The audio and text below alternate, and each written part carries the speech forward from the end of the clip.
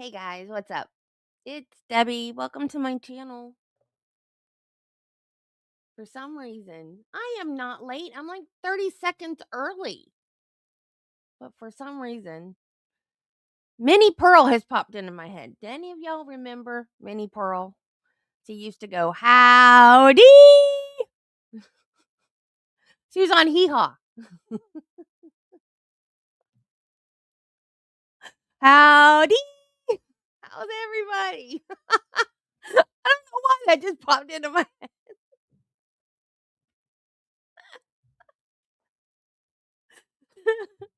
Anyway,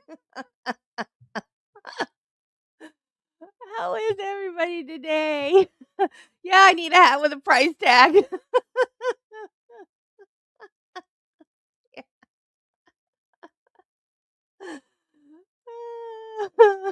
Yep. Oh my gosh. I don't know why that just like popped into my head.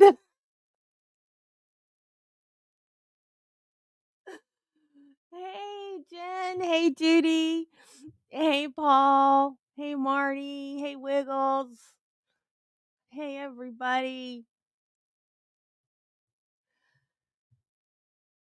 Von Willebrand disease. I was going to look that up.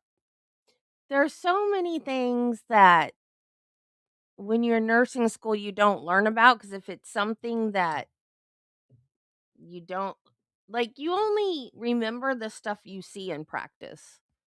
Like working in a hospital, you see the stuff that you get hospitalized for. Working in a nursing home, you see stuff that old people have, at the end of their life. So I don't think I've ever had a patient with this, so I don't know much about it. Von Willebrand disease is a type of blood clotting disorder. It is the most common hereditary coagulopathy in humans, affecting 1% of the population. The various types of VWD present with varying degrees of bleeding, usually in the form of easy bruising and nosebleeds. Women may experience heavy menstrual periods and blood loss during childbirth. For the most part, von Willebrand disease is a mild, manageable bleeding disorder. Severe bleeding usually only occurs due to trauma or surgery. VWD can also affect dogs, pigs, and mice. Oh, wow, I didn't know that either. Furthermore, cases have been reported in cats, horses, cattle, and rabbits. Oh, wow.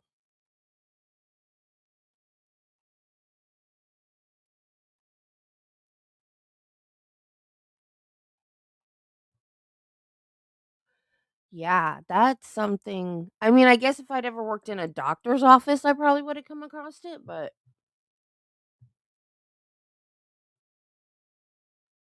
man, that would be such. There's two things. Anything with a clotting disorder. Well, no, three. Anything with a clotting disorder, anything with like a sun allergy, sensitivity to the sun, and brittle bone disease. Those are the three things that like freak me out. Could you imagine being the parent of a kid with any of those disorders? You would be like freaked out all the time. That would be so scary. I can't remember which movie it was, but do you guys remember the it's a series of movies that M. Night Shyamalan did. One is Glass.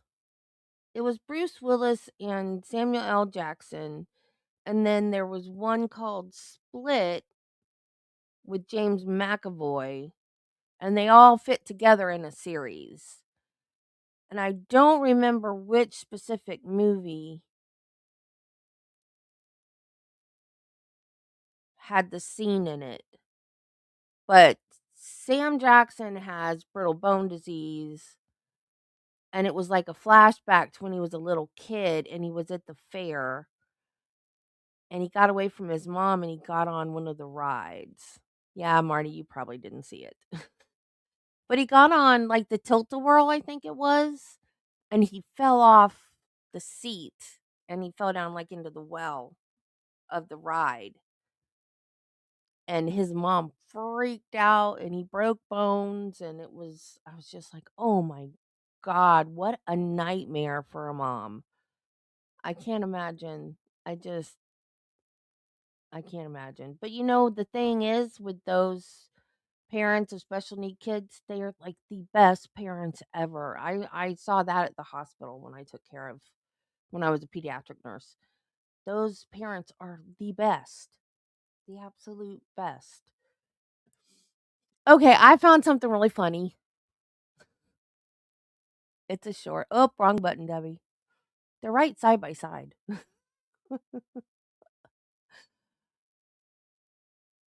This is funny, but it's also Oh, that's not the right one. Europe is a big country. Europe. Okay. This is it. It is funny, but it's also kind of sad that this this poor young lady doesn't know simple geography.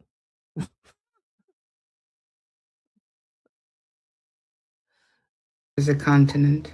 They get things a lot later than the US. Okay. Europe is a big country. Europe is a continent. They get things a lot later than the US. What kind of things? I think they got electricity like 10 years ago. Is this girl real? Electricity was first noticed in Greece in the years 600 before Christ. Greece, by the way, is a European country. No one in Europe speaks English. Oh, yeah? London would be the only country where you could go and, I guess, speak English. London is a city. But it's different. It's British. They won't understand American. As far as I'm concerned, I guess they would really love not to be able to understand a single word you're saying. I hear they don't have spices besides salt there, so I'm definitely bringing some spices when I go. Italy here. In my country only. My country that, by the way, needs no fucking introduction about the culinary culture. We normally use at least 30 kind of spices, but there are many more. Along those lines, I hear all they eat is fish. So I guess Europe and Japan are pretty similar. But I mean, you all know this. We all went to school. I guess not. But I think in Europe, everyone is homeschooled on the fjords. So maybe I should start teaching them some stuff about, like, the rest of the world. Yes, please. Oh my God. Europe is a big country. Europe is a continent. They get things. Oh my god. Europe is a big country, y'all. And in the country of London, they speak British, so they don't understand American.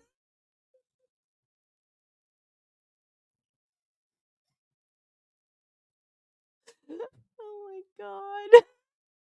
Like I said, funny but also sad.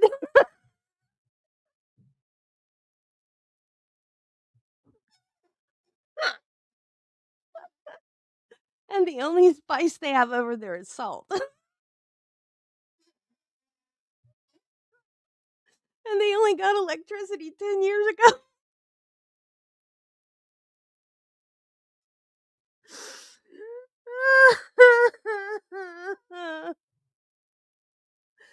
Yeah, it is, but they can understand what we're saying. I have no idea. I have no idea.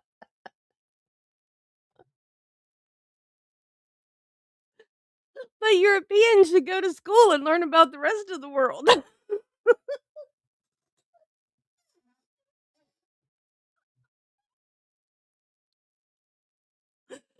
Oh my god.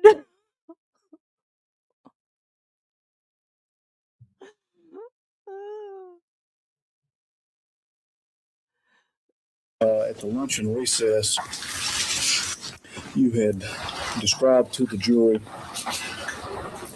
the gross findings of your external exam of Elizabeth Ratliff. Is that right? Yes. And I may approach the witness, please.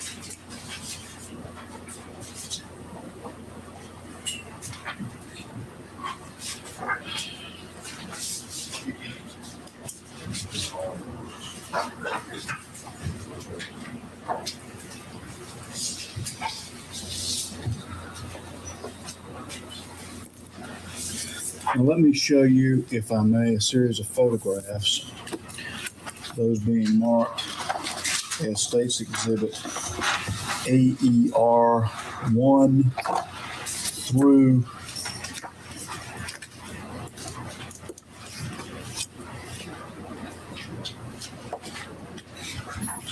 and to include AER 18, and ask whether you can identify these, please.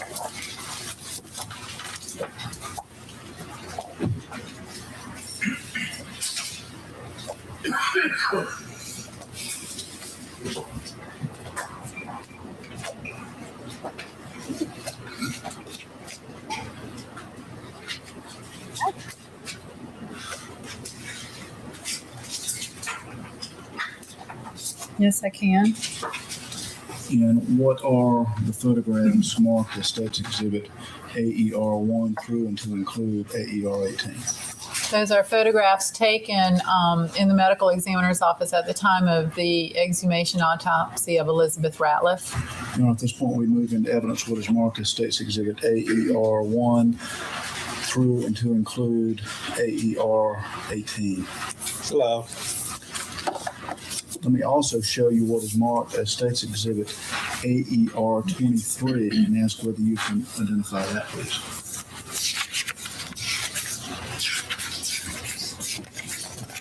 Yes, I can. What is it? State's Exhibit AER 23 is a copy of my autopsy report on Elizabeth Ratliff. And with respect to that, generally, what does that document contain? This document contains the gross microscopic descriptions, the diagrams, and the pathological diagnoses and cause of death. That's all the autopsy report. And at this point, we move into evidence what's marked as State's Exhibit AER 23. So rule. So Now let me show you what is marked as State's Exhibit D6 and ask whether you can identify that, please. Yes, I can. What is it? State's Exhibit D6 is a diagram showing the locations of injuries on the body and the scalp of Elizabeth Ratliff that was made taking information from my autopsy report. And with respect to what's marked as State's Exhibit D6, describe your involvement in the process of this diagram, please. It was similar to the one made on Mrs. Peterson that I was together with Mr. Dew with my report, my description, my photographs, his computer program, attempting to try to place these as accurately as possible, you know, again, on a trying to convert kind of like from a 2D to a 3D diagram. All right. And with respect to what's marked as State's Exhibit D6, would this assist you in describing to the jury the location and description of injuries that you found on Elizabeth Ratliff's head and scalp? Yes, I believe it would.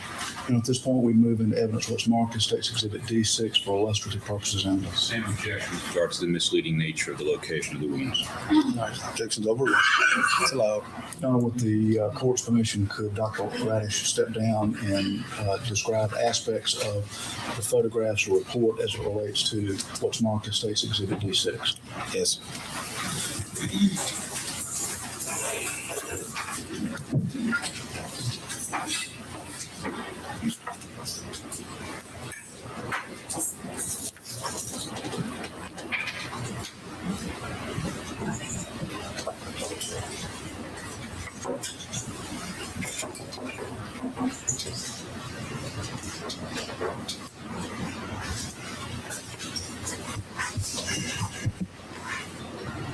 Okay, Dr. Radish, let me show you what will be marked as State's Exhibit AER1 and ask if you'll just stand where you are and describe what's depicted in that photograph. State's Exhibit AER1 is a photograph of the casket, the coffin that was received in the medical examiner's office on the date of the exhumation autopsy, and above the coffin is the unique autopsy identification number. And why would you all take a photograph of the casket that Ms. Ratliff was contained?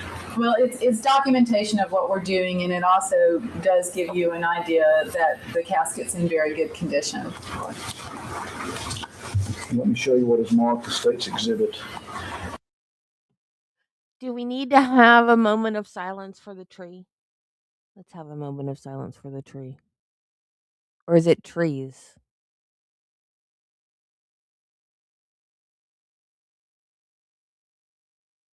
Okay. Moment of silence over. AER2 and ask you to describe what's depicted there, please.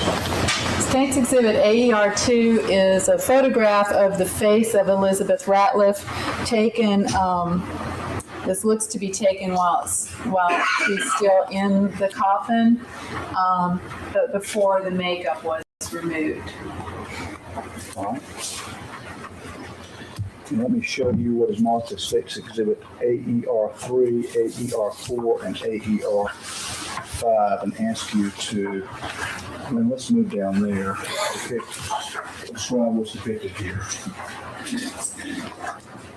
These are photographs in the casket. You can maybe see kind of the pillows in the background and some of the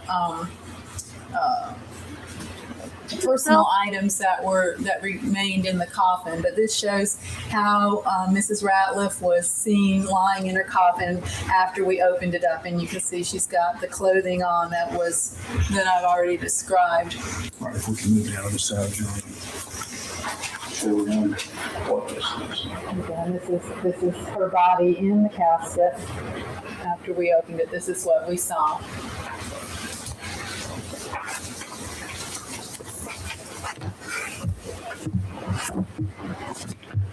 And then let me show you what is marked as State's Exhibit AER6, AER7, and AER8 and ask you to describe what's depicted here in this series of photographs. We can go down there. This series of photographs, again, shows, it's obviously 3 photographs to get the full body of the decedent. And this is after she's removed from the casket, so the personal items are no longer present, and she's on board on the autopsy table ready for the external examination. Right. Now, you had mentioned just a moment ago with respect to your description of one of the other photographs that Ms. Ratliff had makeup on her face. Is that correct? Yes, it is. With respect to that, what did you have to do to remove that, and what purpose would you have had to remove it to begin with? What's done to remove it is simply you can gently take a damp towel and gently wipe the makeup off. And I think in this case, the makeup was there, one, to provide a more natural skin color. And as we found out in this case, it also, some of the makeup was masking some injuries that were on her face. Right. And you did actually remove the makeup then? Yes. Did you do that in order to conduct your examination? That was part of my external examination, yes. And let me show you what's marked as State's Exhibit AER9 and ask for you to describe what's depicted in this photograph, and if you can come to this side of the jury first. State's Exhibit AER9 is a photograph of the back of Ms. Ratliff, and this shows this is an abrasion I talked about before. Incidentally, there's a little bit of mold or fungus on the body. That's to be expected. And this just basically shows her back area, the neck, the lower scalp as we first saw it at the beginning of the external exam. And with respect to this, I think you indicated that there was some discoloration or what appeared to be discoloration, but in your opinion, it was not premortem bruising? Well, I couldn't be sure. In this picture, actually, this picture shows some various areas of coloration or discoloration of her back, especially around the neck. Well, at a later point in the autopsy, we did make some cuts deep down into this lower neck, upper back tissue, which did show hemorrhage in those tissues, in that muscle. You step down to the side of the jury and show us what those. This is basically, I say, below this big lady is that one linear abrasion I've already talked about on her back, one that I couldn't really tell how that was inflicted or at what time. So it just gives you a general view of her back. And this area of discoloration did turn out to be hemorrhage into the muscle of this area. And exactly how do you determine that? I was not clear about how you would be able to draw the distinctions between marks that at least externally look very similar. Well, the most reliable way, and what was used here, is just actually to cut into these tissues or under the skin. In this case, we had to make a cut down the back of her neck in order to look at her neck organs. And so, since we already had that cut, we could cut alongside of it to verify that the discoloration we see here was due to hemorrhage in that muscle. Let me show you what's marked in State's Exhibit AER 10 and ask for you to describe what's depicted in that photograph. And State's Exhibit AER 10 is a photograph of the face of Mrs. Ratliff after the makeup is removed. And you can see that makeup was kind of masking this dark discoloration from the embalming process. And it was also masking injuries that are found both above and below the identification sticker on this case, which I've described the one over the left eyelid as a contusion or a bruise, and I haven't described the one on the left forehead yet. With respect to the left forehead, what was that? This injury had been sutured, and the sutures were removed to reveal a laceration or a tear of her left forehead.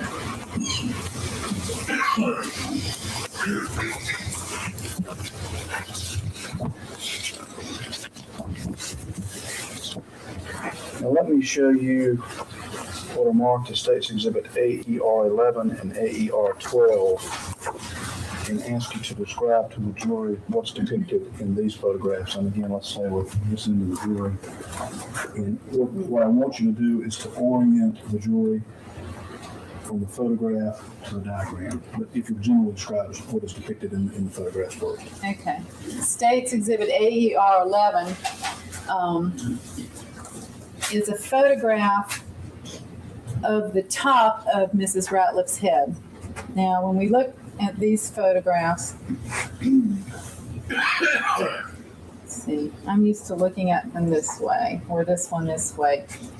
In this case, different from the other case that I've already showed you, she would be lying face down. So she would be lying like I am here. So over here would be her right shoulder, and over here would be her left shoulder, and we're looking at the top of her head. And we don't exactly have that view here, but we're looking at this wound first. And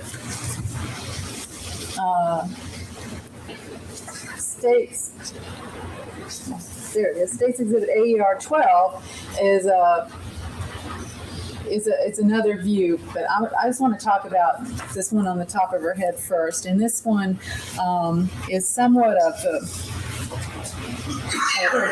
an angled laceration.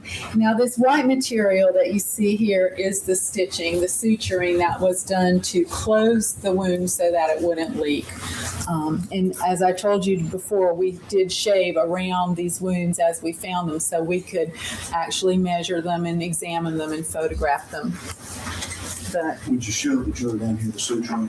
yeah, the suturing, this is a piece of, I think it's probably cotton thread suture sticking out. You can see other white areas in here that represent the sutures in that one. And with respect to what's marked as State's Exhibit AER 12. 12. Okay. State's Exhibit AER 12 is a photograph, and this is the decedent's right ear. This is still looking at her from the back of the head. This is the wound I just described on the top of her head. There's another laceration right here, and all these still have suture material in them. There's a kind of a three-cornered laceration right here. It's separate from this, but very close to it at the end. And then there's another laceration running right below here. All right. Now, in order to complete the examination process, I think you indicated that you all removed the sutures. Yes. Is that correct? Yes. And for photographs taken after the suturing was removed? Yes. All right, let me show you further what's marked as State's Exhibit AER 13. And again, if you'll describe that and specifically point it out in the diagram to make sure the jury is oriented to the location of this wound. Okay. State's Exhibit AER 13 is like the first one I showed you of the laceration at the top of the head, except that now it doesn't have suture in it. You can, and so we're talking right here about this laceration, this one on here, this one's coming over here. It's all the same one, and you can just get a look at it without the suture in it.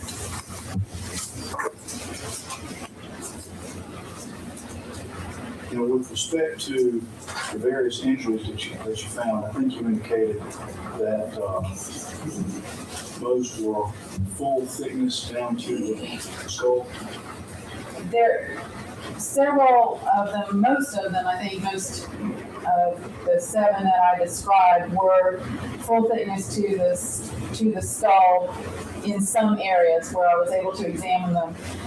You know, like I said before, there was some glue in there that kind of held some of them together in some places, and then you remove the suture, you're still left with some areas of glue, and you don't want to make, lacerations that weren't there to start off with, so you kind of tease the edges across, but some of them very clearly went through the scalp, and then when the scalp was reflected in the course of beginning the internal part of the examination, we could see them come through all the way through from the outside of the scalp into the inside of the I scalp. want to make sure we understand what reflective means as it relates to the scalp.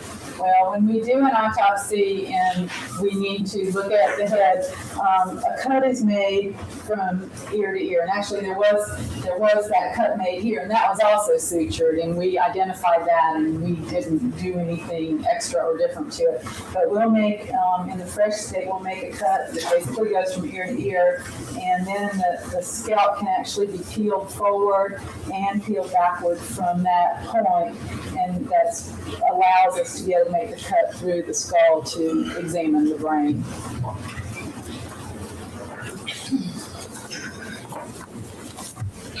Now, let me show you what is marked as State's Exhibit AER 14 and ask you to surround it depicted there and point those out on the diagram, please.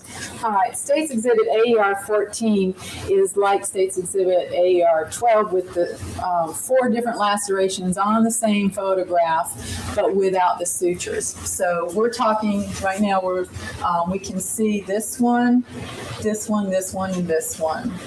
And again, the sizes and shapes are not identical, but what's important here is their relationship to each other and approximately where they fall on the scalp. So this is at the top of the photograph. Again, we're looking at her as if she's lying. Now this way you're looking at her the way you would be looking at the back of my head. So this is her right ear down in the lower right-hand corner, back of her head. The one at the top is the first laceration that I talked about on the top of the head. Then there's this second one, this sort of tri-cornered one or 3-pronged. What? And then this large one going horizontally across the bottom. And with respect to these, did you find bruising? There was bruising in the scalp around these. You can see a little bit of residual bruising, for instance, down here. along this horizontal laceration. It was more pronounced. It was easier to see when we pulled the scalp Oh, you may back. not want to see Like I said, everything. this is the one at the top of the head. There's one here, this three-cornered one here, and then this horizontal one across the bottom.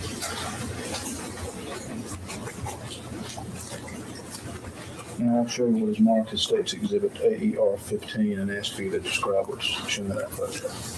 State's Exhibit AER 15 is a photograph of the left back of Mrs. Ratliff's head. This is her left ear, and so this is kind of above her left ear. And so now we're looking more. Just FYI, I don't have any words in my blocked words list. I have not blocked anything. If anything gets rejected, it's all YouTube. It's not me. Like a laceration that would be across the left back of the head. I believe that this is the one that's supposed to depict there. But this is one where the sutures have been removed, and you could try to straighten it up for you. It would be more like this on the back of your head if she were just standing here straight. The laceration is here underneath this label, and then you can see on this one that there is a purple contusion that you can see very well on this one below the laceration on the scalp.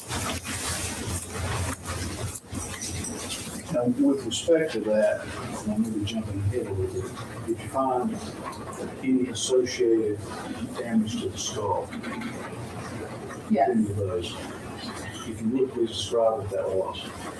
Well, after, as you said, you're jumping a little ahead, but after the brain had already been removed. So after we opened the skull, we looked down in the bottom of the skull, would be on the left side of the base of the skull, there was a linear or line-like fracture in the skull. And when we were trying to match that up, if we could, with one of the lacerations, we could pull the scalp back up, and this laceration and contusion were right above the beginning of where that fracture started.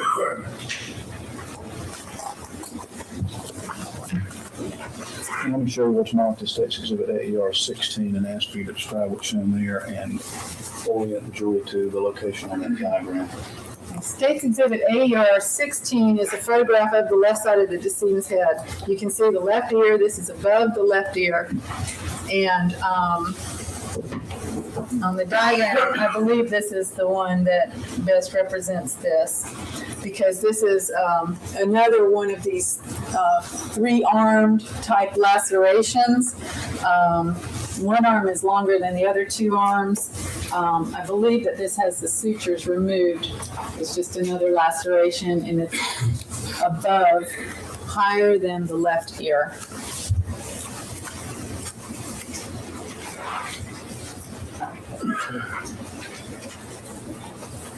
I'll show what's marked as State's Exhibit AER 17 and ask you to describe what's shown there. State's Exhibit AER 17 is a close-up photograph of the laceration that I just described. So I think this shows, each of the little arms of this laceration more clearly.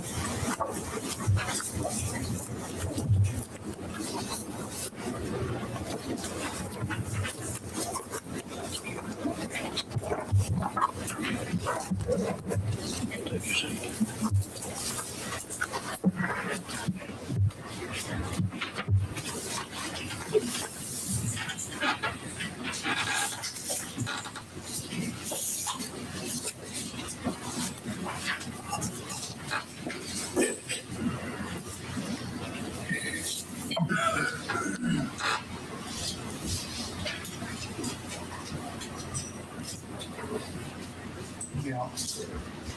Dr. Radish, with respect to the internal examination of the head area, I think you had begun describing that you actually did do that, and that the brain had obviously been removed previously, but that you were able to go in and find some additional area as it related to damage. Is that correct? That's correct. And exactly what was that? There was, the brain was not present anymore, and the dura, or the covering, the tough covering that surrounds the brain, that had also been removed. And that allowed us to easily see this fracture along the base of the skull.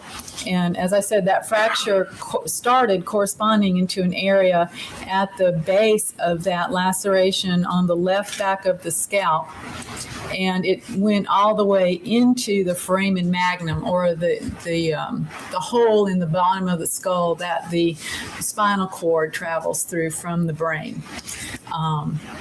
In addition to that, the skull around that area showed some staining, and there were adherent or stuck on little flecks of dried blood in that area on the inner surface of the skull. Now, with respect to that fracture, how can you determine, or can you determine, whether it occurs prior to death or as a post-mortem artifact? Well, in this case, the bleeding, or the evidence of bleeding around it, was consistent with it being an antemortem or premortem injury rather than postmortem. Okay. John, may I approach the witness? Yes. Once again, please. I'm not going to ask that you get down, but you had previously screened the jury, what's marked here as State's Exhibit AER 15. And with respect to that, I want you to take what's marked as State's Exhibit AER 18 and use that to point out precisely the fracture and the corresponding area of that fracture as it relates to AER 15, please. Okay, well, you see AER 15, if you could put it just like that. The lacerations here and the bruisings here, and then the fracture starts there, right underneath the laceration, and travels to the foramen magnum. This is also kind of at an angle. This is the left side of the bottom of the skull in the back, and this is the right side of the bottom of the skull in the back. And you can see this dark fracture line with some staining around it, and these darker areas are actually adherent blood, the blood that still sticks to the inside of the skull bone. Now, did you measure the length of this fracture? I don't recall that I did. Okay. With respect to the fracture, was it displaced in any way, or was it displaced? No. With respect to being able to see this, when the original autopsy was done, would it be your opinion that once the brain was extracted, this would have been seen or should have been seen? Well, looking at it now, I would think that once the brain was removed, the dura would still be adherent to this area here. You should have been able to see hemorrhage below the dura. Then, of course, the dura has to be removed, which it was in this case. And that would certainly show the fracture looking much like it does in this photograph, like it did at the exhumation autopsy. But you just have to make sure you go back and look at it after you remove the dura. Is there any necessity to use x-ray or anything like that with respect to these autopsies? Actually, I'm not so sure. In my experience, x-ray would not necessarily show a fracture like this, and we know that we always come back and look carefully, with our own eyes at the bone. We don't have to depend on the shadows of an x-ray. So it's not usual that we take x-rays to try to demonstrate fractures in blunt trauma of the skull. All right.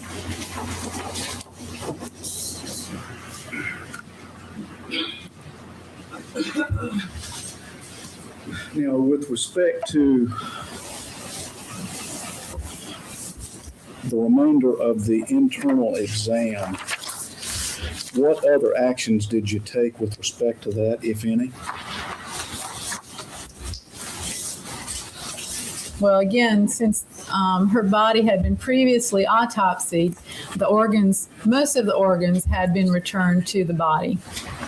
And so we removed the organs from the body. The organs had been previously fixed. They were in various stages of dissection. They had embalming powder on them that helped to preserve them. And so they were separated into their particular organ groups. The powder was removed, and all that it dissolved very easily in water. And then I proceeded with that part of the examination like I would as best I could, like a fresh body. In other words, I weighed the organs, and I did my dissecting cuts looking for any sort of disease processes or any other injuries that might be present in them. All right. Now, with respect to any other injuries, did you conduct a microscopic exam to determine whether there were additional injuries on the body? Yeah, I perform microscopic examinations on the major organs. Okay. And with respect to, I think you had indicated that, at least with respect to the back, you had done some examination of various discolorations, and specifically I'm recalling what you talked about with regard to the neck area and there being hemorrhage in that location. Did you find any other bruising in the remainder of the body that you recall? There was, I mentioned the bruising on the back of the, I think it was the left arm near the wrist, and there was bruising in the scalp, and then there was hemorrhage into the muscles of the upper back, lower neck area. Okay. Now, with respect to Ms. Ratliff's case, you asked for a neuropathological consultation on this as well. Is that correct? Yes, I did. And what was the reason for that? Again, there were the same reason as I did in the case of Mrs. Peterson. In order to have a neuropathologist look for any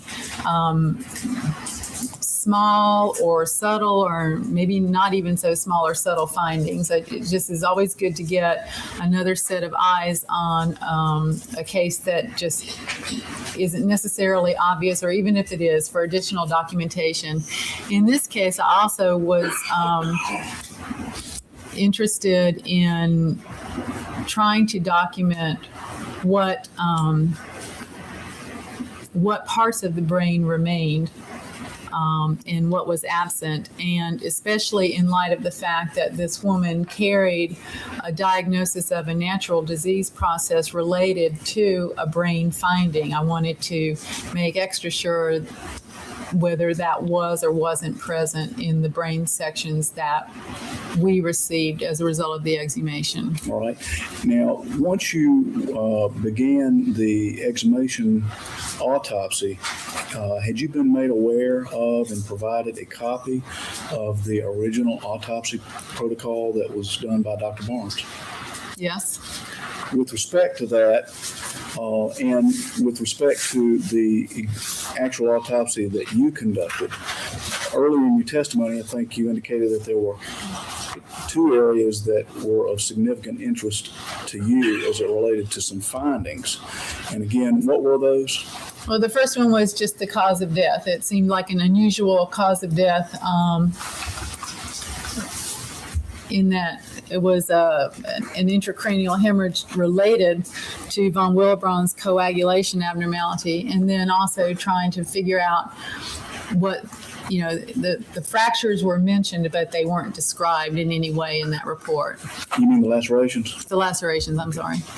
Now, with respect to that diagnosis, that being an intracranial hemorrhage, and then a mention of associated von Willebrand's coagulation abnormality, let's back up just a second. What is von Willebrand's disease? Von Willebrand's disease is a disease of the clot, it has to do with the clotting mechanism.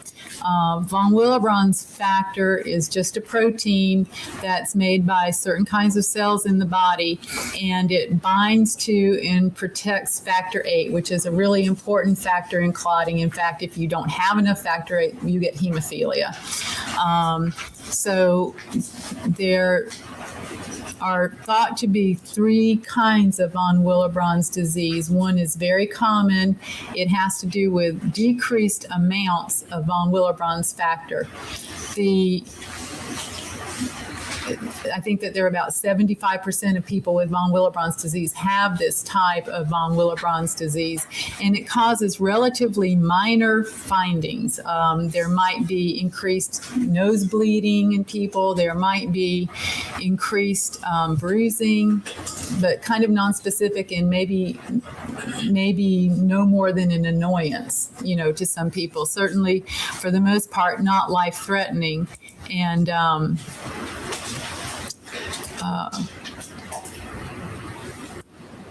it's inherited. It's an inherited type of disease, and the findings are variable, but they shouldn't cause problems. The problem with it is that it takes you longer to clot once you start bleeding. So these people might also, once trauma is inflicted, might have increased bleeding from that trauma. Type 2 von Willebrand's disease happens is found in about 20% of people with the disease, and there's something wrong with the protein. It's not a normal protein, so it can't protect normally. And again, that doesn't seem to be associated with very severe clinical problems. It just is something that would show up in the laboratory results. And then type 3 von Willebrand's disease is the most severe, only in about 5% of patients with von Willebrand's disease. And this is an absolute absence. There's no von Willebrand's factor. So that's more like what we think about with hemophilia, with life-threatening hemorrhages or hemorrhages into the joints. Okay. Now, you had indicated that this seemed to be unusual to you in relation to the intracranial hemorrhage, and I want to make sure I understand exactly why. Well, this woman had lived to be 43 years old. She'd given birth to 2 children. If she had von Willebrand's disease, it apparently was a mild form, and I was not familiar at that time, and I'm still not familiar with a spontaneous intracranial hemorrhage causing death in a case of von Willebrand's disease. Okay. Now, with respect to the other findings that you made during your autopsy procedure in relation to and compared to the original autopsy, I think you said there was one other area that was very interesting to you and of significant note. Well, the significant thing was that the pathologist mentioned these deep lacerations, but and that there were multiple deep scalp lacerations, but didn't further characterize them. And of course, I am looking at this as a forensic pathologist, and I'm more likely to characterize them, but it still doesn't seem like the sort of thing that that would be all you would say about it and then let it go. Were there other aspects of the original autopsy protocol that didn't rise to the standard of what one would expect in a forensic autopsy? Yes. Would you please describe those to the jury based on your experience, knowledge, and educational background? Well, certainly the description of or lack of description of the lacerations wouldn't do well with any kind of forensic autopsy. There were other things that would be a problem in a hospital autopsy or a forensic autopsy. The first thing that jumped out at me was that none of the organs was weighed. As I've said before, that's a fairly basic procedure. I don't believe I've ever performed an autopsy without organ weights. The only organ that the brain weight was estimated at 1,300 grams, but that was not a weight. The height and weight were also estimated. And the other things that were in the report, it was interesting to me that, for instance, that the description of the gallbladder was twice as long as the description of the liver in this case, and I would say that the liver is probably a more important organ than the gallbladder. And most everything else, he's very vague, or the pathologist who did this report was also very vague about where the hemorrhage in the brain was or around the brain. He calls it intracranial hemorrhage. That's a pretty non-specific term. It just means that there's bleeding somewhere inside the skull. But as I've alluded to already, there are certain compartments around the brain where blood can accumulate depending on where the injury occurred. And it's pretty basic. It's basic medical student knowledge to know what those compartments are and to be as descriptive as possible in describing exactly which compartment in or around the brain the blood is found. And I'm still not clear exactly where he found the blood in this case. Other than that, the other thing that struck me too was that when he got to his microscopic description, there were only 2 slides made in this whole case. One slide had a section of heart, liver, and kidney on it, all on one small slide, and the slides are about as big as a stick of gum. And the other slide had one section of brain where he had noted what he called tissue disruption and hemorrhage. Again, that's kind of nonspecific, but that might be all you would be able to describe grossly, which is why you would take a microscopic section to see if there was a lesion that might be causing that bleeding and tissue disruption. Now, with respect to, and you mentioned just a second ago there, he doesn't, Dr. Barnes doesn't describe a specific location of the bleeding. In fact, doesn't he say there's no definite site of vessel rupture? That's correct. But he didn't find any vascular rupture. That's correct. Okay. And also in that same paragraph, he indicates blood fills all the ventricles and the spinal cord. Dr. Gleckman indicated when he was testifying earlier that he was having some difficulty understanding that because the spinal cord hadn't been removed. That's correct. And that's something, there are some other problems with the autopsy that we didn't know about until we did the exhumation and could compare what we had with what was in Dr. Barnes's report. And that would be an example of one of those findings, that he described blood around the spinal cord, but he never removed it. It was intact, and we were the ones who removed it when we did the exhumation autopsy, and we didn't find any blood in the cord or around it. In your opinion, did he actually look at the spinal cord to make that determination? In your opinion, could he have looked at the spinal cord to make that determination if he didn't remove it? He could have only looked at the end that he cut, but not the length of the cord. And to me, that's what his report implies. Well, object to what his report implies. Overruled. Now, with respect to the report that was prepared by Dr. Barnes, you are aware that it was sent for a records review to the Armed Forces Institute of Pathology. Is that right? That characterization. Overruled. Yes. Aware of that? Yes. And you were provided that information as well at Yes. some point?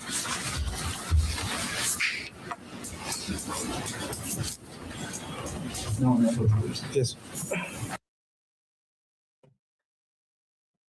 Oh, Deborah Ann. Casey and the Sunshine Band. I saw them in concert when I was like 12. And that was the first concert I ever went to. I'm not saying that the judge is biased, but he overrules a lot of the defense's objections. And in the documentary, when it got to the they interviewed him for the documentary. I don't know if it was after the Alford plea or after the um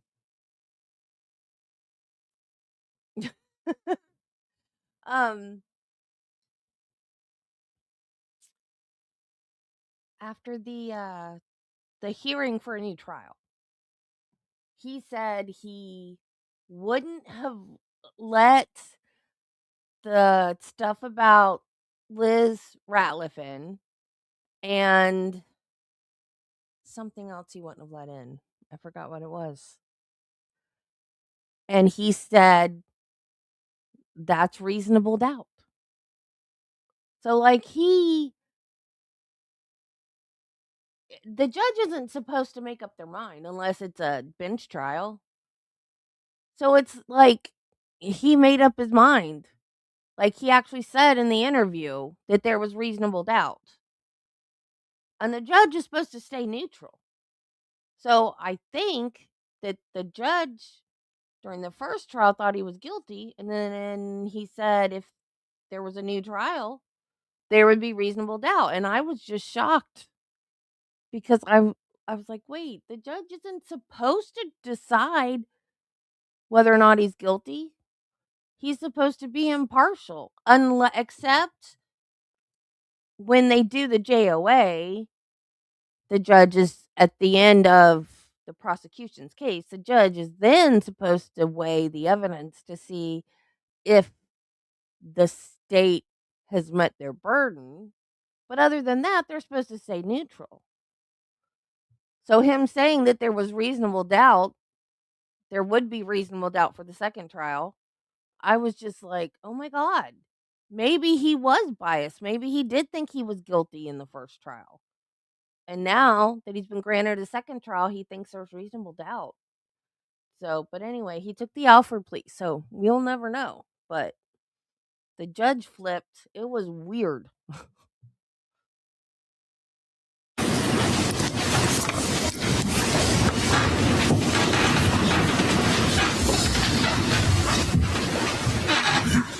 Probably in the back of my closet somewhere.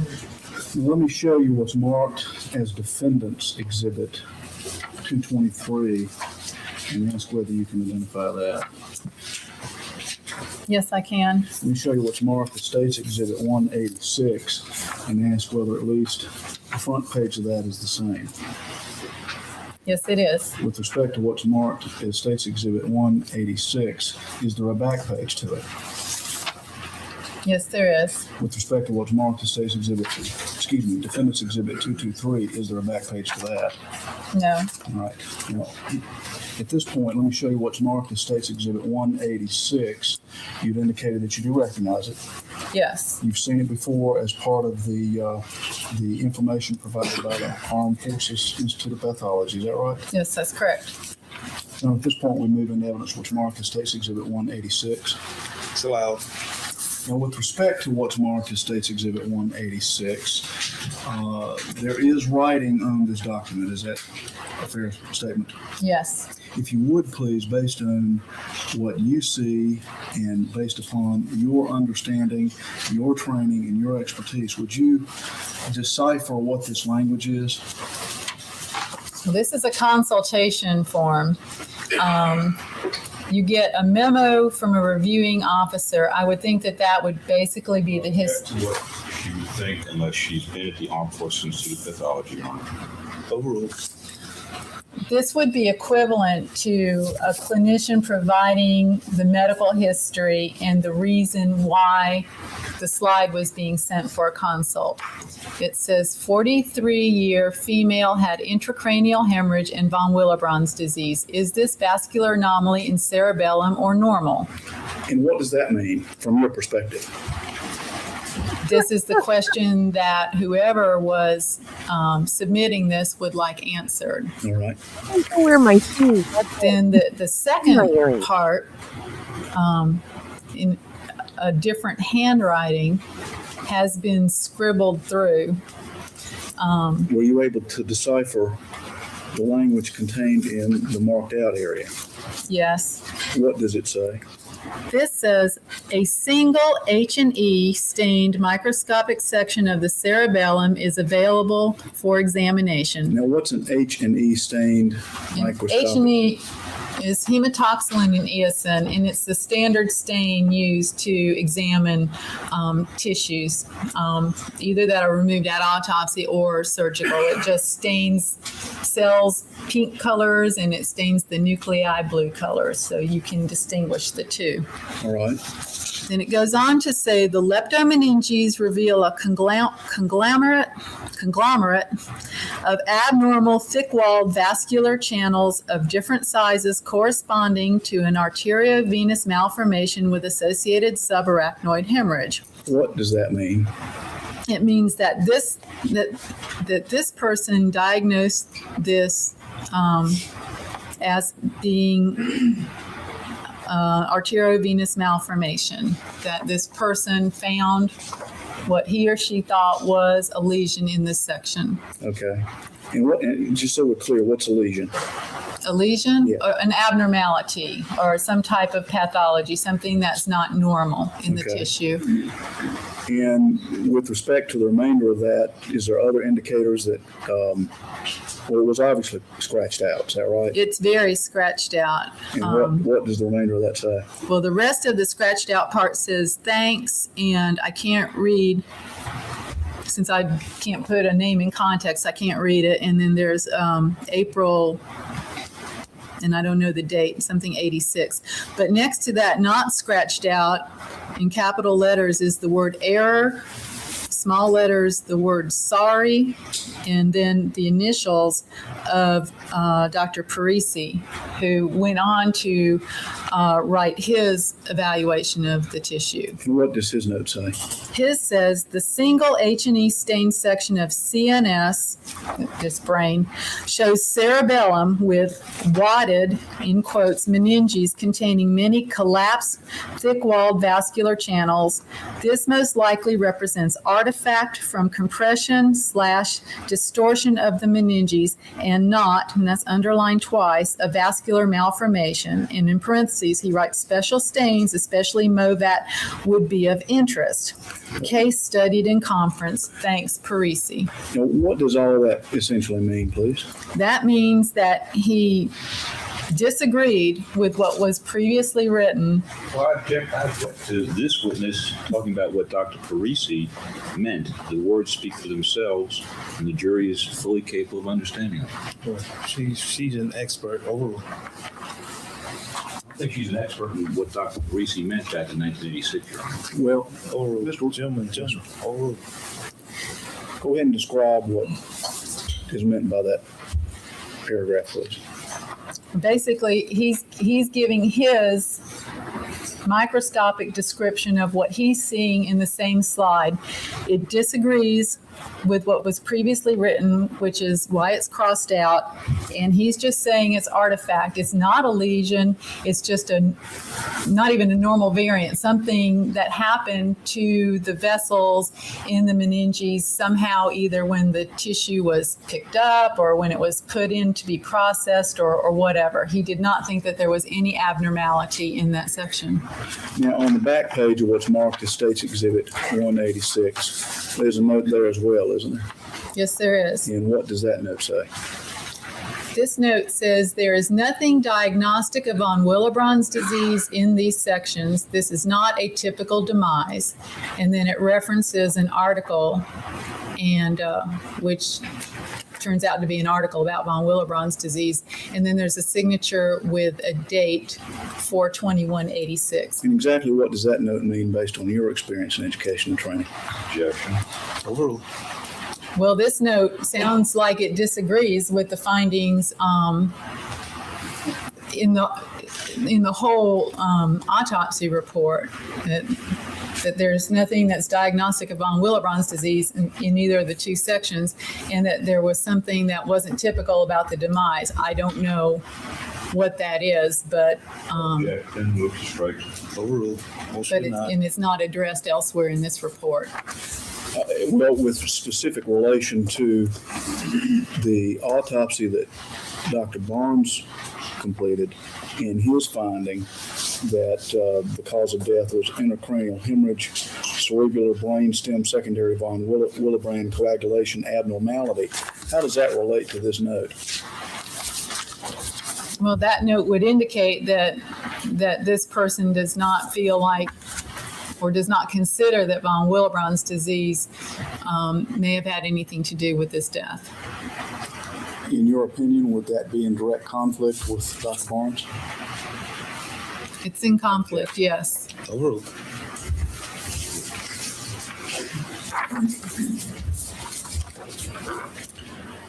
Now, with respect to the examination that you conducted of Ms. Ratliff, do you have an opinion as to her cause of death? Yes, I do. What is that opinion? In my opinion, the cause of death of Mrs. Ratliff was blunt trauma of the head. With respect to the cause of death, do you also have an opinion as to the manner of Ms. Ratliff's death? Yes. What is the manner of death, in your opinion? In my opinion, Overruled. in my opinion, the manner of death in Mrs. Ratliff's case was homicide. All right. Now, may we approach the bench, please? Yes.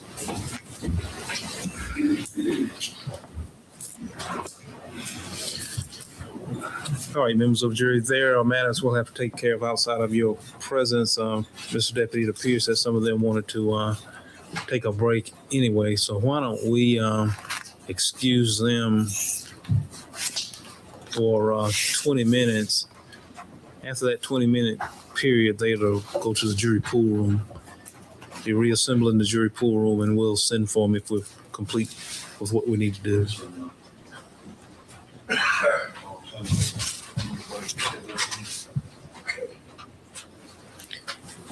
All right, counsel, I'm not exactly sure of the issue involved in this hearing, so Mr. Hart and Mr. Rudolph, if you all can outline for me just very briefly what it is you contend this hearing is to resolve. Our motion is to preclude Dr. Radish from testifying about a study or a review or whatever one wants to label it, given the fact that we were not provided with the basis of that review. And what I'd like to do is to briefly question Dr. Radish about her methodology and what she did and didn't do with regard to that review, and with regard to, I guess Mr. Hart is going to ask her about her experience with falls, so that I'm in a position to make that argument more fully to the court. All right, Mr. Hart, is there anything you want to say before we start? No, sir, I understand that. That's the parameter. All right, Mr. Rudolph. Thank you. Dr. Radish, good afternoon. Let me first ask you, in terms of, Mr. Harden said he was about to get into some questions about your experience with fall cases. Let me just make sure I understand the parameters of that generally. The other day, I think you testified that you personally had done autopsies in 3 fall cases. That's correct. All right. And I think you said that in addition to that, I think today you said that you had reviewed other fall cases. Yes. And was that prior to May 2003? Not looking at these particular cases all at once. I just collected them to look at in May. Well, had you ever reviewed other fall cases in any sort of systematic way before May of 2003? No, not a systematic review, just in the course of reviewing all the, the medical examiner cases around the state as they come through. Now, you weren't responsible for reviewing all the medical examiner cases in the state as they came through, were you personally? Not all of them, but each of the pathologists does review multiple counties before they're ever finally signed out. And how many fall cases had you reviewed as part of your normal duties? Now, are we talking about falls or falls downstairs? Well, let's focus on falls downstairs. Okay. Not very many. I can't give you an exact number, but they're very uncommon. So when you wanted a number, I can't give you a number. All right. Can you tell me a ballpark number? Are we talking, I think there was something like 289 total in the state between 1991 and 2002, correct? Between 1991 and in May of 2003, there were Okay. 289. That's All right. correct. And obviously, you wouldn't have been in charge of reviewing all of those. No, There's a number of other pathologists there at the office. that's correct. And do you know how many of those, and by the way, when we say review, what we're talking about is that 4-page form that comes in. It says report of investigation by medical examiner, right? That's one part of it. It's a file, the file contents. That should be in there. A toxicology report should be in there. And an autopsy report should be in there if an autopsy was done.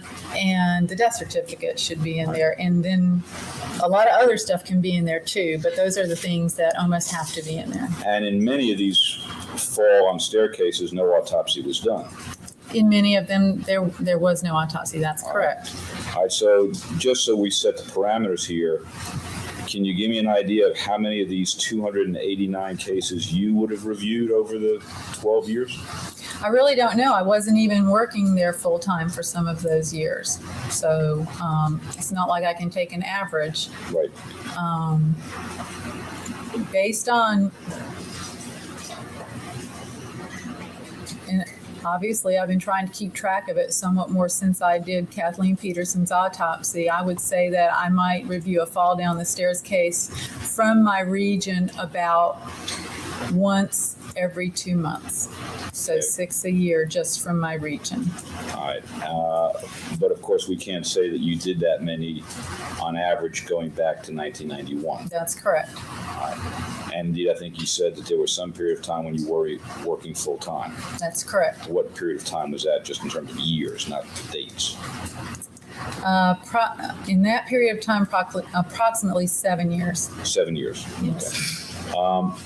And would you then have had reduced responsibilities for reviewing autopsies and reports of death investigations? I wasn't even working there. I see. So in those 7 years, you wouldn't have reviewed any of them? No, the only thing I did in those 7 years was do autopsies 1 weekend a month, but that did not include the reviews. Okay. And what years are we talking about there? I quit in July 1994, and I went back to work full-time November of 2001. All right. Now, in terms of the ones that you did review, however many of those were, and I realize you can't tell me how many, do you have any idea how many of them involved autopsies versus just the report of investigation? No, I don't. Would it be fair to say then that in terms of your experience, in terms of your testimony here about your experience with falls, the primary source of your experience at this point would be the review you did in May of 2003, in terms of looking at other fall cases? Well, I wouldn't say that that's the primary source. All right. What would you say? How would you characterize what experience you had in looking at other fall cases before May of 2003 compared to what you did in May of 2003? Well, what I did in that office is review cases, which I had done from 1983 until about 1994 on a regular basis, except for a year and a half in there when I also wasn't working there. Yes, ma'am. And consulting with the other pathologists who were reviewing cases, observing other autopsies that were performed on falls down the stairs when they came through the office. Do you know how many? I don't know. Okay. Now, in May of 2003, you did a computer run that showed you the number of falls downstairs cases resulting in deaths in North Carolina from 1991 until that date, right? Yes. And that also revealed that you had done 3 because your number was 1503, and you could sort of focus in on how many you had done. Yes. And correct me if I'm wrong, but did you then look at all 289 autopsies at that point? No. What you did was you took a segment, I think, of people ages 35 to 49. 35 to 50, yes. And there were, I think, 29 cases in that age range. Yes. Was there any particular reason why you chose that age range? Well, I think it's important to look at falls in relation to age. Because when I broke them all down into age ranges, and there were most of the cases. Let me just give you about 250 out of 289 were older than 50. So that's like almost 90% were older than 50. But particularly in this case, since I already knew that falls down the stairs resulting in deaths are very uncommon in the age group in which Kathleen Peterson fell, that it would be more informative to look at a corresponding age group of people who had died as a result of falling down the stairs, that their injuries might be different. I already know in the older people, their injuries are often secondary to fractures, may or may not involve head trauma or other complications because of other disease processes. So it's like two different populations. Let me ask you this. One of the things you're looking at was number of lacerations, right? Yes. Because Kathleen Peterson didn't have any other real traumatic brain injuries that would account for death, particularly, that you could document. Well, I think the most striking thing in her case was that she had so many lacerations. Exactly. So the primary thing you were looking for in these other fall cases was number of lacerations, right? That was one thing. All right. Well, does the age of a person have any impact on the number of lacerations that they may get from a fall? I don't know if it, you call this a study. Obviously, I haven't done a study on it, or I could be popping up with answers, and I don't know whether it does. It may not. Okay. There might be other characteristics, but, and I haven't had time to look at the other cases. I started to, and now here I am. All right. So, but... in terms of the ones you did look at, what you did was you went through these 29 autopsies and you made certain notes, right? Well, I went through all the case files, and whether or not they had an autopsy, they all had external examinations at least. Yes. And the ones that had autopsies, we could get more of the internal findings. And I apologize for the use of that term. You went through either the report of investigation of death and or the autopsy. Whatever was in the files, yes. And made notes. That's correct. And some of those were in archives that had to be retrieved from someplace other than Chapel Hill, correct? Actually, I went to Raleigh to look at them at the archives because there were so few. It was easier and quicker for me to go to Raleigh with my abstract form than for them to send the reports to Chapel Hill. And this was in May of 2003. Yes. And obviously the trial had already started at that point. At least jury selection had started. Yes. So you knew that this was going to be something that you might be testifying about. It was part of my preparation for testifying. That's correct. And did you make copies of the reports of investigation of death or the autopsy reports that you were looking at so that Mr. Harden could provide those to us so that we could take a look at what you were looking at? No, that's not part of my preparation to testify. And did you talk with Mr. Harden about whether you should do that or not? I told him that I was doing it as part of my preparation to testify. And did Mr. Harden indicate to you that he had, for example, gotten copies of over 250 autopsies that we might rely upon with our experts, and that you should therefore make copies of whatever you were relying on? No, I just got a list of the cases that you pulled. So you didn't even know that Mr. Harden had gotten copies of all those? I didn't know that till today. And is there any particular reason, given the fact that you would be testifying about this in front of a jury, that you felt like it wasn't at least fair to provide us with what you were making notes of. So, may I finish my question? Yes.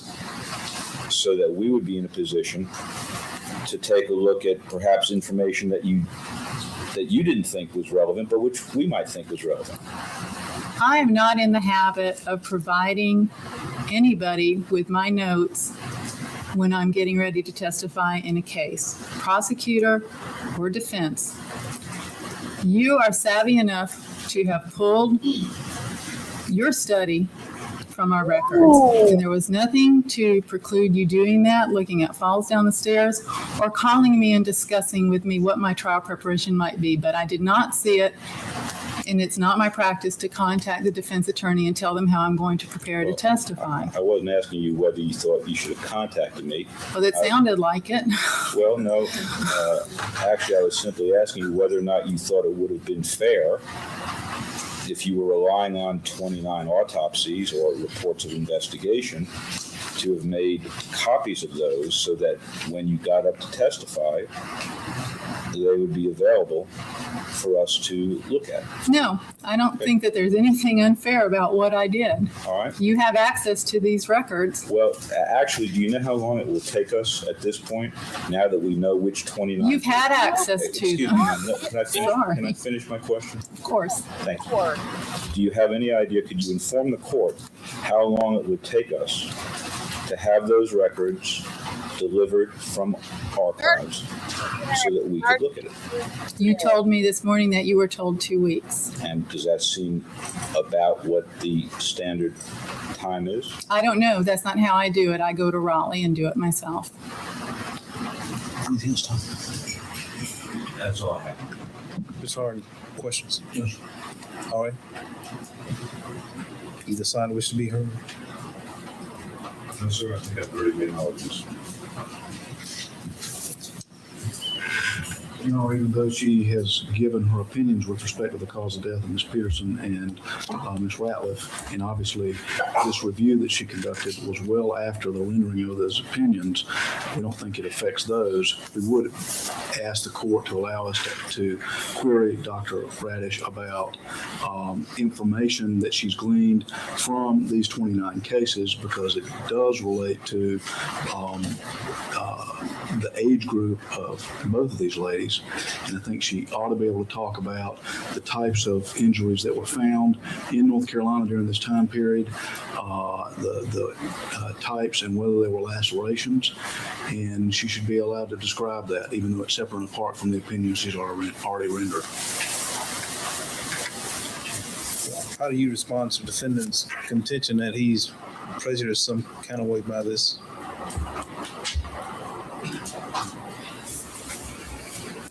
Well, he's made that argument a lot of things about a lot of things that we've done in this case. So, with respect to the information, it's certainly something that they could have looked at. It's in my view, public record. They obviously went to the medical examiner's office and looked at 250 cases.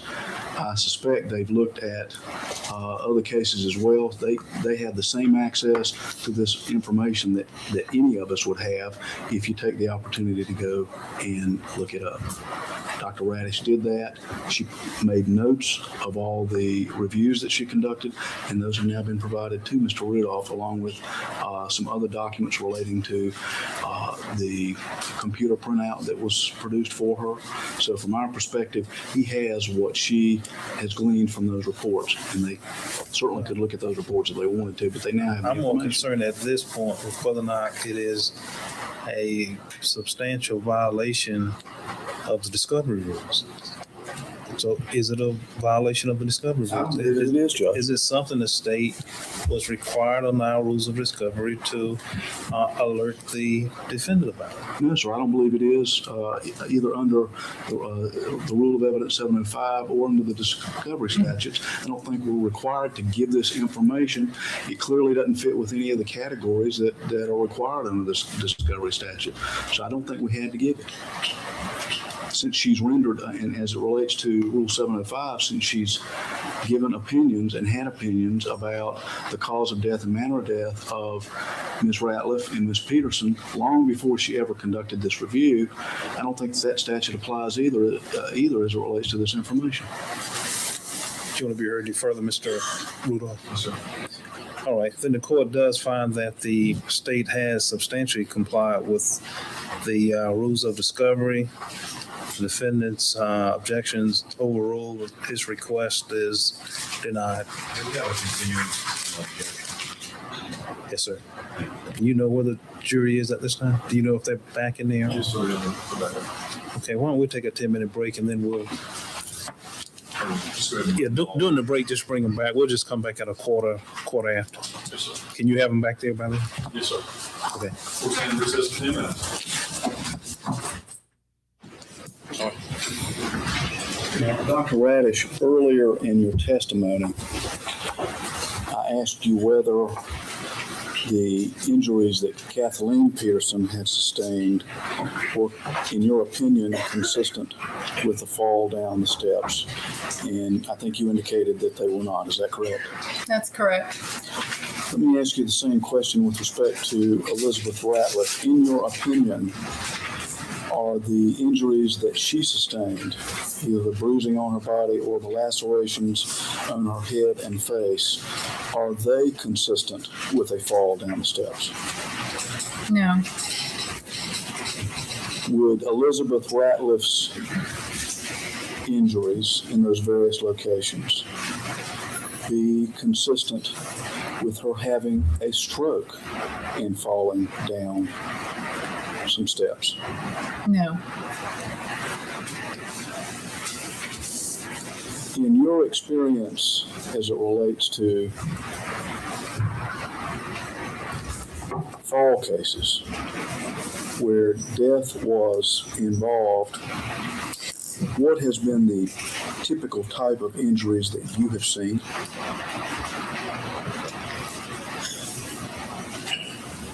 I'm going to object to that phraseology unless we're going to establish how many cases she's seen as opposed to cases that she's reviewed. I'm not sure what you mean by cases she's seen. That she has personally worked.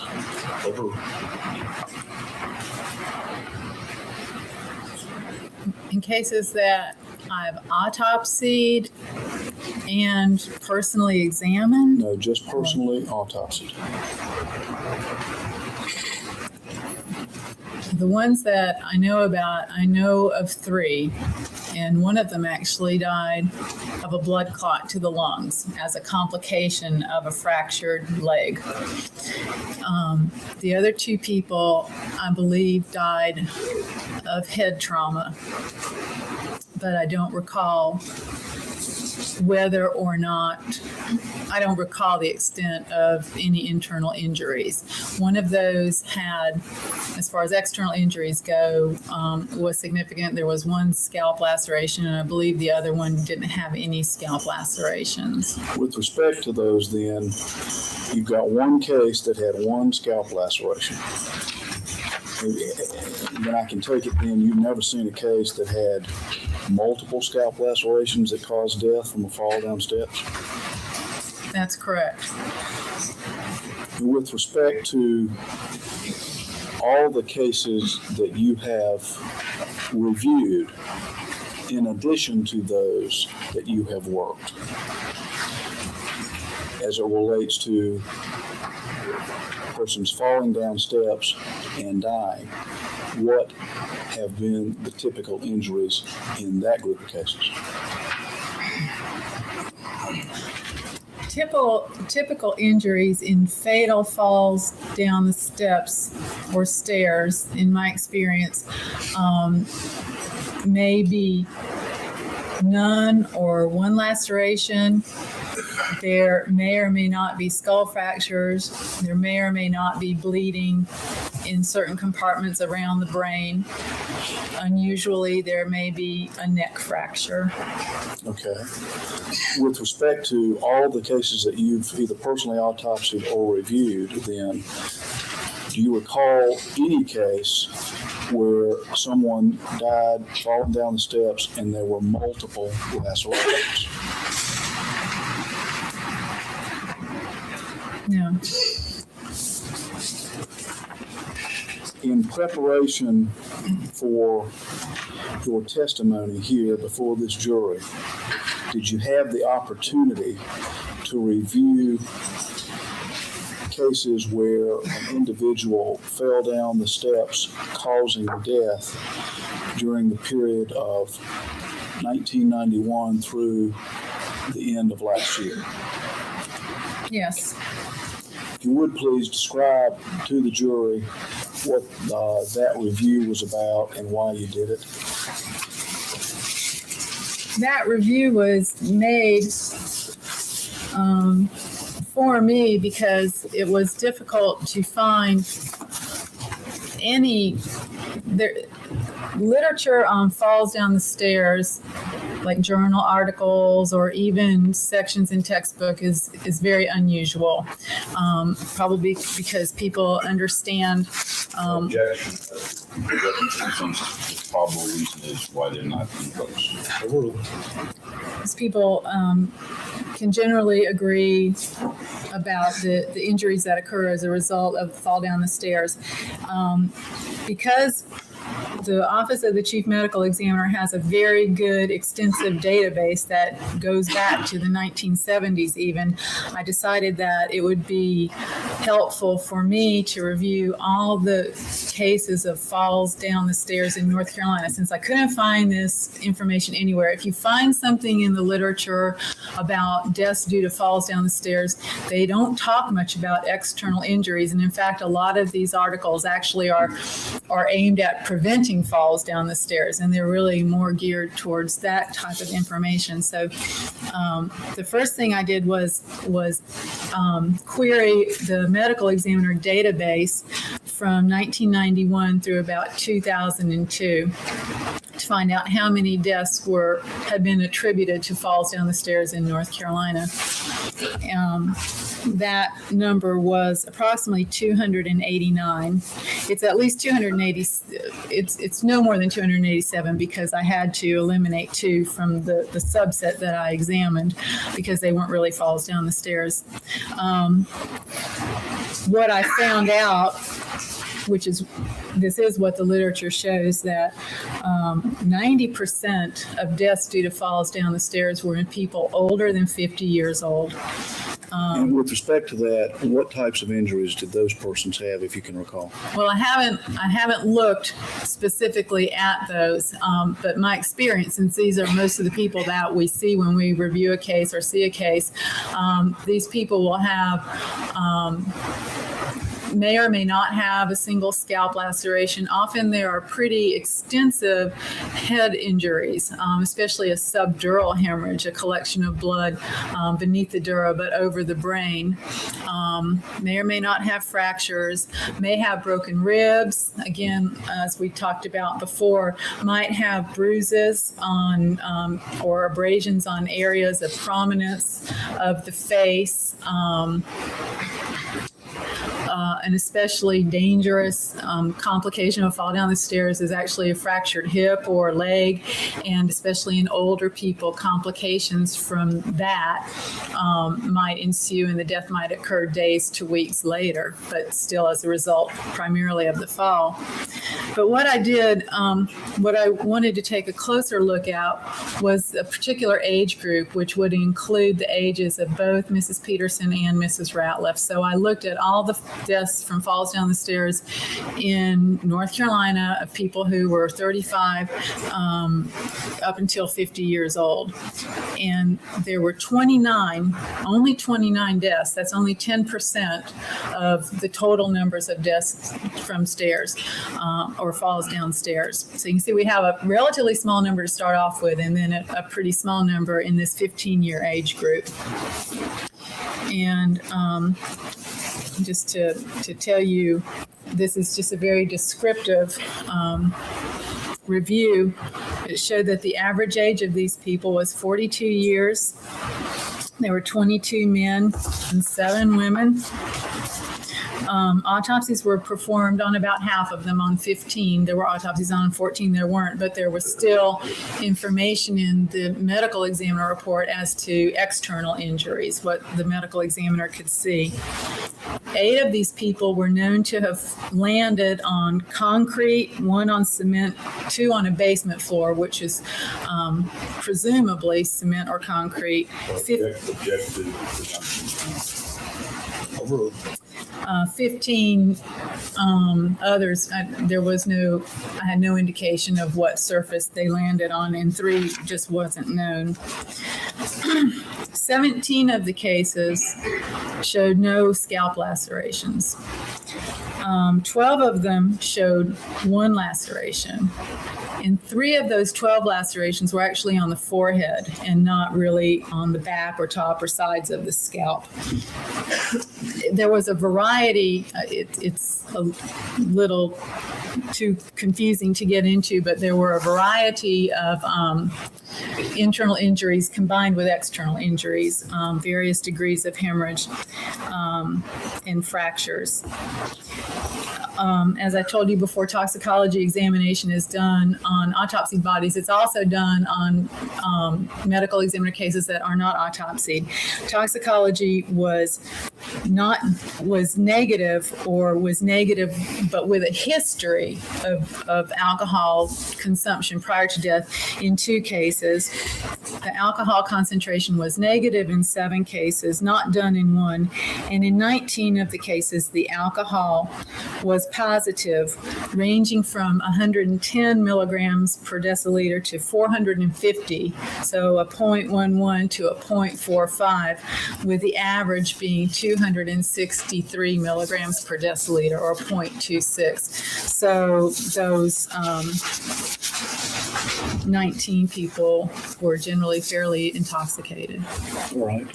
So with respect to the conclusions that you drew about Ms. Peterson and Ms. Ratliff prior to this review of North Carolina data between the period of time of 1991 and 2002, would it, in your opinion, be consistent, those early opinions that you made, would they be consistent with what you found as it relates to the information you reviewed between 1991 and 2002? Yes, they would be consistent in that the number of lacerations that each one of the women had was 7 times more than any of the people in the falls down the stairs review showed. There were other, the other major inconsistency with what I found on falls down the stairs was the toxicology results. May I approach the witness, please? Yes.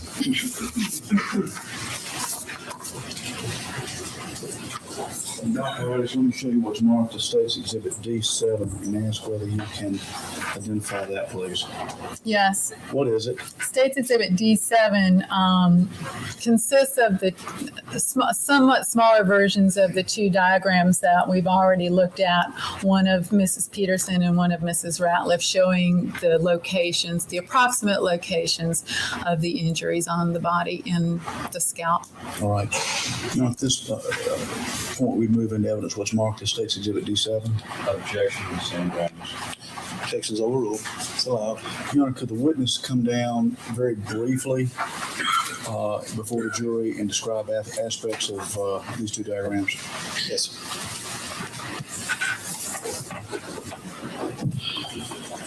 Now I'm just going to hold this, and if you would, with the comparison here, just generally describe the similarities that we see with respect to Ms. Peterson's diagram and Ms. Ratliff's diagram. Well, there are similarities, obviously. I mean, this is on the diagram. They're both in the 40s age group or decade, and they're both women. Fairly slight build. Both have injuries on their faces. And if you remember on Mrs. Peterson's, her injury was of the right eyelid, and Mrs. Ratliff's was actually in the left eyelid. In addition, there's a laceration over Mrs. Ratliff's eyebrow on the left. Mostly, well, let me get to the extremities. We do have some bruising on the back of Mrs. Ratliff's left wrist and hand, and we saw similar type of bruising on the backs of both Mrs. Peterson's forearms and hands. And most notably are the numerous scalp lacerations that each one of these women sustained. And with respect to the planes of each of their heads, as it relates to the location of the lacerations, what similarities exist?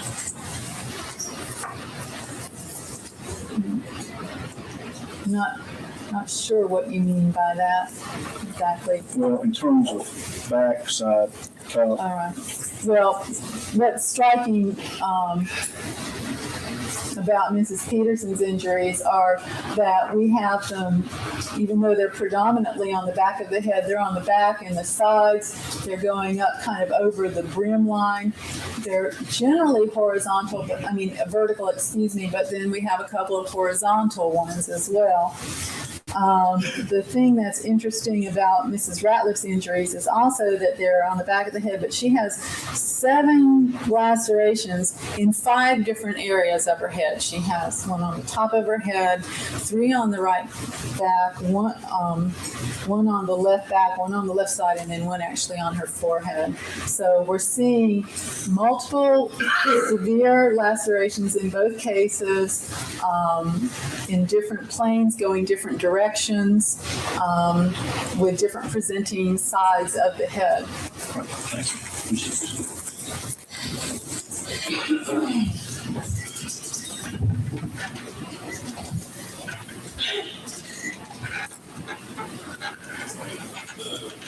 Let me have just a second, please. Yes.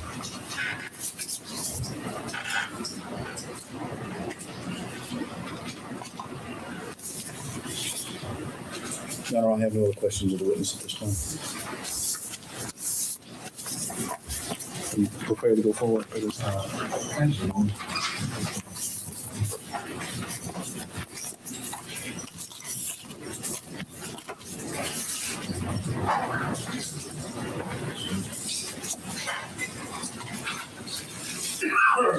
I think I can do enough to get us close to 3 o'clock. All right. Good afternoon, Ms. Radish. Dr. Radish. I'm sorry.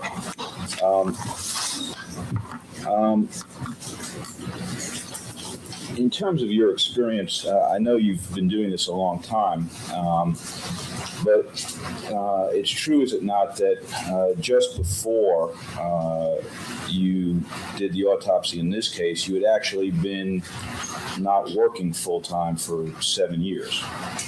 I hadn't been working full-time, but I worked 1 weekend a month, which is usually the busiest 2 days of the week in the medical examiner's office in Chapel Hill for the previous 6 years. But that was on a part-time basis. You weren't employed full-time at the medical examiner's office during that period of time. That's correct. And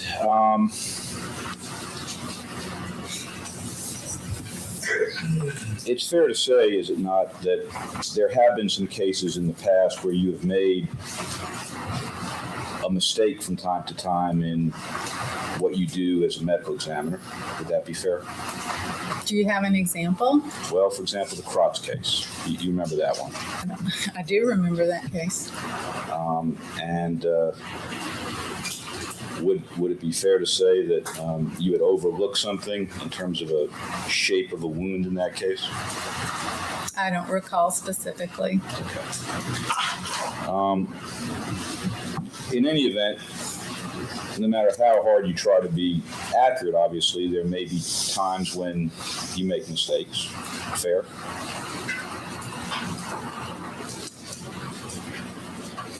Yes. And I want to talk a little bit about the survey that you did. Just so we're clear, in terms of, you were asked some questions about your personal experience in fall cases. And Mr. Harden said to you,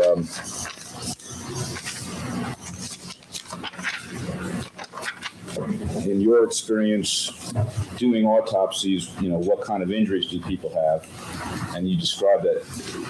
The reality is that at least going back, say, to 1991, you've done 3 autopsies involving falls downstairs, correct? Yes. And one of those was back in 1991, right? I think 94. One was in 94 and one was in 2002, correct? Yes. And in one of those cases, I think you told us, the woman actually broke her leg and died of a complication from that. Yes, I think so. And she hadn't even hit her head at all. Not that I recall. And in the other 2, you don't have any specific recollection of the actual brain injuries, do you? I don't now, no. Now, in addition to those 3 that you've done, in May of 2003, that would have been a couple months ago, I think you said that you went and queried the database at the medical examiner's office, right? Yes. And you found 289 cases involving deaths by fall downstairs between 1991 and 2002, correct? Yes, or current, but yes, in that general time frame. Well, you were querying everything that was in the database, but I think the last one in the database was up to somewhere in 2002, Okay. correct? Yes. Let me have a moment.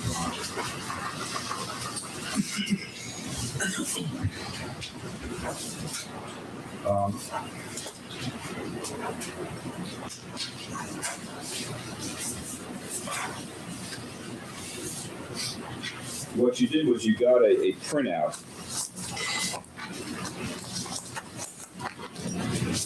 You want that?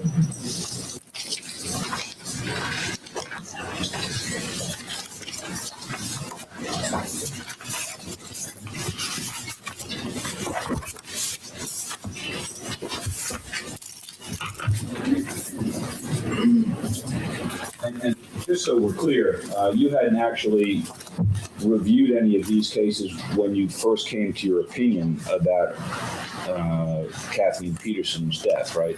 That's correct. Matt Courtroom? Yes.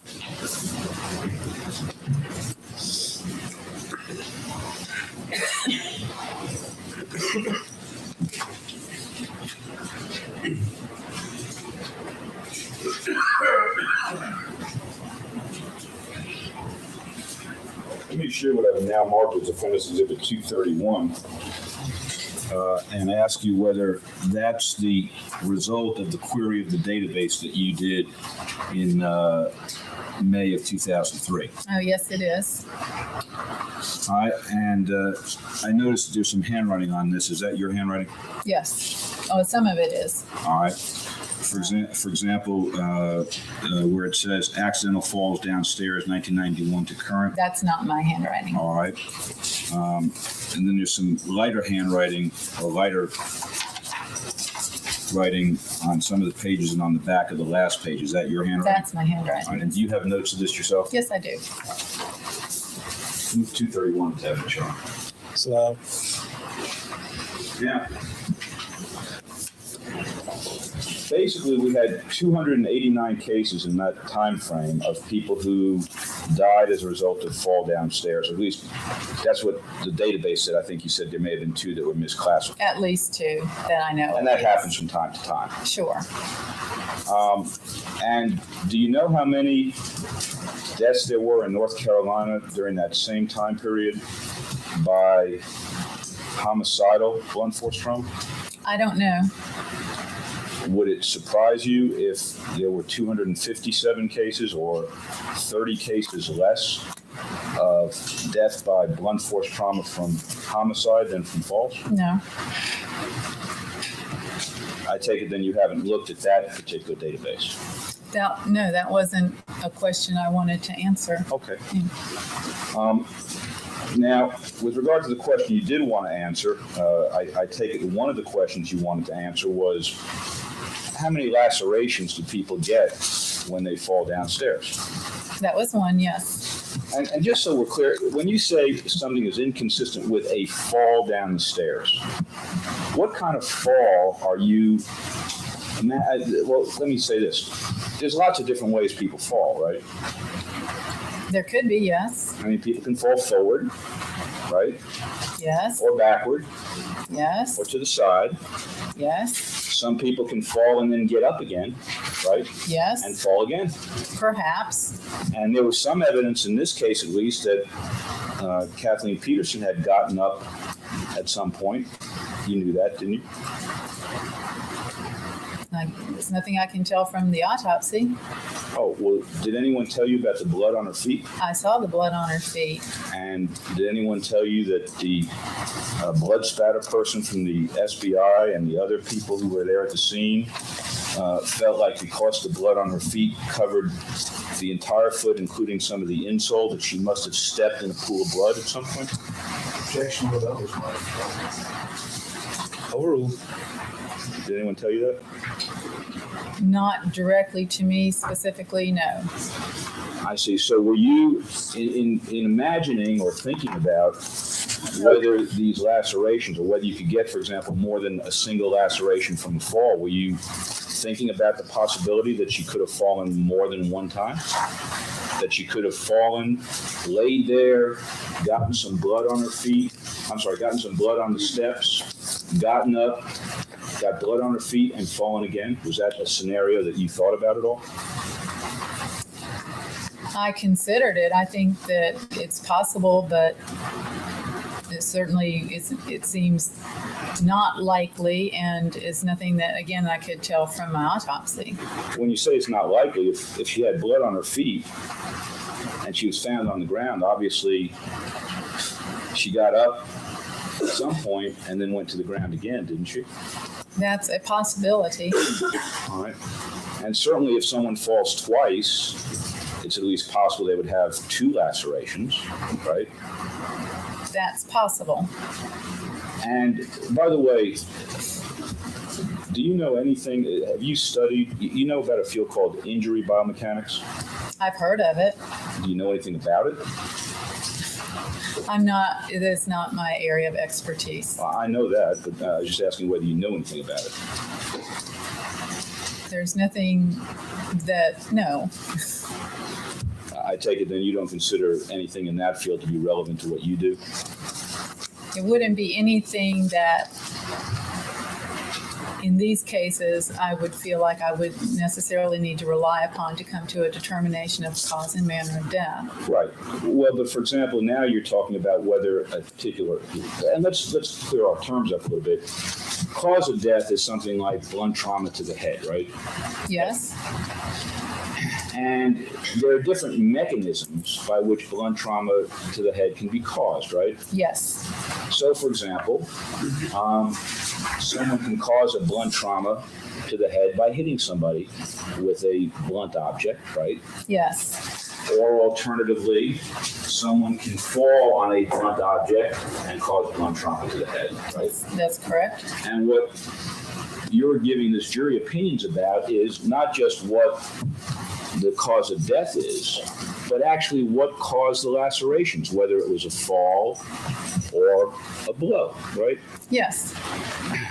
And do you not think that injury biomechanics, the study of how people may fall and how their bodies may fall, might have some relevance to that particular part of what you're testifying to here?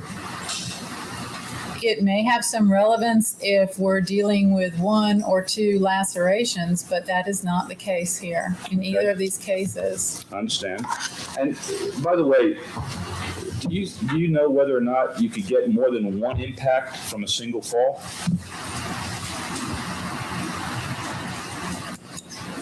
I imagine that there could be, well,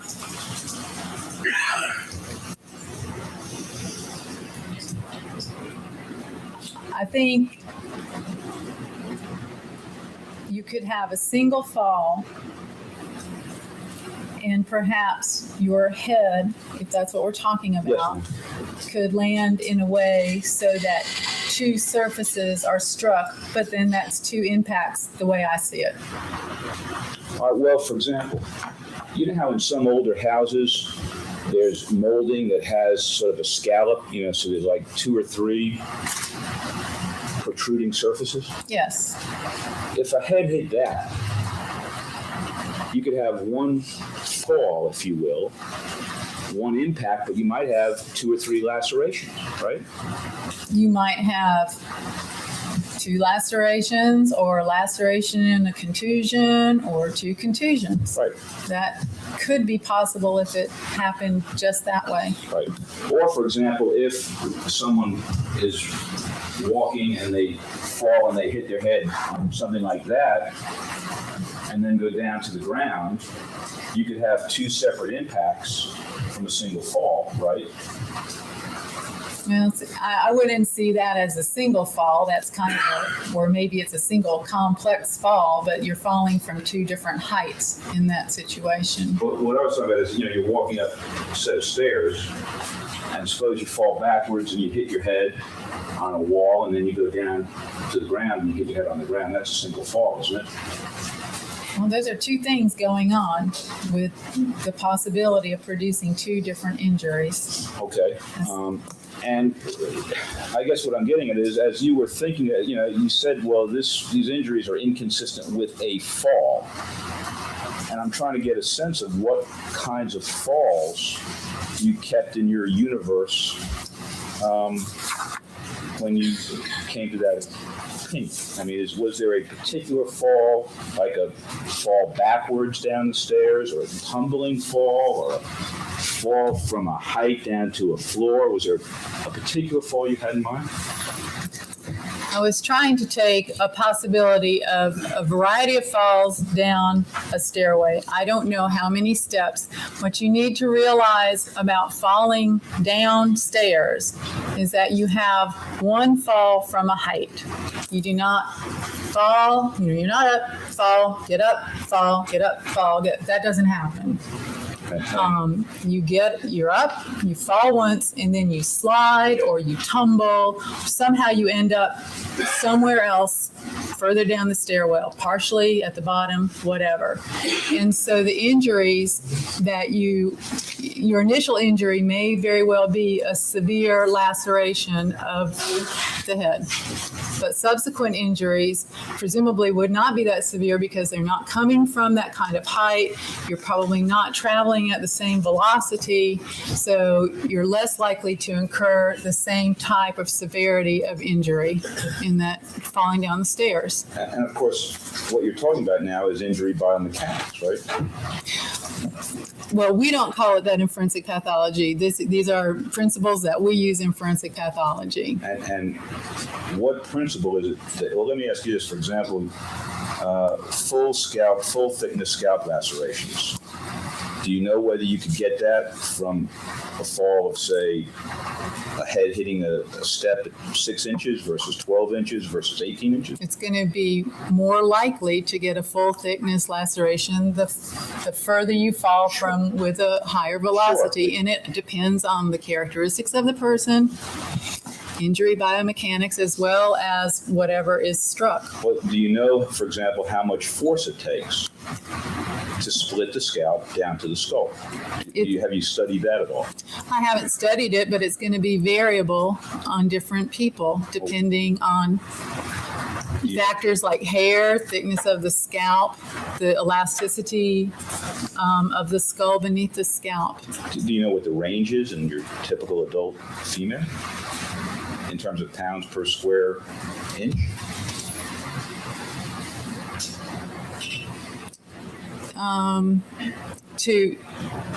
To split the scalp down to the skull. I don't know specifically to the skull. Okay. Now, just getting back to this study that you did, you picked out 29 of the 289 cases, right? That's correct. And what you did was We had Elizabeth Ratliff was 43 years old when she died, right? Yes. Kathleen Peterson was 48, I believe. Yes. And you decided to go backwards from, and actually you said 50 to 35 to 50. It was actually 35 You're right. to It's 49. Right? Yes. And what you did was you went backward, in essence, from 48 to 35, and you came up with 29 cases. Yes.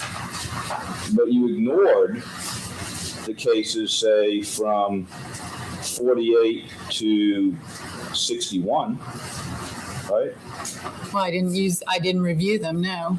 You ignored them. I didn't review them. You don't know how many lacerations there were. Well, first of all, just so we get the figures right, there were 38 people. You went back 13 years, and you came up with 29 cases, right? I did, yes. Between the ages of 50 and 59, there were an additional 38 cases, weren't there? Yes. And you didn't look at those at all. Not yet. And the number of lacerations have nothing to do with how old you are. I mean, someone who's 51 could get more lacerations or less lacerations than someone who's 46, right? Well, I don't have any reason to believe that's true, but I wouldn't know till I looked at them. Now, between the ages of 60 and 69, there's another 48 cases, right? That's correct. You didn't look at those. No. And the truth of the matter is that you don't have any idea, as you sit here right now, how many of the 260 cases you didn't look at, the 90% you didn't look at, had multiple lacerations, correct? I don't even know how many of them died of head trauma versus complications of fractures. Well, for example, there was one case, person 30 years old, Elizabeth Epley, 018466. That was on the big list that you had, right? The computer printout on the last page. Yes. 30 years old, right? Yes. Fall 2001. I don't know. Do you know how many lacerations she had on her head? No, I don't. If she had 2, that would be different than the 29 that you looked at, right? That's correct. Is there any particular reason you chose not to look at Miss Epley's? She was not in the age range that I was interested in.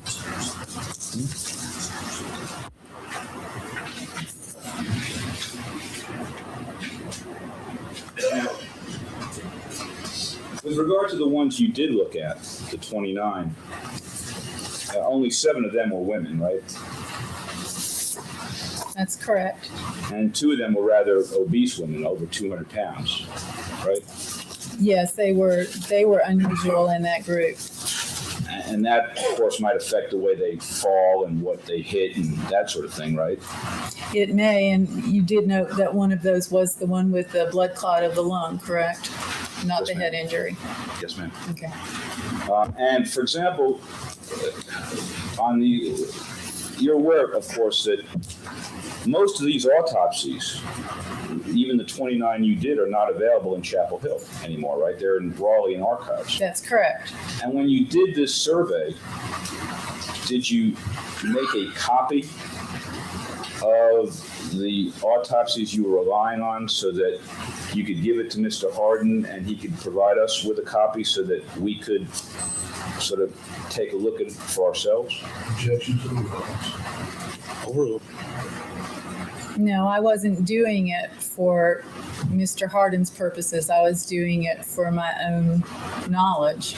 Well, you were doing it to prepare for testify, right? Well, that's my own knowledge. Yes. Yes. And Mr. Hardin knew it. You told him you were doing it. I told him I was doing it at some point.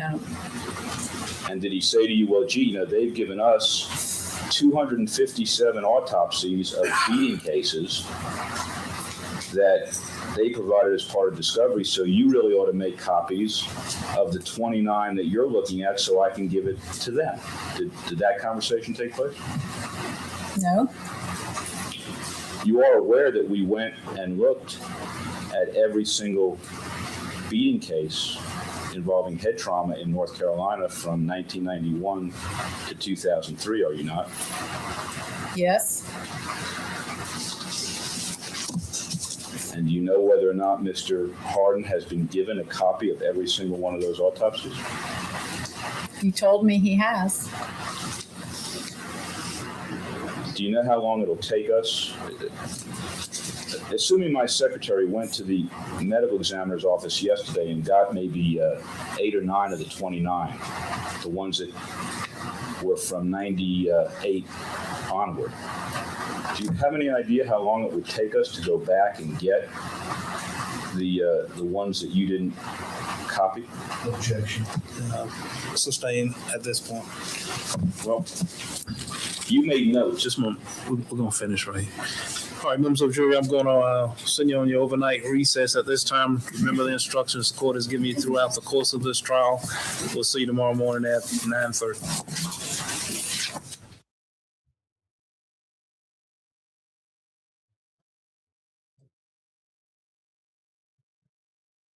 Good morning. I want to just start this morning with the basis of your opinion that the lacerations in this case, in Kathleen Peterson's case, was not the result of a fall. And referring to your autopsy report in that matter, and I'm on specifically page number 7, if you could go to that.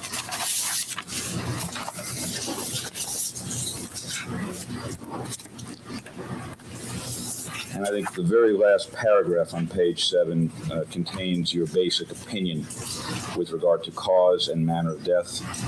Yes. The cause of death you simply list as severe concussive injury of the brain caused by multiple blunt force impacts of the head, correct? Yes, that's the first part of it. Yes. And then you say blood loss may have also played a role. Yes. Those are cause of death sort of opinions, correct? Cause of death, mechanism of death. That's correct. And with regard to the manner of death, what you said was the number, severity, locations, and orientations of these injuries are inconsistent with a fall down the stairs, correct? That's correct.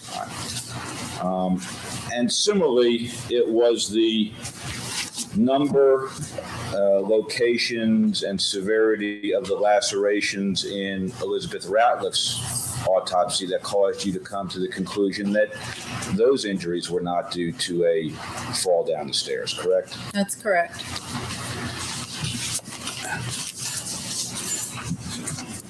I want to then focus for a second on the lacerations and the number and the location of the lacerations. By the way, in your autopsy report, you did not refer to any of the bruises as defensive wounds, did you? No, I don't use that term in an autopsy report. It is used in some autopsy reports, is it not?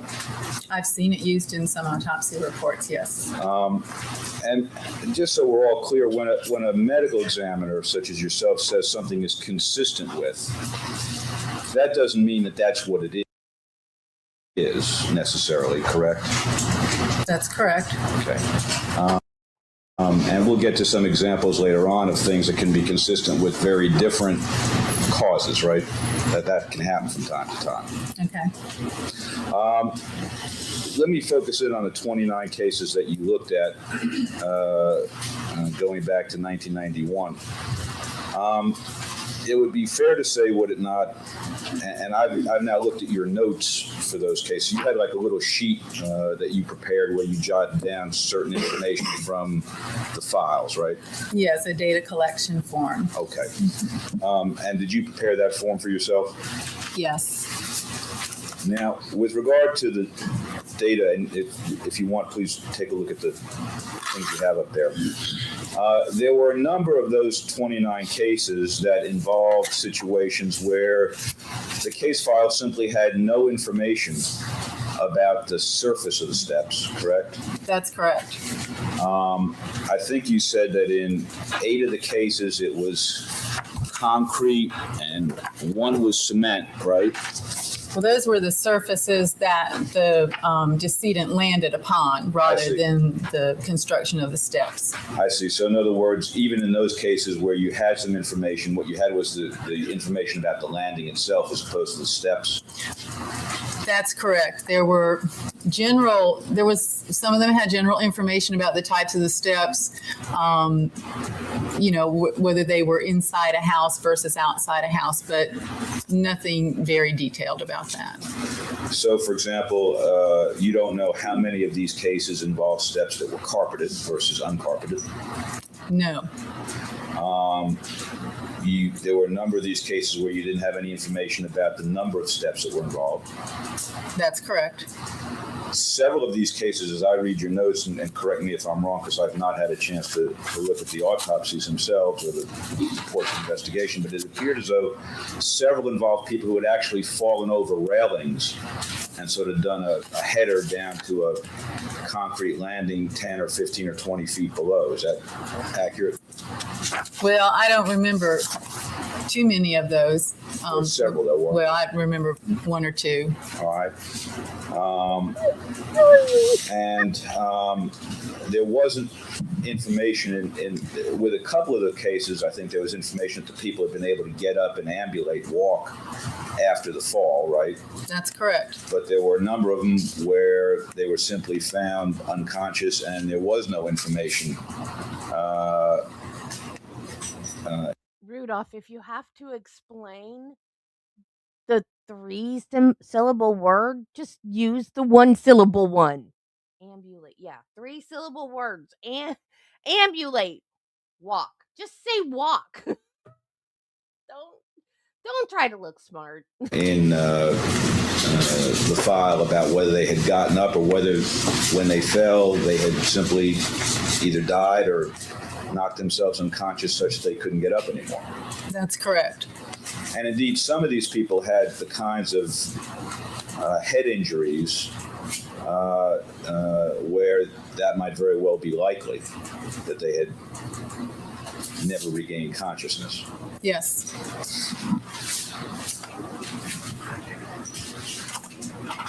Now, the staircase in this house, in the Peterson house, had some particular characteristics, did it not? Let me tell you what I'm referring to. For example, the bottom landing had a wall facing it, right? Yes. And most steps, maybe not all, but most steps don't have a wall within, say, 30 or 40 inches of the landing at the bottom, do they? Well, I don't know. All right. The steps here had a base molding on that north wall at the bottom of the steps. Do you remember that? Not specifically, not from my recollection of the photographs. Right. Did you pay any attention to the base molding at all and what it was made out of? Not specifically, no. Or the shape of it? No. Edges on it? Nope. All right. Did you pay any attention to the fact that there was a molding around the entranceway to the stairway? The door frame? Yes. Yes. And did you notice what that molding was shaped like? I didn't notice anything unusual about it. All right. Did you notice that it had some raised surfaces as opposed to just being a flat frame? No, not specifically.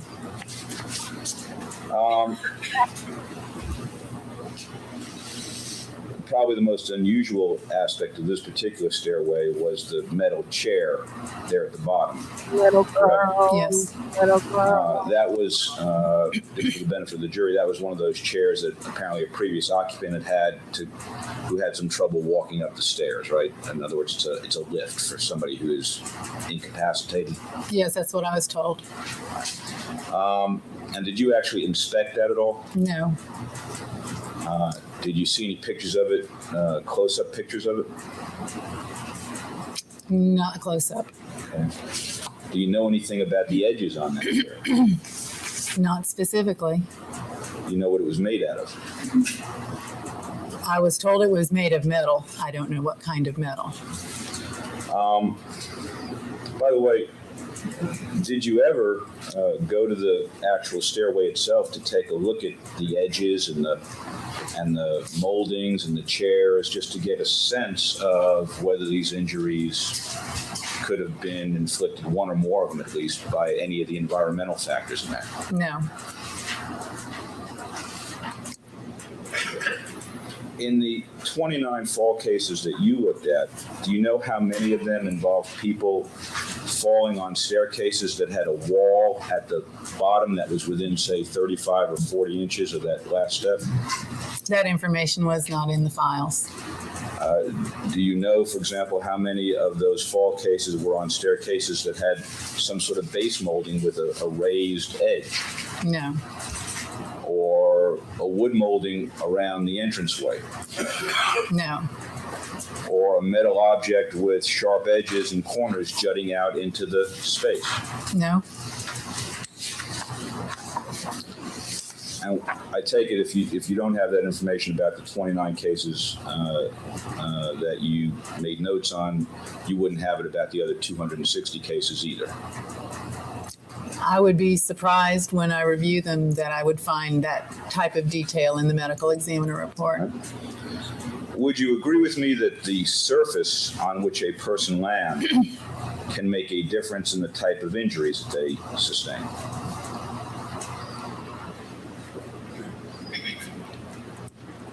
Yes.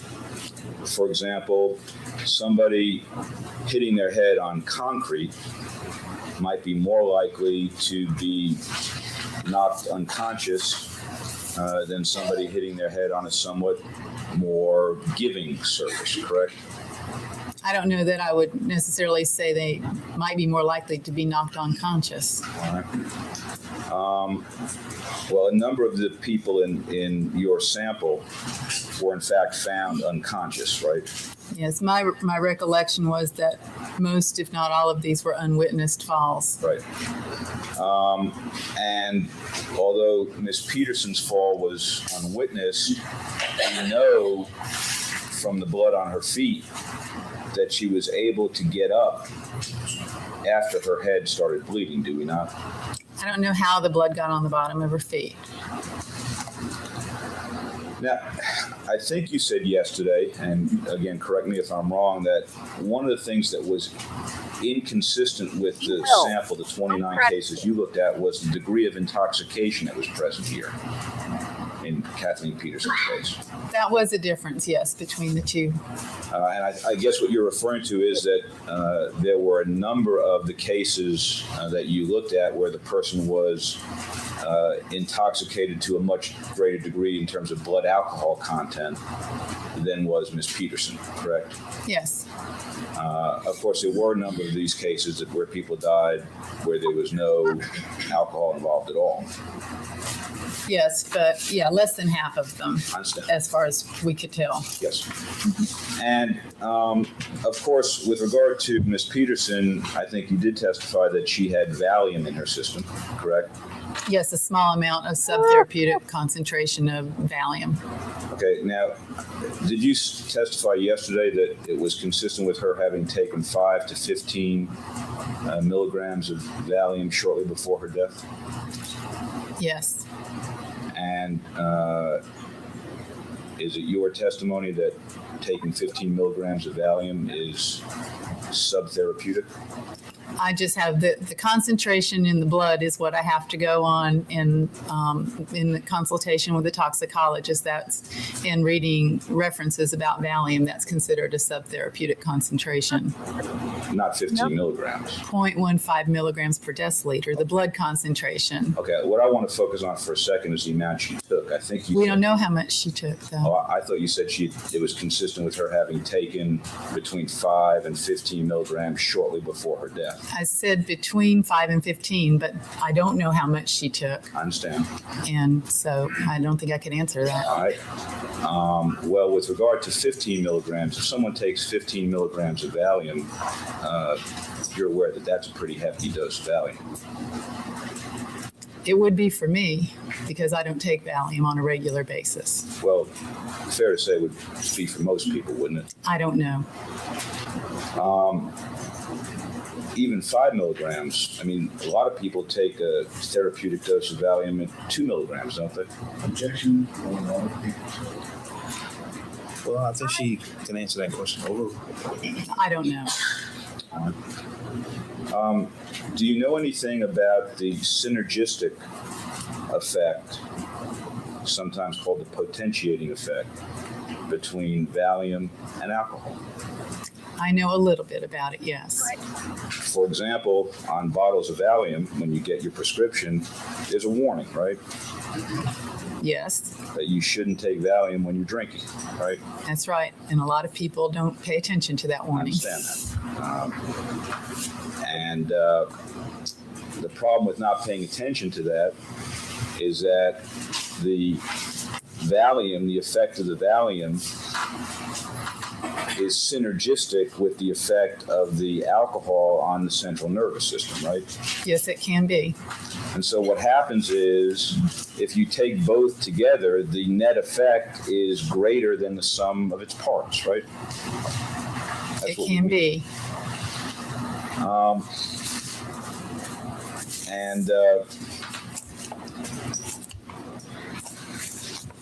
In none of these other fall cases, well, I guess maybe, was there one other fall case that had diazepam or Valium? I believe so, yes. Was that in conjunction with alcohol?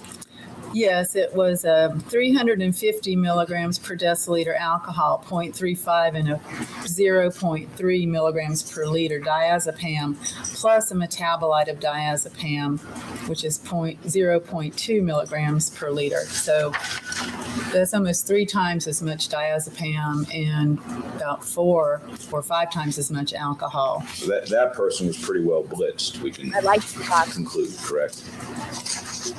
It would appear so. There was another one that had no alcohol but did have diazepam and some other drugs.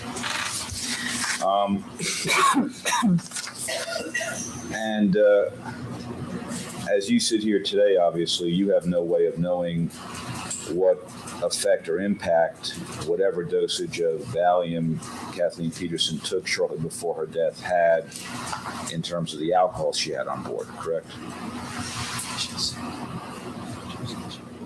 If you mean, I don't know how those concentrations of drugs together would.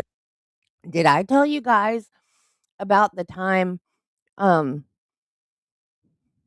I smoked some stuff and then I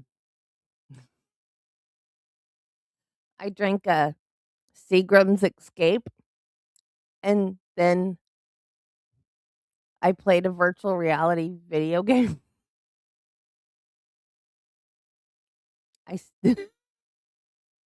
Never mind.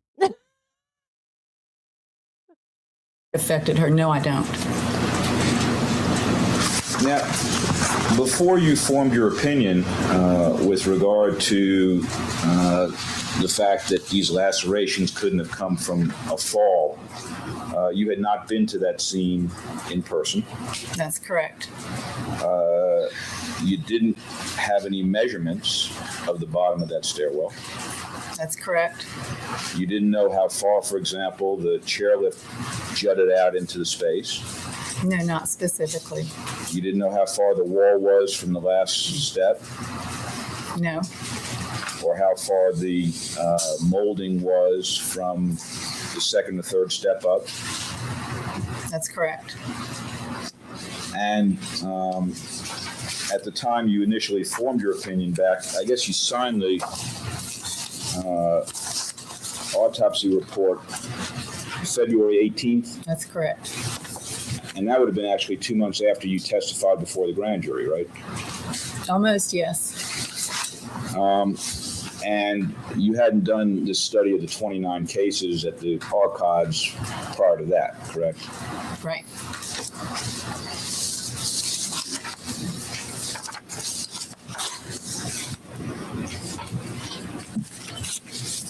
Would it be fair to say that in cases, you get that?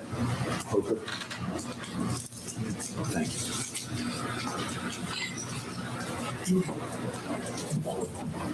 In cases involving beatings with blunt objects, where someone is really trying to kill somebody, that there are certain injuries that one generally tends to see.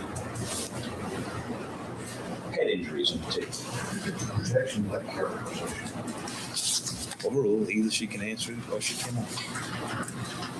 I don't really, I think you would have to be more specific. All right. I'm not sure what you're asking. Okay. Well, first of all, I mean, you talked yesterday about this being hollow. Of course, the tip of this is not hollow, is it? I don't know. It's hard to tell. Did you weigh this? No. Do you have any idea how much force this would generate in a situation where somebody was beating somebody with it? Well, that would be variable. You didn't see any marks anywhere on Kathleen Peterson's body that was consistent with that, did you? Well, there could have been marks that would be consistent with it, but not necessarily leave a pattern. So I didn't see a specific pattern that looked just like that on her body, no. And sometimes when people get beaten with an object that has a pattern like this, for example, you might see a line on the skull that mimicked the pattern, right? You might. Or on the body. If that's what came in contact with the body on its surface, you might. Or even if something like this round thing came in contact with the body on its surface, you would get a particular kind of bruise, wouldn't you? You may get one or you may not, again, depending on the kind of forces that were being applied at that particular point. And by the way, in terms of bruising, do you get bruises post-mortem or just pre-mortem? You can get bruises post-mortem.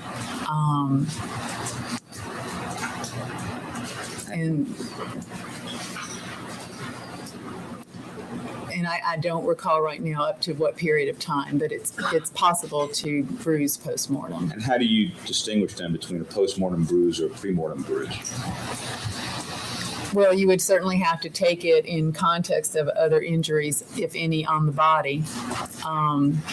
A good example of that was probably the mark, the pressure mark on the back of her.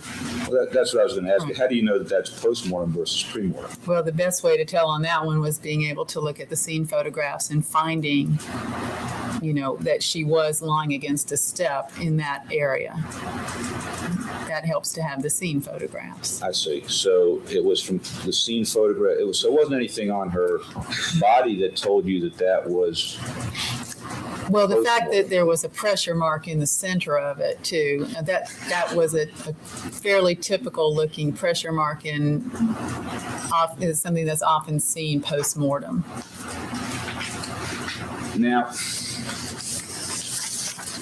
And just on that particular bruise, can you rule out that it was, for example, a bruise that came from hitting an edge of the step, a rounded edge of a step? No, not completely.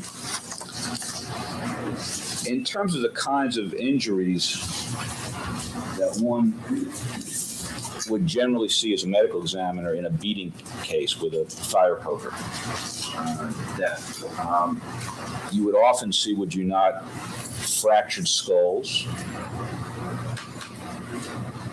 If you're talking about what we talked about yesterday with a fire poker, the kind that I might have, solid, heavy metal cast. With or without his knowledge, Wiggles, what do you think? Iron with a heavier instrument like that, you would expect with, if the similar force were applied, that it would be more likely to cause a skull fracture. That's not absolute, though. So is it your testimony that the weight and heft of this would not cause a skull fracture if someone hit somebody over the head with it, even a linear skull fracture? I think it may or may not. Again, there's not a force. There may be a certain force that's high enough or in a particular area of the skull that's not as thick where it would be more likely to cause a fracture, but it wouldn't necessarily have to. In any event, you often see fractures, skull fractures, in head trauma cases as a result of beating. Do you not? You may or you may not. Or do you know what percentage of the 257 cases in North Carolina from 1991 to 2003 had skull fractures? I don't. How about fractures of the facial bones? Sometimes if somebody's getting beaten about the head, they may get an orbital fracture around their eyes or a fracture of their jaw, right? Yes. And sometimes, perhaps oftentimes, they get rib fractures, don't they? If somebody's being beaten around the head and they're trying to get away, you may get rib fractures, right? If sufficient blunt trauma is applied to the chest to fracture a rib, you might get a rib fracture. For example, do you know what percentage of the cases in North Carolina involving blunt trauma to the head in that 12-year period involve rib fractures? No. Epidural hemorrhages. That's an injury that one often sees in blunt beating cases, correct? It's not. It's probably the least common intracranial hemorrhage that is seen in beatings. So I wouldn't say often. All right. Unusual. Sometimes. Subdurals. Those are common. Brain contusions.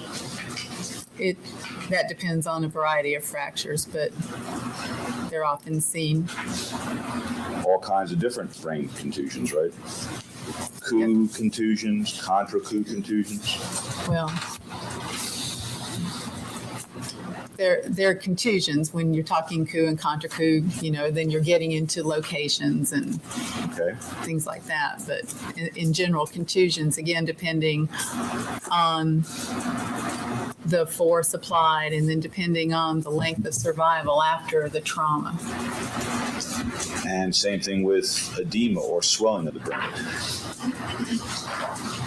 Yes. If someone survives for an hour or 2 hours, one might very well see some swelling or some contusions, right? You may, yes. And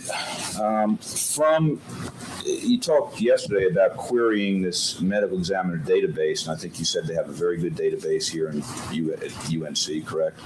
At the Office of the Chief Medical Examiner, yes. And one of the things that one could request if one wanted to was a list of all the beating cases involving blunt trauma to the head. Yes. And that was something that I think you said you didn't do. That's correct. Because that wasn't something that you were particularly interested in. It wasn't the question I had in this case. Right. That's correct. Let me ask you this. You could go back if you wanted to and take a look at the beating cases that you yourself had done. Yes. Over the years. And did you do that? I got a printout of them, yes. And did you go back and take a look at the autopsies? No, I haven't had time to do that. Okay.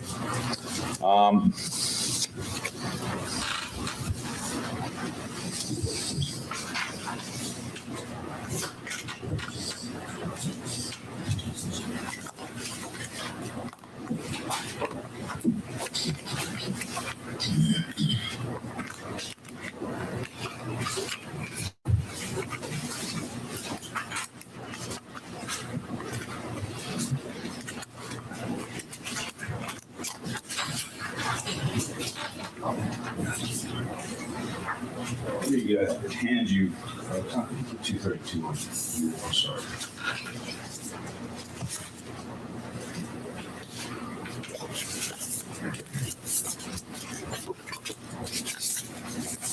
Let me hand you what I've now marked as Defense Exhibit 232 and ask if you can take a look at those.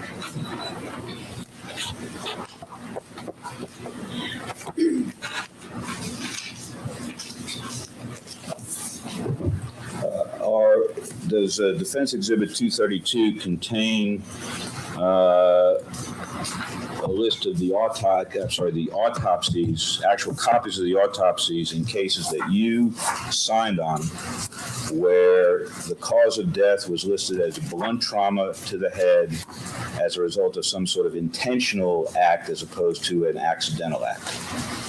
Objection to overruled. Overruled.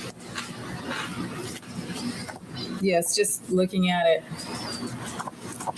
quickly, their autopsy report signed by me where the cause of death is blunt trauma of the head due to beating. All right.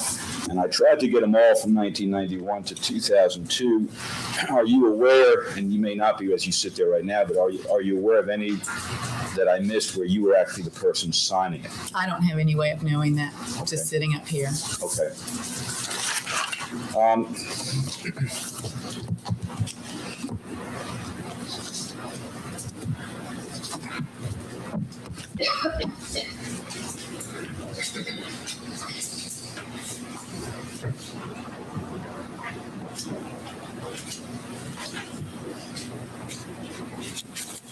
Just a moment here.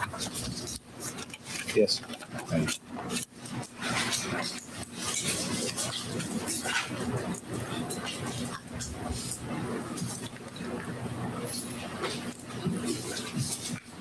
Let me show you what I've now marked as Defense Exhibit 232A and ask you if you can take a look through the notebook there and see if I've accurately summarized the file number, the name of the person, the age of the person, the race and sex of the person, whether there was some sort of fracture of the skull or a bone in the face, whether there was a traumatic brain injury, not including a subarachnoid, but something other than a subarachnoid. If you could just take a look at that and see if... For every single one of them. Well, there's 20, right?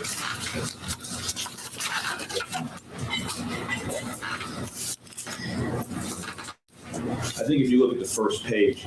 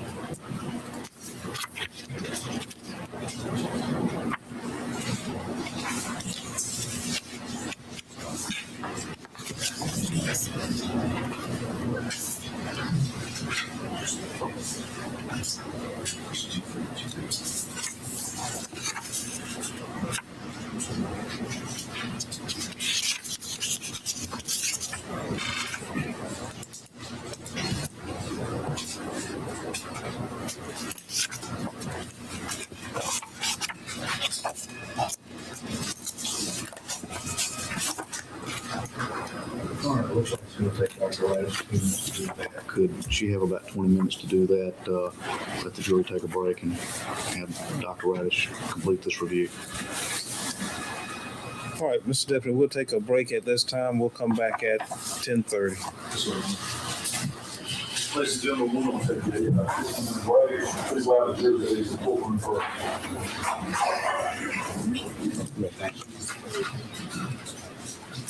Dr. Radish, when we broke, I think you were going through a chart I had prepared, which was Exhibit 232A, in which I had attempted to summarize the findings in the autopsy reports that you had signed. And by the way, those autopsy reports started in 1991 and they went all the way through 2002, correct? That's correct. And there were No.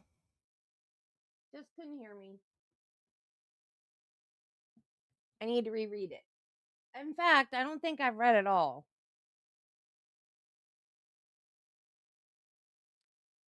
Hitchhiker's Guide to the Galaxy, The Restaurant at the End of the Universe, Life, the Universe, and Everything, So Long and Thanks for All the Fish, Young Zaphoid Plays It Safe, Mostly Harmless. I think I've read the first 3. But this is all the books. This is a complete and unabridged. All the books. But I think, weren't there some that was released posthumously by his family? I think there was more, actually. That, like, his family had a ghostwriter do because he had notes written or something.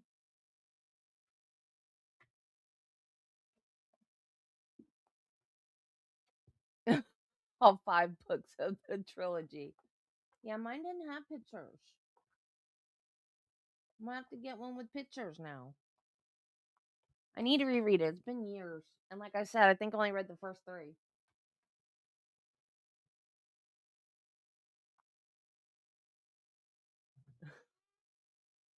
The books are always better anyway.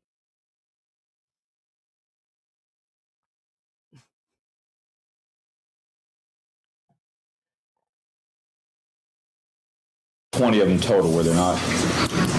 Well, I didn't count, but it looks like about 20. All right.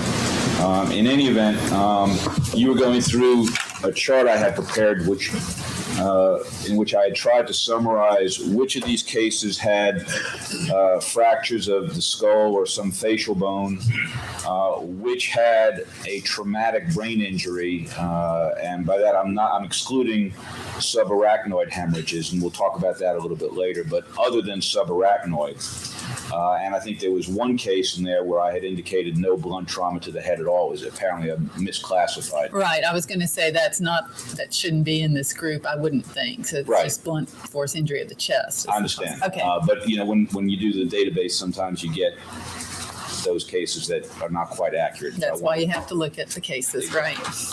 All right. So in any event, there are actually 19 cases that were properly classified as blunt trauma to the head beating cases, correct? Yes. And have you had a chance now to take a look at my chart and determine whether or not it appears to accurately summarize the fractures and the traumatic brain injuries? Yes, I have. And does it?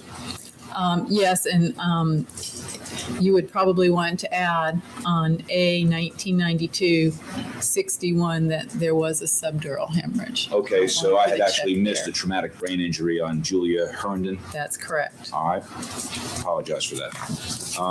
Other than that omission, then, is this all accurate? It looks to be, yes. I move 232A into evidence, Your Honor, as well as 232, which are the autopsy reports. It's allowed. Thank you. Can we put that up on the screen, please? Now, what's labeled here is North Carolina Medical Examiner beating cases, 1991 to 2003, Deborah Radish, and it says 20 cases total, which included that case of James Arthur Blackwell, correct?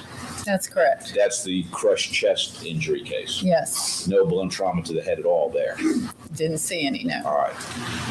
Out of those other 19 cases then that you personally did, it's accurate, is it not, that 16 out of the 19 had fractured skulls or facial bones.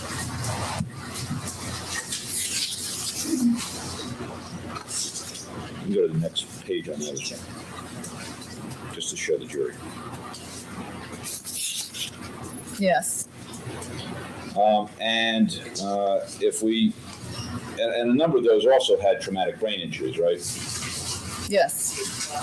There were 3 that did not have skull or head fractures. Those were Gertrude Singletary Baldwin, Mary Haddon, and Lena Hales, correct? Yes. And in each of those, there was some sort of traumatic brain injury beyond a subarachnoid, right? Yes.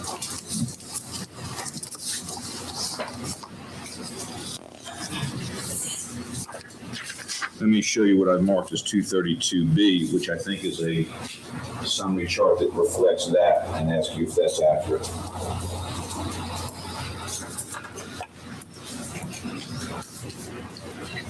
Yeah, we've still got Blackwell on there, but we'll ignore Blackwell. Well, I have no blue trunk Right. ahead. But, yeah. All right. Move 232B into evidence, John. Hello. We'll pick that one up. All right, so the 4 cases where there were no skull fractures are the ones you did during this time frame. 3 of them had traumatic brain injury, and the 4th was that case with the crushed chest injury, right? Yes. Now,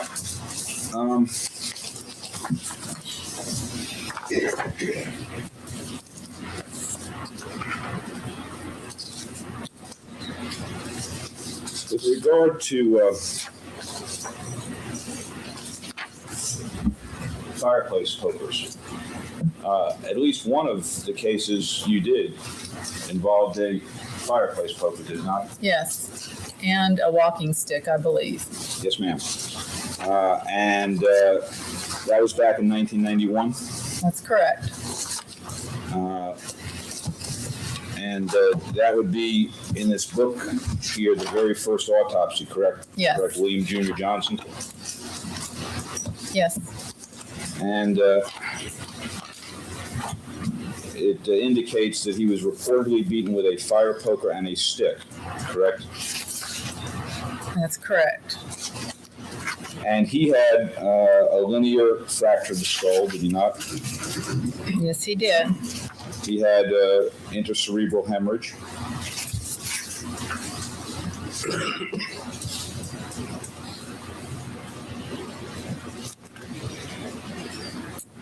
He had hemorrhage in the brain. Yes. He had contusions in the brain. Yes. And he developed some swelling or edema of the brain, correct? I think it's listed on the first page under pathological diagnosis. Yes. And he also had some blunt traumatic injuries of the hands, did he not? That's correct. Indeed, he had, in addition to abrasions and he had some lacerations on his hands, right? Yes. And fractures of his arm and his fingertip, right? Yes. Which is something that one might get if someone was trying to be defensive and someone was hitting him with something like this. You might very well get a fractured bone in your finger or your hand or something like that, right? Yes, a fracture is a blunt traumatic injury. And on the last page here,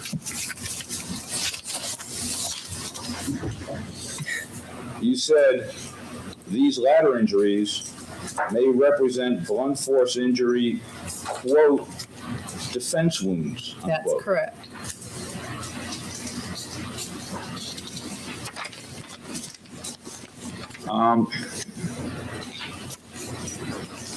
And of course, Kathleen Peterson didn't have any skull fracture No, she didn't. or any contusion on the brain No. or any edema. No. And the only hemorrhage she had was a very slight subarachnoid hemorrhage. Slight to moderate, yes. And she didn't have any broken bones in her hands No. or ribs. No. And Gertrude Baldwin Singletary, you have that one in your book there? I'm sorry, Gertrude Singletary Baldwin.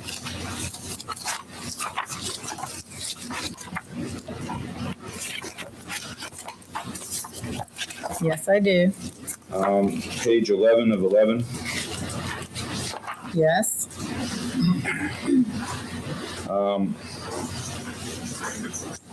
You note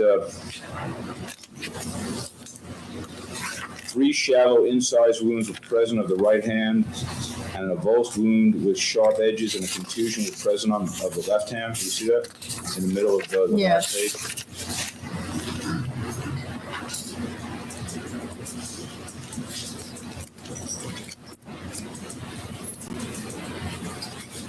See that? Yes. And then the next sentence is, these wounds were consistent with defense wounds. Yes. And if we can go to Julia Ellis Herndon.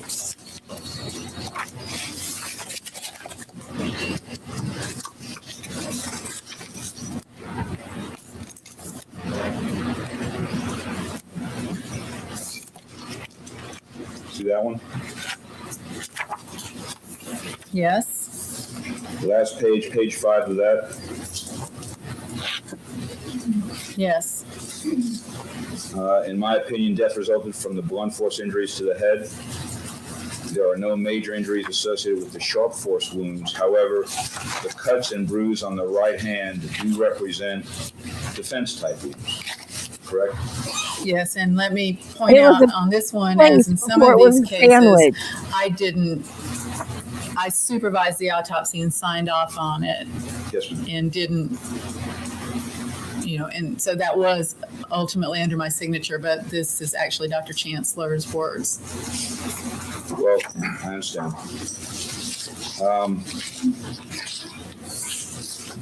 And then Mary, but the first two were two that you signed by yourself, Yes. right? Yes. And then if we can go to Mary Haddon. You're here for me. You're here for me. Page 5 of 9. Again, this is another one of Dr. Chancellor's cases Yes, as well. and your signature's on the That's first correct. page, correct? Under hers, that's correct. And the last paragraph reads on page 5, in my opinion, death was the result of multiple blunt force injuries inflicted on the head, chest, and abdomen. The laceration on the left hand may have been a defense type wound, correct? Yes.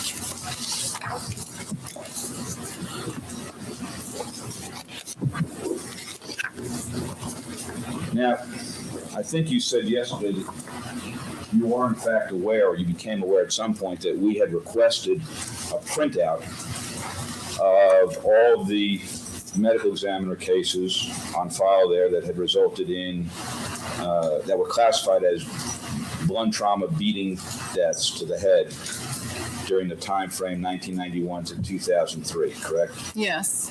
Indeed, we had updated that. I think you probably found out in March and then again in July to get all the most recent ones. So you No, I didn't know that.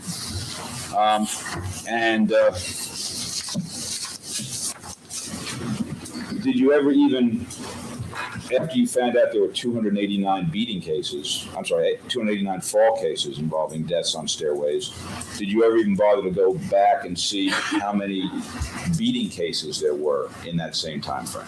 No. And so, assuming that there were 257 blunt trauma beating deaths in that time frame, you would have had no way of knowing that there were actually more deaths by falls on stairs than blunt trauma beating death cases to the head in that time frame. Is that accurate? That's right. I wouldn't have known without asking. All right. I have the autopsy books.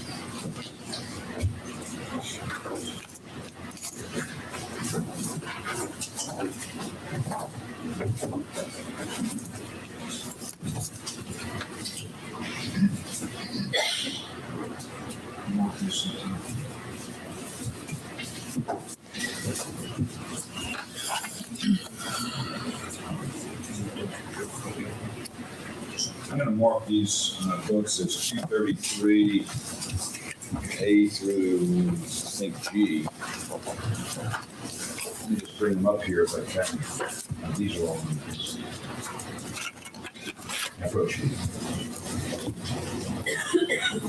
I want to just put these up here, and obviously you're not going to be able to read these all, but I want you to just tell me if they appear to you to be, just from looking at them, a collection of all the autopsies involving blunt trauma to the head for that time frame. Jackson Georgetown Board Chief. I think He asked her to look at it. She can respond however she wishes.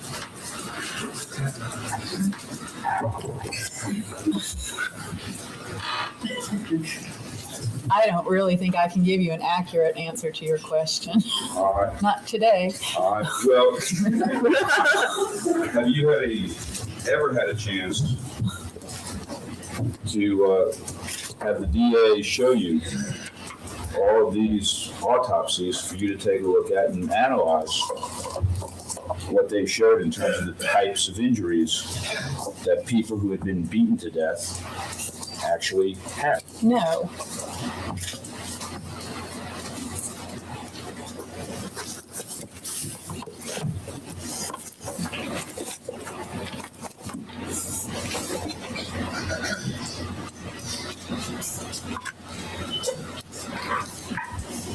When you came to your opinion in this case, were you aware that in every single beating case from 1991 to 2003, where there were multiple impacts to the head, there were either fractured bones or extensive brain injuries or both? No, I don't have a way of knowing that unless I look at them.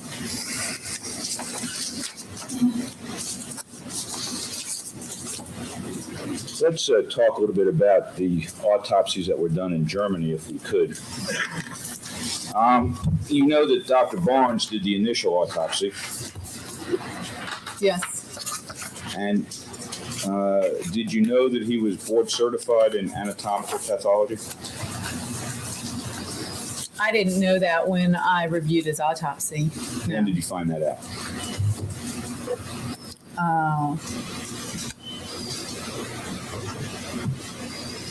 I think after his testimony. And how did you find it out? I just asked. And you know, do you not, that at the autopsy that he conducted in Germany, he saw evidence of an area of tissue destruction at the cerebellar brainstem junction. You're aware of that, are you not? That's what he described, yes. And he, in fact, measured it as being 2 centimeters at its greatest diameter, did he not?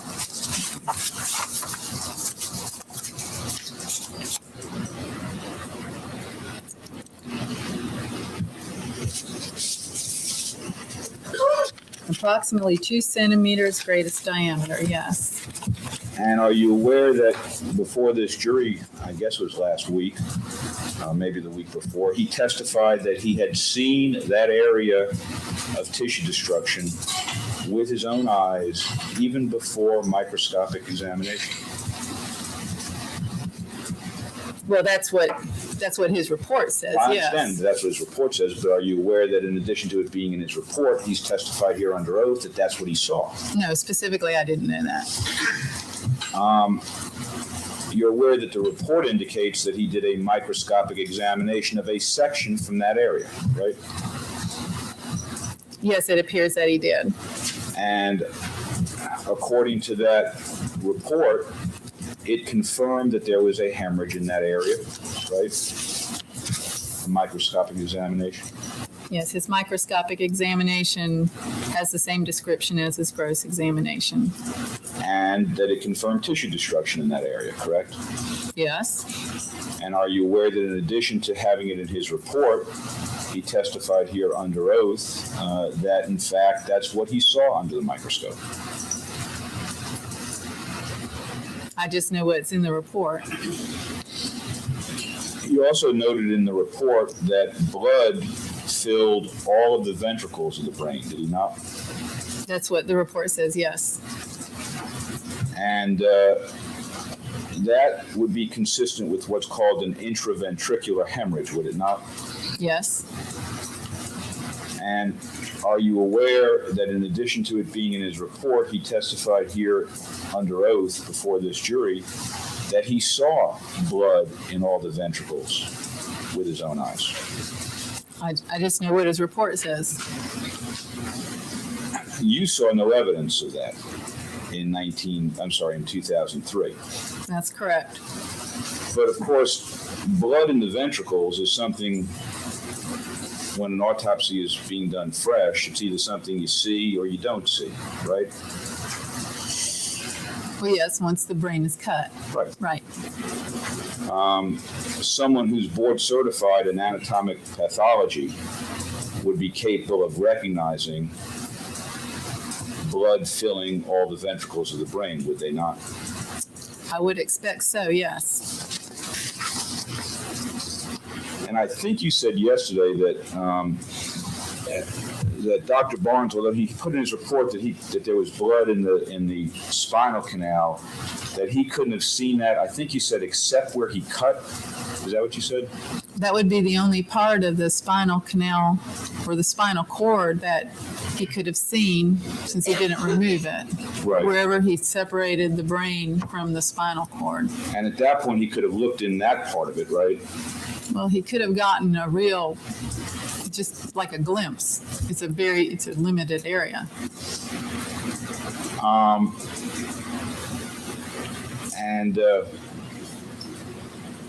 Did you ever call him, for Yes. example, and talk with him about what he meant by that? I didn't specifically call him to pick on his findings in the autopsy report, no. Well, I wasn't asking if you called him to pick on him. I mean, you're here testifying about the findings, and so I'm asking whether or not you asked him about what he meant or what he saw before you came in to testify. I didn't ask him that. Were you aware that the German doctor at the scene had drawn blood from the spinal canal? Well, the history I got was that some German doctor put a needle in her neck, I guess, and pulled back something that they called bloody spinal fluid. And I don't know how that was confirmed, that it was really spinal fluid and not blood. I don't know how bloody it was. And as I testified yesterday, that is a procedure that I'm totally unfamiliar with, and no one I've spoken to knows what that procedure would be applicable for at the scene of death. And where did you get that was done on the neck? Well, they said in the spine. That's what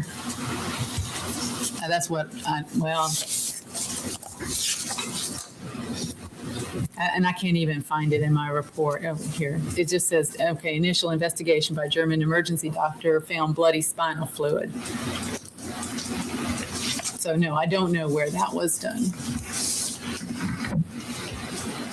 You are aware that in 1986, the Ratliff autopsy was referred to AFIP, correct? Yes. And what was actually done there, I know Mr. Harden referred to it as a records review, but it was a forensic review, was it not? I don't know. Well, you know that at the AFIP, according to at least their records, they had the autopsy report that Dr. Barnes had done, correct? Yes. And they had the slide he had done of the area of hemorrhage, right? Yes. And you know that was referred to neuropathology for a consult. Yes. And I think you talked about that particular report yesterday, did you not? Yes, I did. All right. Can we put up MP 5791, please?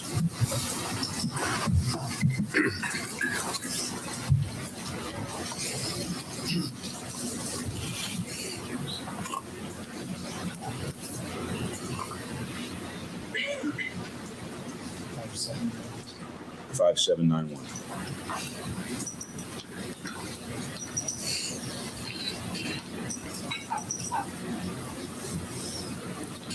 Can you go to the top portion of that? What is up on the screen now is the very top portion of that, a portion of the records from the AFIP, correct? Yes, it's their consultation report. All right. And I think that's where you read from yesterday when you said that the question that was being posed was whether what was on the slide was a vascular anomaly in the cerebellum or was normal, right? Yes. Just so we're clear before we talk about this, a vascular anomaly is simply some sort of a defect in a blood vessel, correct? In layman's terms. Well, yes, in general terms. And it can be pretty much anywhere in the brain, although there may be some areas where it's more commonly found, right? Yes. And one can have and sometimes it's referred to as a vascular malformation or an AVM or something like that, right? That would be a type of vascular anomaly, yes. All right. And one can have a vascular anomaly in one's brain for years and years and years and not know about it. Yes.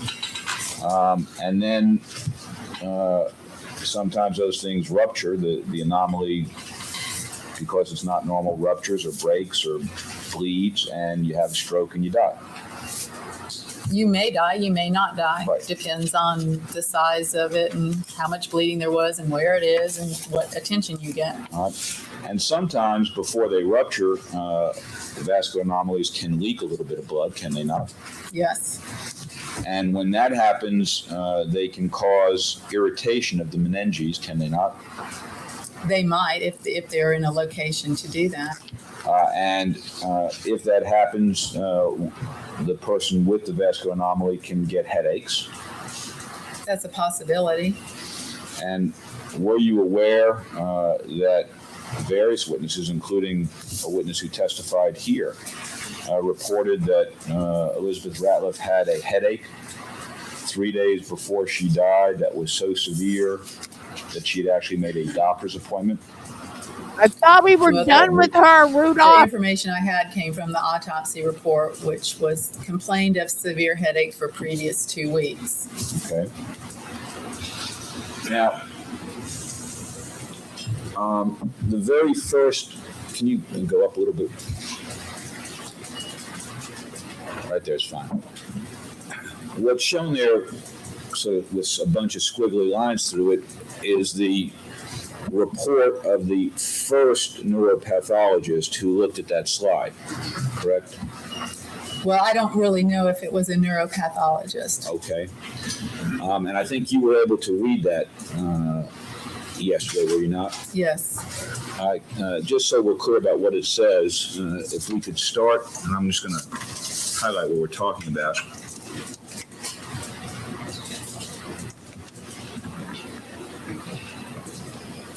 If you could start there and read through, I think you were able to get through, if not all of it, most of them. A single H&E stained microscopic section of the cerebellum is available for examination. Okay, and you said something about the leptomeninges. Well, that's the next sentence. line. Okay, let's just go ahead through. The leptomeninges reveal and I think the word is conglomerate. Okay. Of abnormal. Abnormal, thick-walled vascular channels of different sizes. Okay. Corresponding to an arteriovenous malformation with associated subarachnoid hemorrhage. All right. And there's a thanks there, right? Yes. And then it appears as though there's a signature Yes. and a date, right? That's correct. And then apparently Dr. Parisi took another look at this, right? Yes. And I think you said yesterday that Dr. Parisi ruled out a vascular anomaly. Is that what you testified to? According to his description, yes. Okay. Can we go up a little bit further? Well, if that guy was so wrong, maybe we should exhume everybody's ever autopsied. Maybe he missed a lot of murders. I mean, oh my God. Insane. Ugh. Could you go up a little bit further? All right, that's good. Thank you. This is Dr. Parisi's note, correct? Yes. And he talks about that same single stain section, right? Yes. And he talks about wadded meninges with Yes. many collapsed thick-walled vascular channels, the same thing that the other doctor was talking about, correct? Yes, they use the same words. And then what Do you really think this man thought, well, I got away with it once. Let me see if I can get away with it again? Like, do you really think he thought? I don't think he killed the first lady. It would be too stupid to be like, oh, I got away with it once. Let me do it again and see if I can get away with it again. I don't think he's that dumb. Dr. Parisi wrote was, this most likely represents artifact, correct? That's correct. The words he used were most likely, correct? That's correct. And is it your testimony before this jury that when a doctor uses the words most likely, he's really saying that he's decided, he's ruled out that it's anything other than an artifact?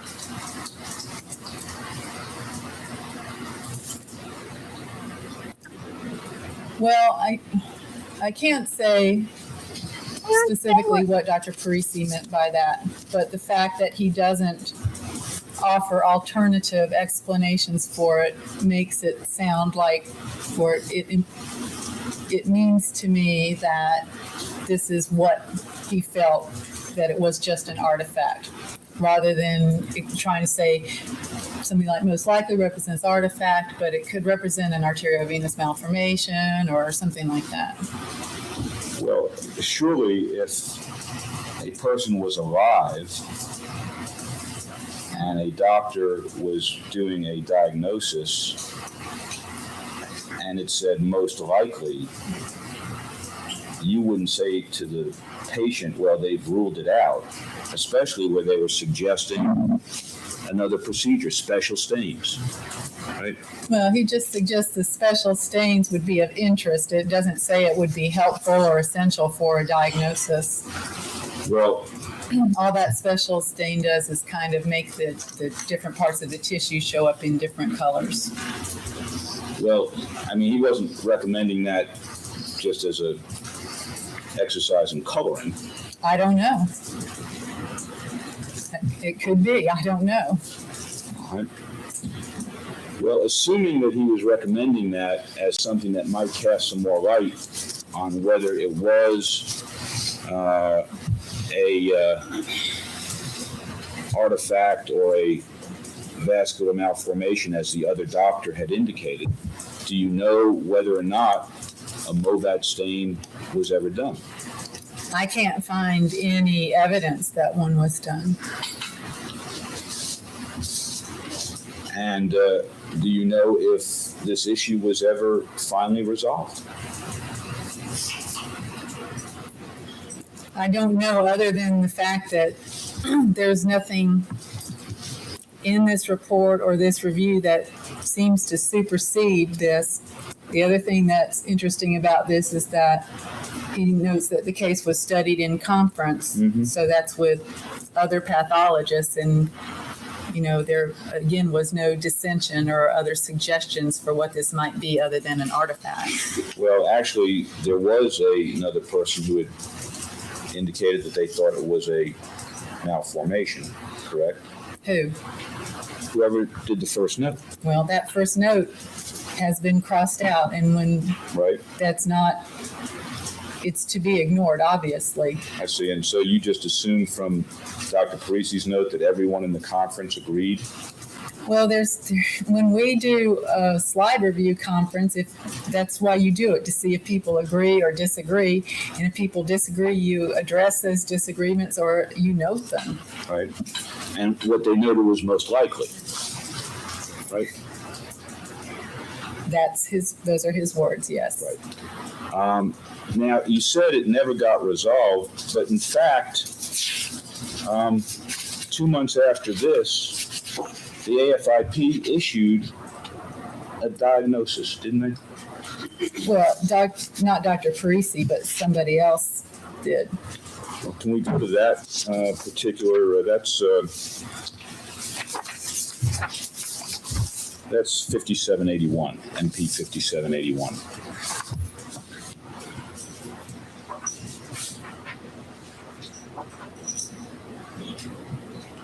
Can you blow up the date on that first, the top portion of it? Now, Dr. Parisi's note was dated April 14th of 86, correct? Yes. And this is called Consultation Report on Contributor Material, Yes, dated June 13th, 1986, correct? that's correct. Approximately 2 months after Dr. Parisi's case consultation, correct? Yes. And could you go down to the bottom for a second, please? The report is by Michael A. Clark, correct? That's correct. He was the chief of the Division of Forensic Pathology, correct? According to that, yes. Would have been Dr. Parisi's boss, correct? I don't know the hierarchy. Well, you don't know whether the Division of Forensic Neuropathology was under the General Division of Forensic Pathology? I really don't know, and Dr. Parisi might not necessarily have been in the forensic section. He might have just been a consultant from the neuropathology section and not under Dr. Clark's command at all. I don't know. In any event, Dr. Clark was clearly a forensic pathologist, correct? Yes. You don't have any reason to believe that he wasn't well qualified to be the chief of Division of Forensic Pathology at the Armed Forces Institute of Pathology. I don't know what those requirements are. Well, you know that the Armed Forces Institute of Pathology is a well-respected institute, do you not? Yes. And the AFIP diagnosis was... Are we doing airplane jokes? Sudden, unexpected death due to spontaneous intracranial hemorrhage. Correct? Yes. Complicating von Willebrand's disease, right? Yes. That was after that note you read with Mr. Harden yesterday about von Willebrand's disease, correct? About how there was nothing diagnostic of it in these sections? Uh-huh. Natural. That's correct. That's not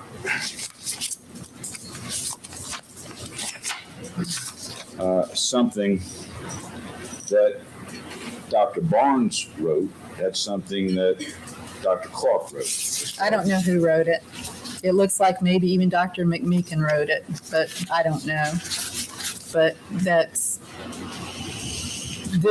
form, you're right, would not have Dr. Barnes's information on there. And if they disagreed with what Dr. Barnes had said based on the slide, or if they had never heard of any such diagnosis in their careers, they were certainly free to kick it back and ask for more information or to change the report, weren't they? Yes. Now, as you sit here in 2003, you cannot say to this jury that there wasn't blood in all of the ventricles of Elizabeth Ratliff's brain in 1985, can you? No, I can just say that we did not see any in the brain that we examined this year. And blood in the ventricles can be, not necessarily is, but it can be indicative of a non-traumatic stroke from a ruptured vascular anomaly, can it not? Yes, it can be. And such a hemorrhage, stroke, could cause tissue destruction, could it not? It could. And if Elizabeth Ratliff had a hemorrhage in the brainstem area, or where the brainstem and the cerebella join, that caused tissue destruction, that's a condition that can be fatal, correct? If she had it there, and again, I've got to tell you that I'm unclear exactly where this was, but yes, injuries or hemorrhages in the brainstem can be fatal. And just so we're all clear about what you're saying here, you're not saying that Dr. Barnes and the AFIP were wrong when they said that Elizabeth Ratliff died of an intracranial hemorrhage in 1985, are you? I believe they were wrong. Well, All right, I think she died of an intracranial hemorrhage, but I don't think it was a spontaneous intracranial hemorrhage. That's what I disagree with. I'm going to get to that in a second. My question was, you agree with them that she died of an intracranial hemorrhage in 1985, correct? I believe that was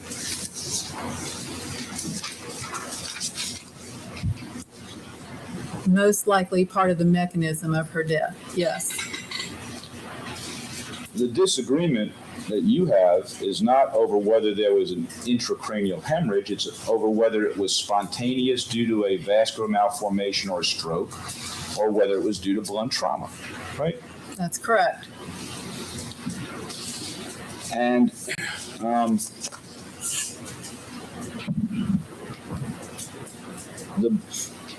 the other day when we were talking about this, you indicated that that was because of the fracture you saw on the skull, right? I think that the hemorrhage is related to the fracture. Mm-hmm. From the best I can tell, reading Dr. Barnes's report and seeing where the fracture actually was, I think that we were talking about the same area of the brain and around the brain. Now, with regard to the fracture, I think you talked about some discoloration of the skull. Yes. Now, that discoloration was general discoloration on the interior of the skull, was it not? It was more pronounced in the left posterior fossa, was also present in the right posterior fossa, but not as dark.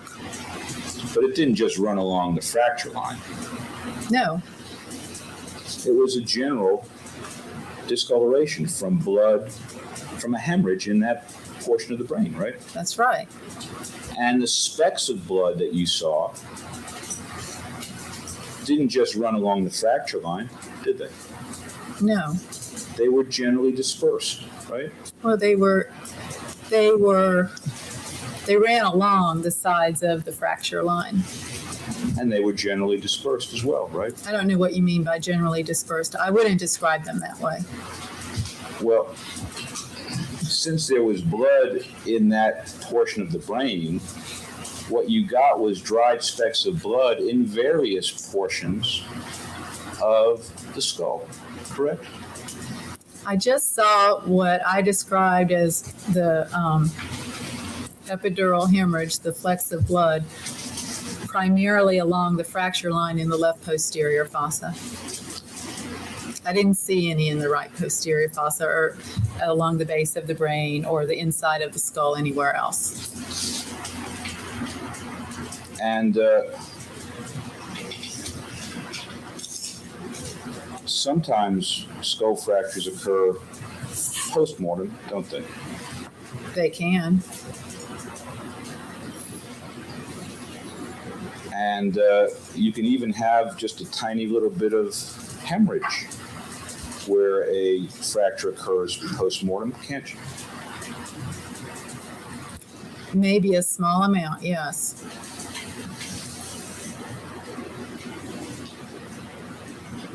And Dr. Barnes didn't see that skull fracture when he did his autopsy, did he?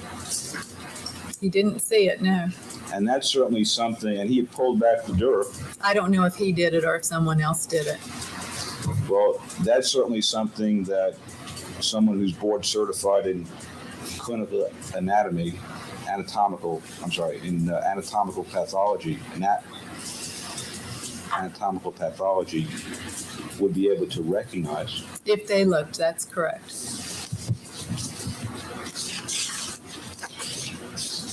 When you came to your opinion with regard to Elizabeth Ratliff on April the 25th of 2003, you hadn't looked at any of the photos of the scene where she had died, correct? That's correct. No one had given you any description of that scene? No, other than that there were stairs. No one had told you how many steps? No, The shape of the steps? no, Whether they were rounded or squared off? no, What they were made of? no. Whether there was a railing? I would have assumed there would be a railing, but no one specifically told me that. What the railing was made of or its shape? No, What the wall surface was next to the steps? no, Whether it was smooth or rough? no, No one had given you any description of where Elizabeth Ratliff's body was found, correct? Other than at the foot of the steps. that's correct. No one had told you, for example, where her head was or where her legs were. That's correct. And you know, do you not, that Michael Peterson was at home with his then wife, Patty, when Elizabeth Ratliff's body was found? Are you aware of that? No, I don't know. Okay. Well, one of the things that forensic pathologists sometimes do is to determine a time of death, or at least an approximate time of death, right? Yes, And sometimes you do that from things like habits. For example, if a person is in the habit of bringing a phone to bed with them, and that phone is found in their bedroom the next morning, that would be something that a forensic pathologist might consider in determining whether the person died before they went to sleep or after, right? that's possible, yes. And did you have any of that information about Elizabeth Ratliff? No, Another thing, more scientific thing, if you will, that a medical examiner might consider in terms of time of death is the temperature of the body when it's discovered, right? well, I'm not so sure it's more scientific because there are so many variables associated with that, All right. but Fair enough. In any event, a body cools after death, yes, and one wouldn't expect, for example, to have a body feel warm, say 8 or 10 hours after they had died, after the person had died, correct? well, again, it depends on the environment. If somebody's in, an overheated room or under blankets or something, the body might still feel warm. Well, do you know how much body temperature drops per hour, roughly? It's variable. It really depends on the environment. Can you give us a parameter? No, And in some ways, and I realize it's not completely scientific, but rigor mortis or rigor mortis is something that medical examiners use to at least get an estimate of time of death, right? yes, generally a rough estimate, that would be correct. And rule of thumb, and again, I realize it may vary depending on the temperature in the house and whether the person had any physical activity before and that sort of thing, but rule of thumb is rigor starts in the larger structures first. Well, it really starts in all of them first, but it's more apparent. All right. And it develops pretty much over about a 12-hour period, give or take some time. Yes. And it remain. And when we're talking about Riker, we're talking about stiffness to the Yes. touch, right? If somebody's found on a step in a particular position and Riker has started, you take them off the step, they're still going to be in that position. If it's totally fixed, I mean, if it's early on, you can still move the person. You got to make some effort, though. It depends how far along it's gone. That's correct. And then, again, ballpark, the Riker stays fixed for about another 12 hours, give or take a few hours. Yes. And then it sort of naturally dissipates over the next 12 hours, give or take. Right. Usually by about 36 hours, it's passed. Okay. And so, for example, if someone died at 11 p.m. Or thereabouts in a house that was heated to normal temperature, 72 degrees, let's say, no other weird circumstances, one would expect by 8 o'clock or 9 o'clock or 10 o'clock the next morning, certainly by 11 o'clock the next morning, to see some significant Riker, right? Yes. And do you know whether or not anyone who was with Elizabeth Ratliff's body that morning from 8 a.m. through 2 o'clock in the afternoon reported, well, let's back that up, till say 12 noon when her body was moved into the next room. Do you know whether anyone reported any kind of Riker? No, I don't know if anyone made that observation.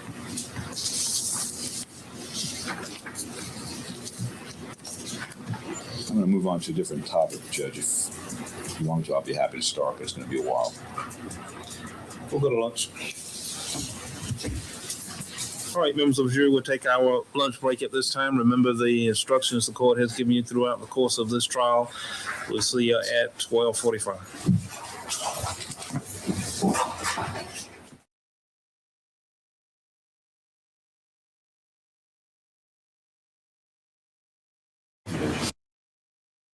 It's XP Spring. No.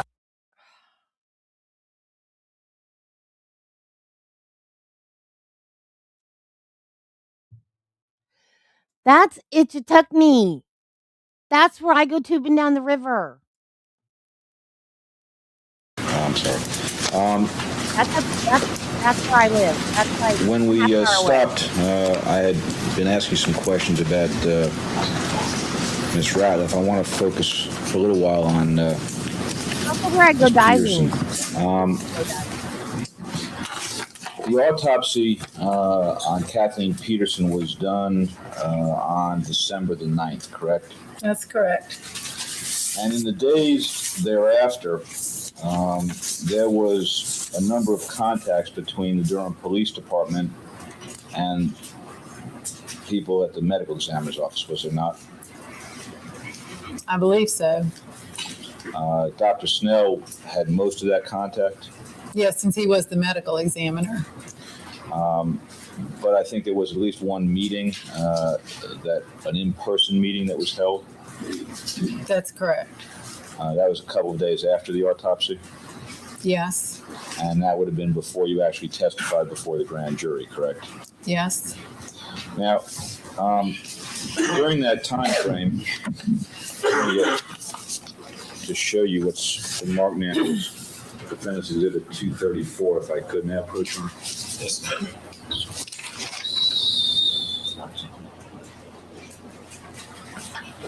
I'm going to show you a set of notes. They're actually Investigator Holland's notes from December the 10th of 2001, which would have been the day after the autopsy, correct? Yes. And if you look at the bottom here, you see there's a note about contact with Dr. Snell. Yes. And I think Dr. Snell may have testified about this as well. It says here, 4 blows, waiting on us and SBI, agent's result. You see that? Yes.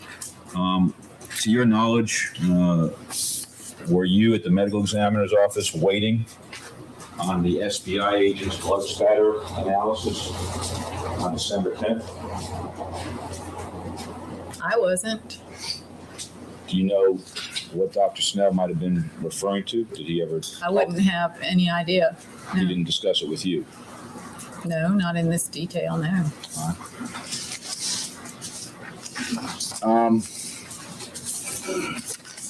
Now,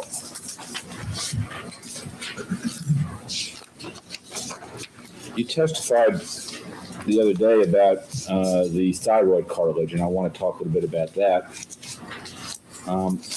And I think you testified it was the left superior cornu of the thyroid cartilage that there was a fracture of. That's correct. And that's sort of the upper left-hand portion of that particular cartilage, right? Yes, it's a piece of cartilage that extends upward. And I think you said there was some hemorrhage present. At the fracture site, yes. And do you recall at this point how much hemorrhage there was there? There's not a way to measure the amount of hemorrhage. Okay. And I think that you testified on direct examination that that, in your opinion, would be consistent with manual strangulation, that fracture. That's correct. And I think we talked earlier about the fact that when a medical examiner says something is consistent with, they're not saying necessarily that's what happened, right? Not necessarily. For example,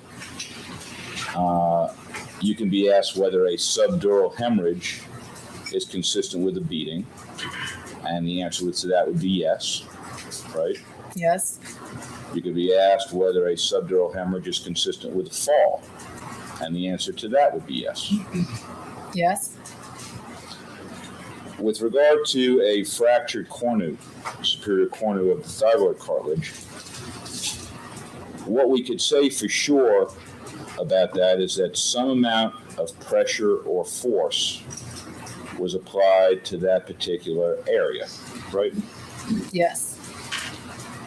Do you know, as you sit there right now, how much force or pressure it would take to fracture that particular piece of cartilage?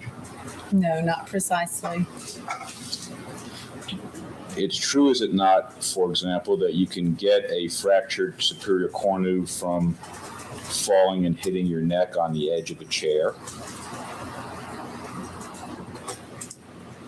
That's possible.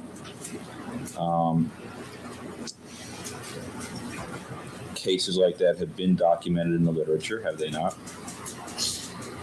Yes. And of course, as you get older, your cartilage begins to calcify, does it not? Yes, it does. That starts at about age 30. Approximately, yes. And it progresses reasonably rapidly thereafter, does it not?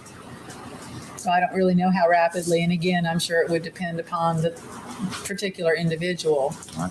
And of course, as cartilage calcifies, it becomes more brittle, That's correct. which would mean it would break more easily.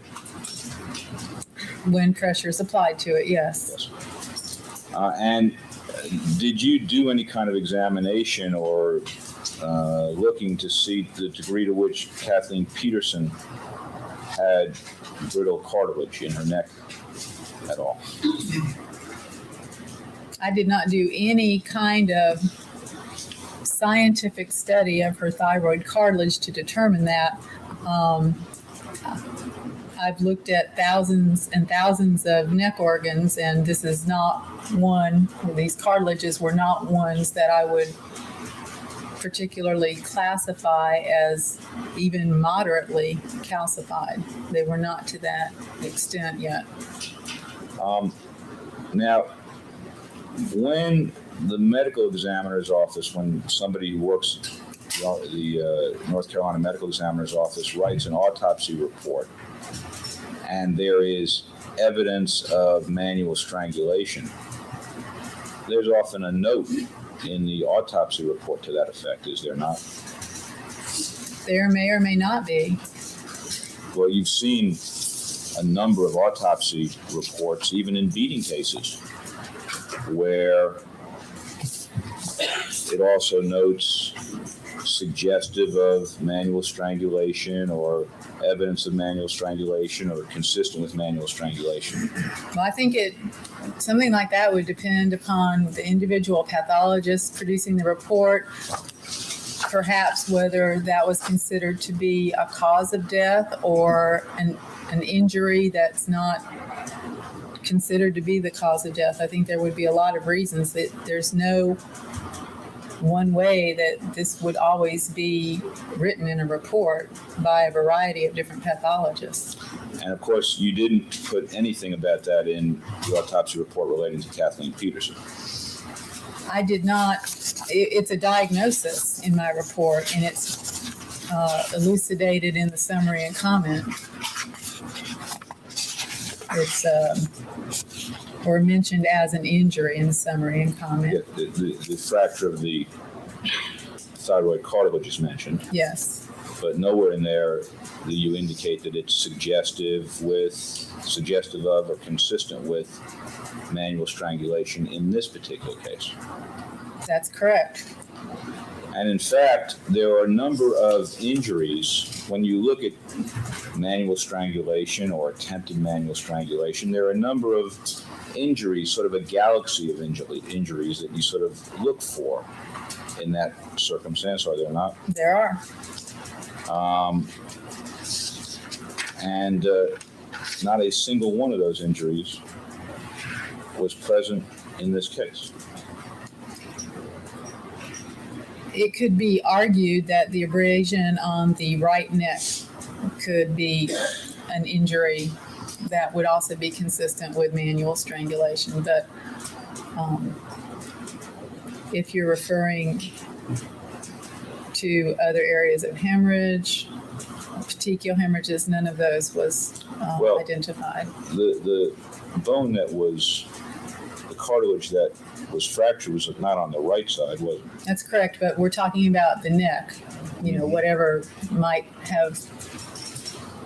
I mean, you can have injuries, external injuries on one side of the neck and find internal damage on the other side of the neck. Mm-hmm. That's why I mentioned that. For example, you would commonly have, or sometimes at least have, external bruising. You may have. On the neck, where there's attempted or actual manual strangulation. You may have, that's correct. On the outside. Yes. Or fingernail marks on the outside. Yes. Or actually red marks from the fingers themselves. Maybe. You can have internal bruising. Yes. You can have hemorrhage into the various neck muscles. Yes, I would consider that the bruising, yes. Okay. And into the strap muscles. Those are the muscles, yes. And none of that was present here. No. There were no internal injuries around the site of the cornea, correct? There was just the fracture with the hemorrhage, that's correct. Petechia are little pinpoint hemorrhages, right? Yes, in the skin or in the eyes, that's correct. And when there's a strangulation, oftentimes people get these little pinpoint hemorrhages in their eyes. They may, yes. Or in their eyelids. Or on their eyelids, that's correct. Or on the bridge of their nose. Yes. Or even on their face. That's correct. And none of that was present. That's correct. And oftentimes when someone is strangled, there's congestion that one can see in the face. There may be. And that wasn't present. No.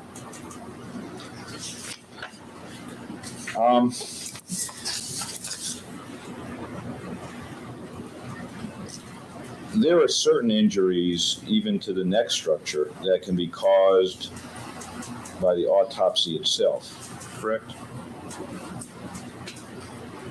Yes.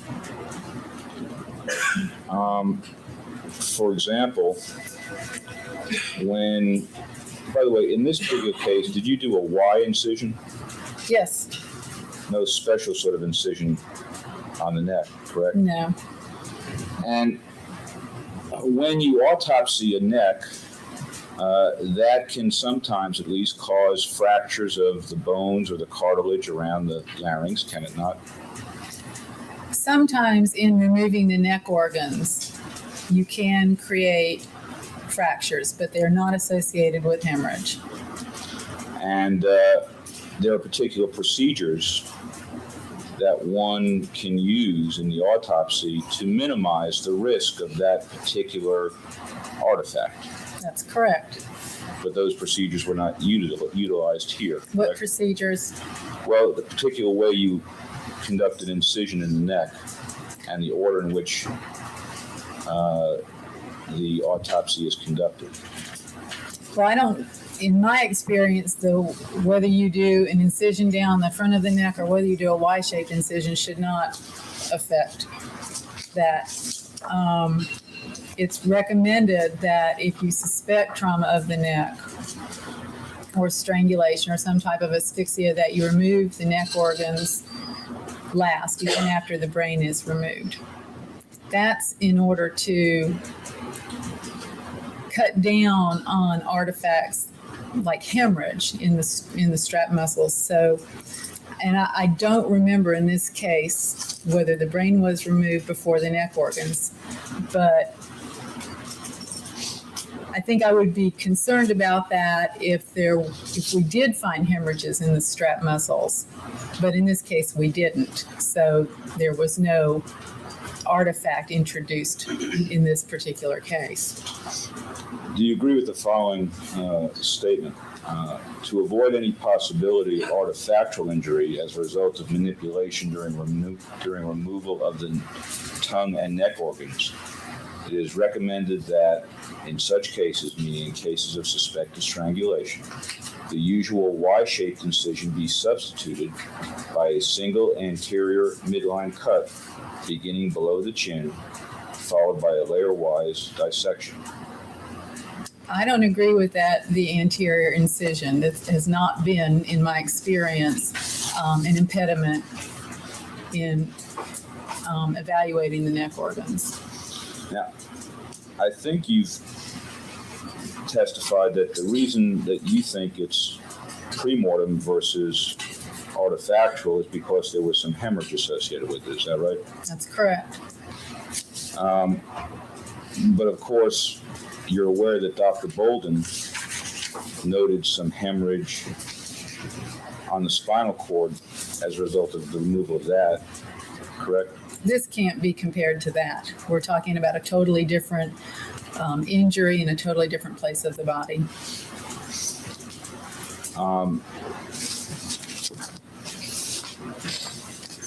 Would you agree or disagree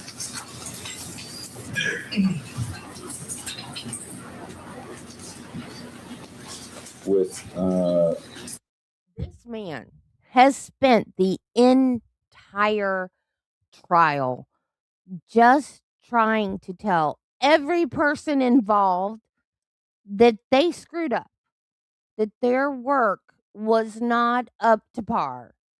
Every single expert, cop, lab person, ME, scientist, every last one, that's all he's done. That's all he's done is tell them why they didn't do their job correctly. That many people with that much education and training cannot be all wrong. It's impossible. Absolutely impossible. This guy is such a jerk. I mean, I know he's zealously representing his client, but he's still a jerk. There's no way that many people are wrong. the question of whether or not there can be a small amount of hemorrhage occurring even after someone is dead when a cartilage, such as the thyroid cartilage, is broken? I don't agree with that, and that has not been my experience.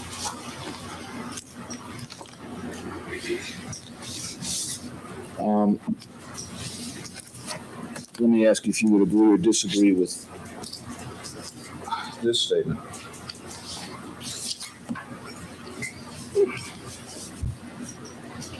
Bleeding is therefore a one-way criterion. If there is no hemorrhage, and we're talking about larynx now, if there is no hemorrhage, the fracture must be postmortem. But if there is a small bleed, then the lesion can be either antemortem or postmortem. Naturally, the findings must be taken in conjunction with other evidence of neck injury. And if there are surface bruises, scratches, muscle bleeding, intralaryngeal and tongue hemorrhage, then a minimal bleed at a fractured horn can be accepted as probably antemortem.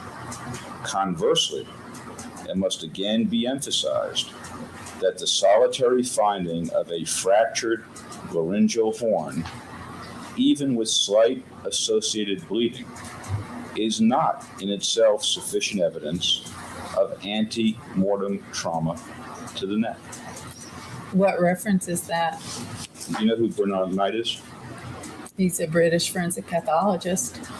A very well-respected British forensic pathologist, right? Are you familiar with his book? We have it, but I don't use it as one of my references.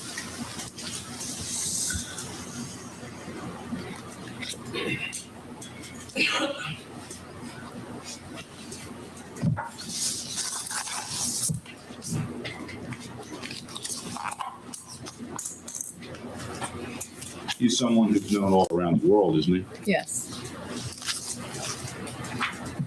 By forensic pathologist. Yes.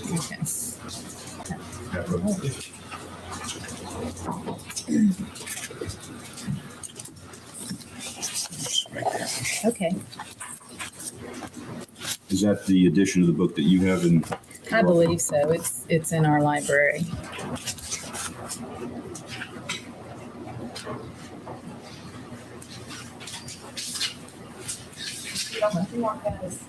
Yes, I'm sorry. It's marked as Defense Exhibit 235. Thank you. Well, there are other references that do say that that might be the only finding that you find in manual strangulation. I believe you have that reference on your desk. So.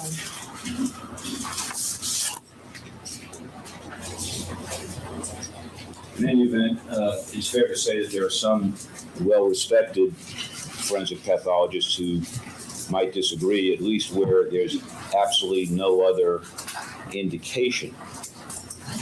Absolutely, yes.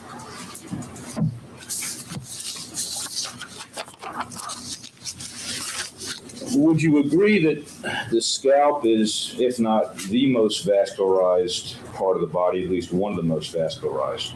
Yes, it's vascular. It has a lot of blood vessels in it. And would you also agree that you saw some pictures of the scene here? Yes. Would you also agree that the amount of blood at the scene was not inconsistent with a fall? Objection. When I saw the scene photos, I was struck by how much blood there was. Well, for example, there's a scene photo in the Spitz book, is there not, of a person lying in a bathroom? You know which one I'm talking about? I think I vaguely do. Can I approach? This has been marked Defense Exhibit 171.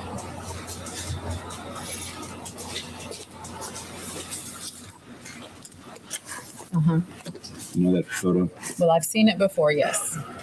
And it's a photograph, according to the book, if the book can be believed, of a 71-year-old man who fell as a result of heart disease, sustained 2 lacerations, right? 2 head lacerations. Yes. So that's different than the 29 cases that you found. Well, he's got one above the eyebrow and at the outer angle of the eye. Right. And no other injuries, died of a heart attack, apparently, right? That's what it says, yes. You mark that.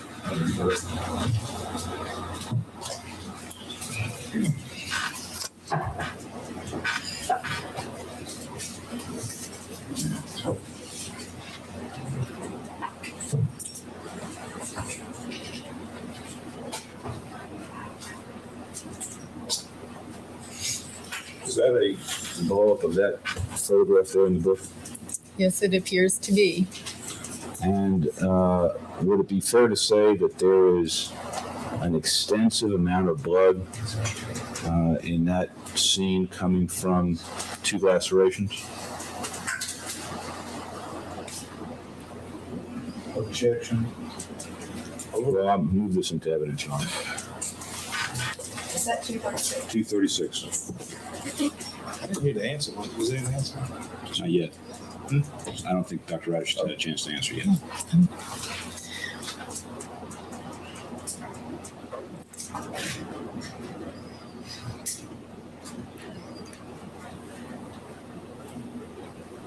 Well, there's, it appears to be blood. All right. And what it says here is a heart attack apparently caused the fall, and the subsequent confusion and excitement explained the findings at the scene, correct? Note the extensive blood loss. That's what it says, yes. I mean, I pass this to the jurors.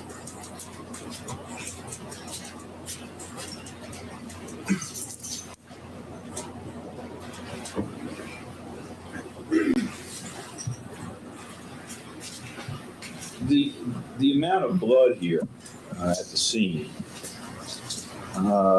would you agree, is not terribly unexpected given the number of lacerations on the scalp? From my viewing of the scene photographs, it probably is not. And They're trying to develop a pattern. I think they've talked about her enough now. We've developed a pattern. They don't need to prove it. They've done enough. They don't need to prove it because he's not on trial for her death. So why? They don't need to prove it. The juries, they've got it. The juries have it, okay? It's in their head. He had a friend die at the bottom of a staircase, just like his wife did. They got that in their heads. I don't think we need to go any further in trying to prove that he killed this lady. He's not on trial for her death. If he was on trial for both of them, sure, but he's not. Good Lord, Rudolph. Get a grip.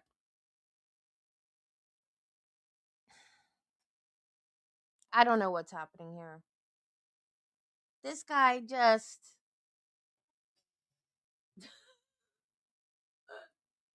2 is a coincidence, 3 is a pattern. You're right. You're absolutely right. You can't even call someone a serial killer until they've killed 3. And I'm not even sure that he did kill her. Because they waited 18 years after the first autopsy to look at it again. Who knows if any of the findings they got 18 years later was right? She had that disease. She'd been having headaches. She had a bleeding disorder. There was blood everywhere. Who knows? She could have cut herself falling down the stairs after she had a stroke. And that, because she had the bleeding disorder, that could be why the blood went everywhere. Who knows? Or maybe it was some other person that came in and tried to rob her or grape her or something. So what? And And here's the thing. At first, I was thinking he did it, and I was like, $70,000 back then was a lot of money. But he had to raise 2 kids that weren't his. And all of that estate became his. Well, it wasn't his, it was the girls.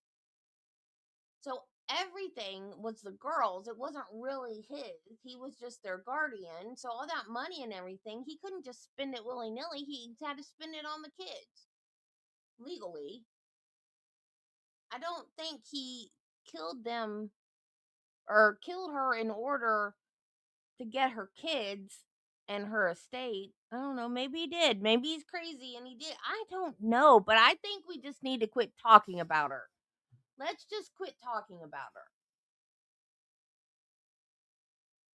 It also appears, does it not, to be consistent with Kathleen Peterson moving around a fair amount within the.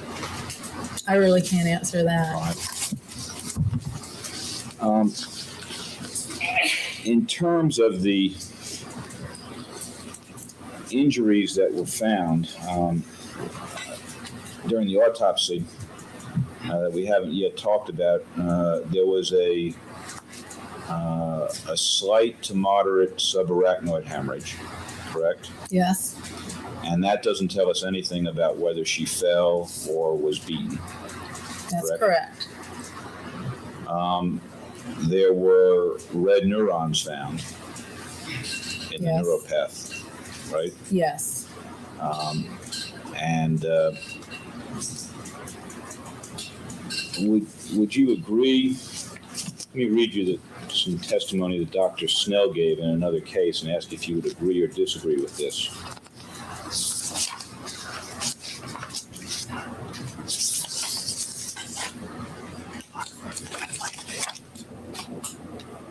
Objection to the relevance of Dr. Snell's testimony in some other case. Overruled.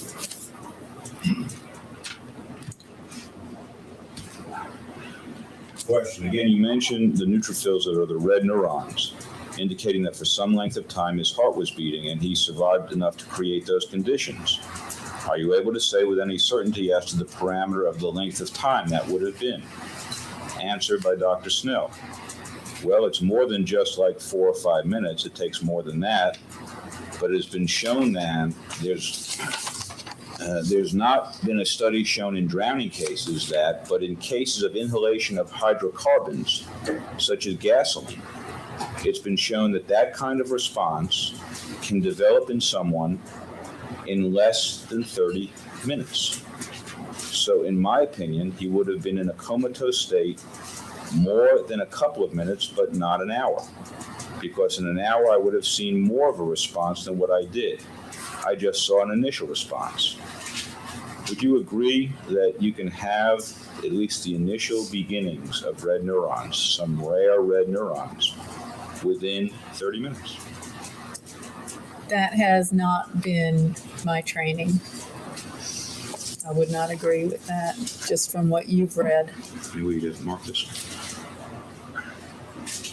Are you familiar with a case involving a child by the name of Jarrett Michael Odom? Yes.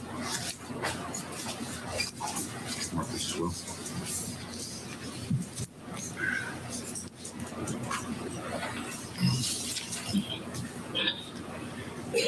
You have some extra copy of this?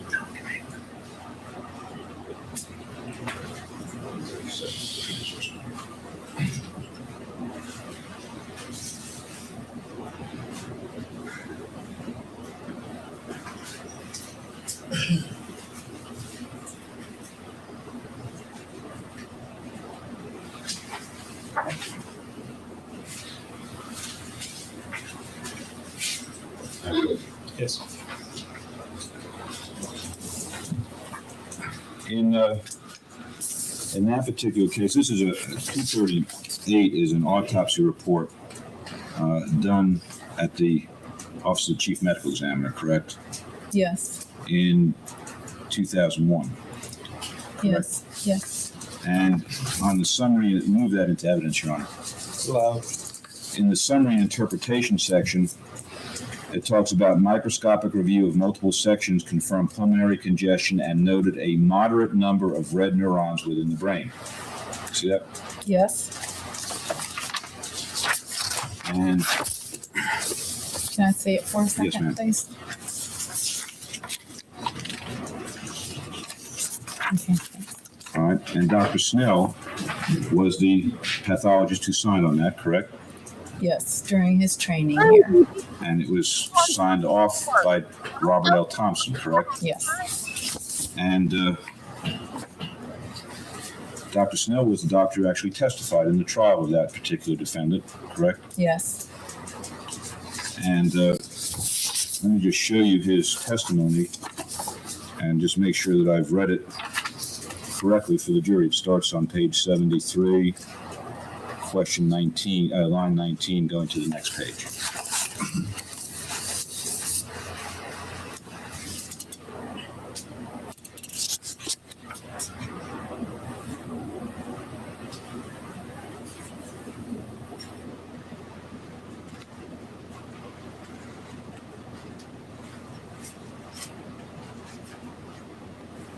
Did I read it accurately? Yes. And are you familiar with the study that Dr. Snell apparently was familiar with that showed that red neurons can at least initially begin to develop within 30 minutes? No, I don't know what he's referring to in his testimony.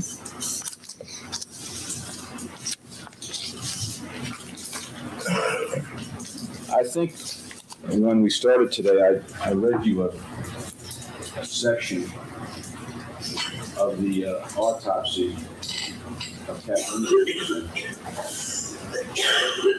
And it had to do with the opinion about fall versus something else. And the opinion was the number, severity, locations, and orientations of these injuries are inconsistent with the fall downstairs, right? Yes. There was nothing inside the brain that was found that was inconsistent with the fall down the stairs. Not entirely inconsistent, no. And the number and location and severity of the lacerations, I think we talked about yesterday, that's something that is at least in part a function of how the body may fall in a particular space, correct? Yes. And what environmental factors may be in a particular space. Perhaps. And I think you mentioned avulsions, for example. That's where the scalp actually is sort of loosely flapping in an area, right? The skin, in essence, has come off from the skull. That's correct. And what that means is that there's been a tangential impact. Yes. It doesn't tell us anything about, or doesn't necessarily tell us anything about what caused that impact. It tells us that the impact was at an angle to the head that was tangential. That's correct.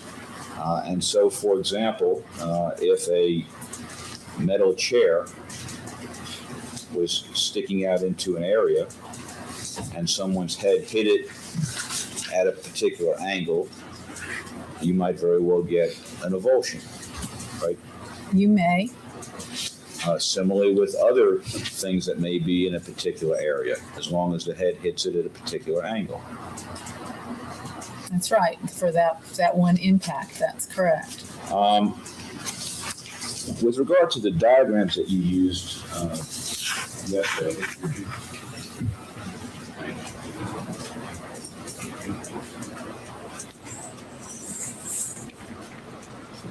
I want to focus for a second on Kathleen Peterson's, all right? And I know you mentioned, I think you said something about the fact that you participated in the creation of these, but you only saw a very small little thumbnail? Pretty much, yeah. I never saw them that large until I came to court. Okay. Was that when you came to court the other day, like 2 or 3 days ago? I think. Not before then. I mean, in other words, not, no. not before you came to No. testify. And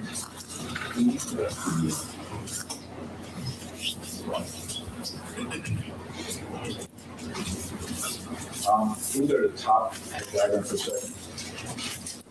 Those are the diagrams that were drawn during the autopsy, correct? Yes.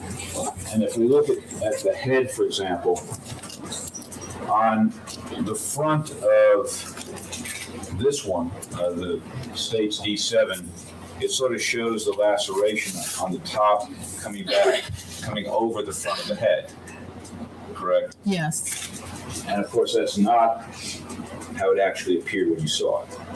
That's not how it appeared to be drawn on the diagram. That's correct. All right.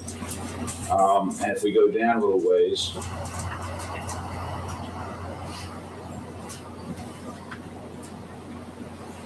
the ones on the back of the head, some of these sort of show it almost being above the midline, sort of on the top of the head. Some of the ones on D7, right? That's correct. But in fact, they were all pretty much on. I don't know. I don't think I want to know. What, smacking him? Or just telling him off? On the back part of the head, correct? Pretty much on the back, beginning to come up towards the top, but not on the top. Not like that. Not that far up. And I think you said that that was an attempt to transpose that to something more three-dimensional. Yes. Of course, one could have gotten something that was actually three-dimensional and put a covering over it or drawn on it, correct? One could have, yes. And that might have avoided it being at least somewhat inaccurate. It may. You're still trying to, take it from a two-dimensional to another. That's the hard part, not so much what you're putting it onto, but the fact that you are trying to kind of convert it. Mm-hmm. And for instance, just let me, we didn't measure Kathleen Peterson's head, so I don't know. That's what makes it difficult because we're using standard computer heads or the standard mannequin head. So it makes it difficult to do even under good circumstances unless you know exactly the measurements of every variable. in other words, what were you doing? Putting the size of the lacerations then on a computer head that may or may not have been the same size? May or may not have been exactly the same because there was really no way to know. Okay. And so that's what may have caused it to be a little bit off. Yes. Now, when we look at the lacerations, though, you can take that down. Whether you look at it on those diagrams or on the sketch that you did,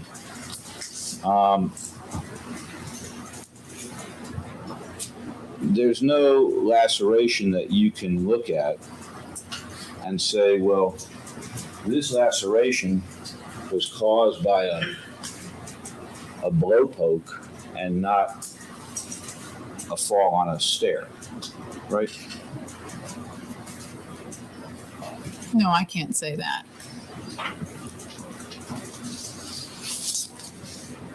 And the cause of death that you assigned here was concussive injury to the brain. Yes. Now, that's not a typical cause of death, is it? Well, in a beating case. Well, let me back up a little bit. I wouldn't call it the cause of death per se. I know that's what it says in there, but it's really more of a mechanism of death. All right. But in most beating cases, at least in adults, there is some associated brain trauma that you can. Why is it buffering? Stop it.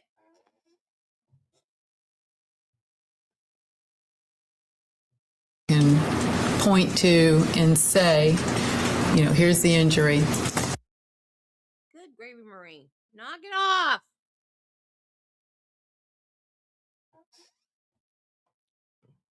But there are cases, both in adults and in children, where you might not find anything. In fact, Spitz does reference, he says, in general, if a blow to the head is severe enough to break the skin, regardless of depth or extent, dazing of the senses may be expected. Disorientation, confusion, even unconsciousness are not unusual. The brain may show no gross or microscopic changes. So that's recognized in this particular text. And there are instances where people are witness to sustained blows to the head. They die after that blow is applied. They're autopsied. There are no findings. The problem is that sometimes there are no microscopic findings unless the person survives for 12 or more hours. And in this particular case, it's impossible for you to say that there was a particular injury to Kathleen Peterson's brain that served as a mechanism of death here. Fair? I can't say what particular injury there was, but I think it would be wrong for me not to consider that there was diffuse axonal injury or the type of injury that you might be able to see microscopically after a survival of 12 hours or so. It's a kind of injury you would get in an acceleration, deceleration, like a car crash. Some people believe it's a type of injury that's sustained in shaking a baby, that sort of thing. It's a shearing injury. It's a shearing injury, yes. Not generally from beating cases. It can be from impact cases, absolutely. And there was no evidence that you were able to find, at least, of any kind of diffuse axonal injury. It would be too early to find that, yes. But I don't think you can ignore that as a potential mechanism. Mm-hmm. Or blood loss. I think that blood loss was a significant factor as well. With regard to falls as a cause of death, I know that you didn't look at all 289 of the ones that were on your list, but we can agree, can we not, that people of all ages can fall in lots of different ways? Fall down the stairs. Yes. Well, fall in, like what we talked about yesterday, frontwards, backwards, sideways. But as I said yesterday as well, it's still one fall from a standing height and then no more falls from that height. It's each fall after that might be like one step's worth of falls, for example, which doesn't have a lot of speed or velocity behind it. Unless the person's gotten up.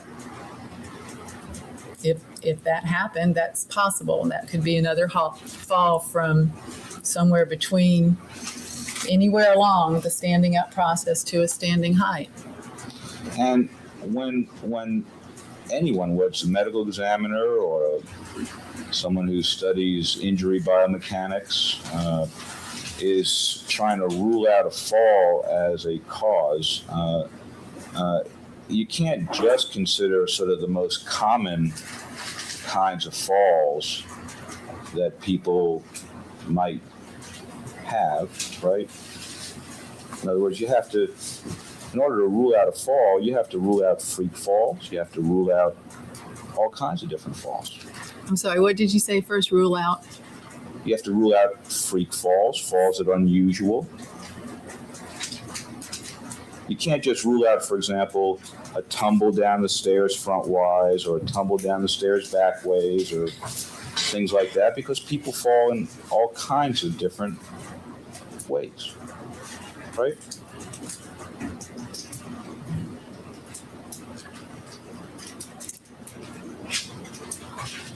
Yes.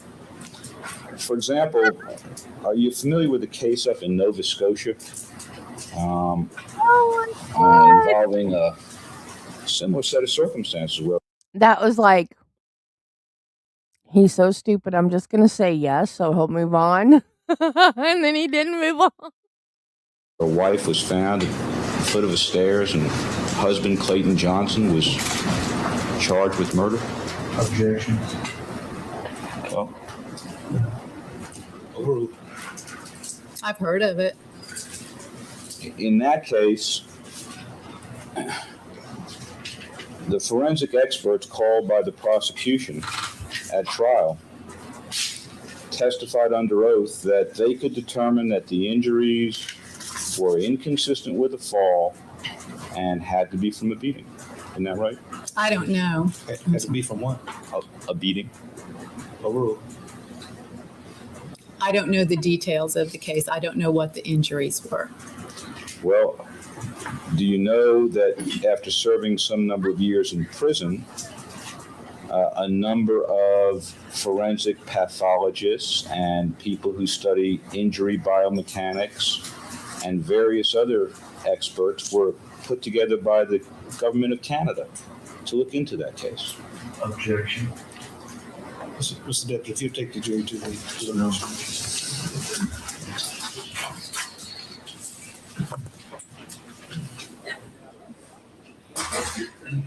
Yes, sir, Mr. Rudolph. I just want to get some direction about what it is you're going to ask her. What I don't want to happen, and I don't know that you're going to do it, that's why I sent the jury out, is some information you give to the jury about a jury verdict, if it was one, based on that, and subsequently or consequently what happened in the case. So I'm not sure what you get into the results of the case at all, just what the experts found and what they didn't find.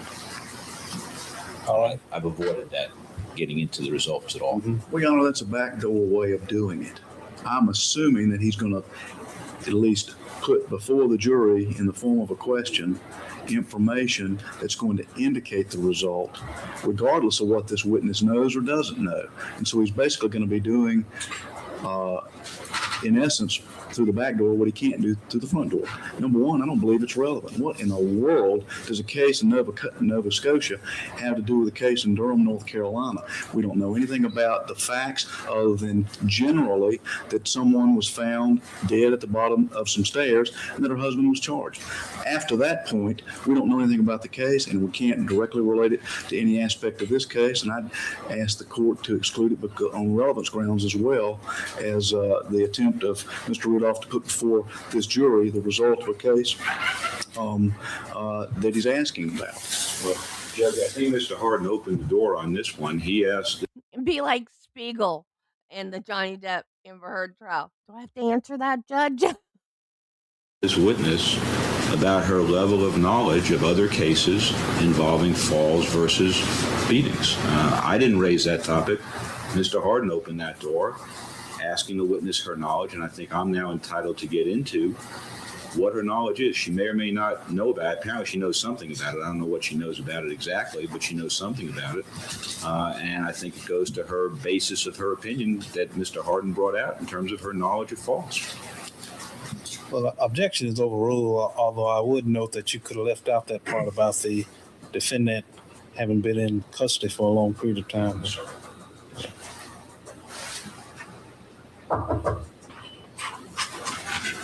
All right.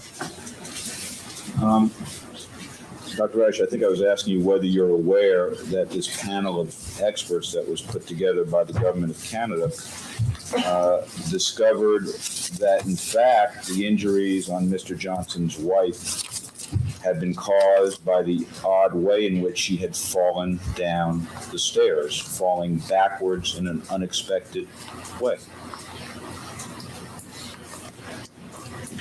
I know that it was reviewed and that a different decision or a different determination was made than the original.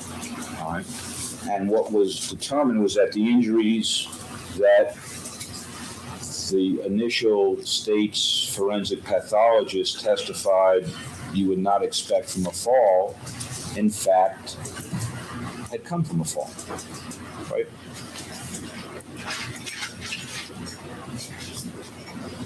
Yes. And are you aware, Dr. Radish, that out of the 257 cases in North Carolina since 1991, there is not a single case where a person was beaten with an object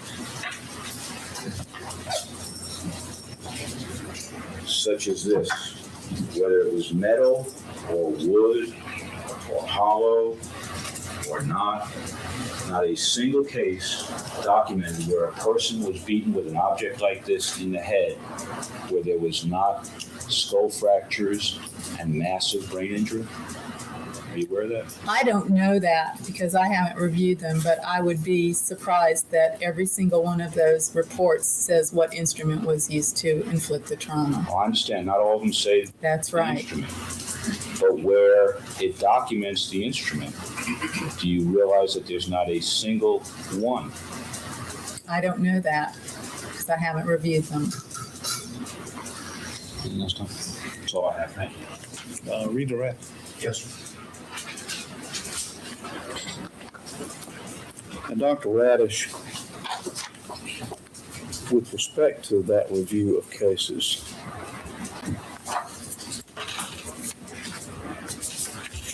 I think you indicated here that there was a computer-generated list of, was it 287 cases? Well, it's no more than 287. Of course, I haven't been through all of them to maybe eliminate some other misclassifications, but I eliminated 2 in the group that I looked at. And just so we're clear, these are 287 cases where it was reported that the underlying cause was due to a fall down the steps. That's correct. Okay. And I think you indicated that specifically you looked at 29 of those cases that fell in a particular age range.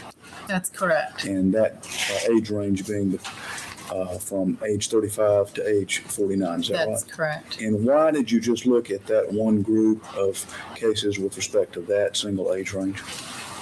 I was trying to include an age range where both of these decedents had fallen into, or the age range in which they had fallen, because, well, first of all, I had to limit what I did, and I was trying to limit it to something that was relevant to these cases to answer the question, what injuries were sustained as a result of falls down the stairs. My hypothesis or my thinking about the older age ranges was that there would probably not be as many head injuries. There would probably be more extremity injuries, fractures, complications like pneumonia or something from fractures. And so it wouldn't be applicable. We have different age ranges and sustaining different types of injuries.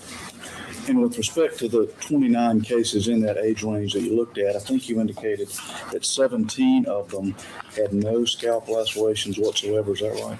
That's correct. And only 12 of them had scalp lacerations, and I think you indicated that all 12 of those just had one. That's correct. And with respect to any cases you looked at, did any of them have more than one scalp laceration where the reported cause of death was due to a fall down the steps? No, not in this review. All right. Now, with respect to the notebook that Mr. Rudolph showed you regarding autopsies that you had conducted from the period of 1991 to 2002. I think that was the sum total of cases where you found blunt force trauma to the head. Is that correct? That's what was reported was in there, yes. Now, with respect, and I think there were 19 autopsies included in this group during that time frame. Is that correct? Where the cause of death was blunt trauma of the head, homicide. That's correct. Now, with respect to those, did you have a chance to look and determine the types of weapons that had been reported as causing the injuries in those autopsies? I tried to look at that in those autopsy reports, yes. With respect to the 19 cases, was there a report of a type of weapon in every single case? No. Was there a report in one case that the injuries were caused due to a frying pan? Yes. Was there a report that the injuries to the head were caused due to the use of an axe? Yes.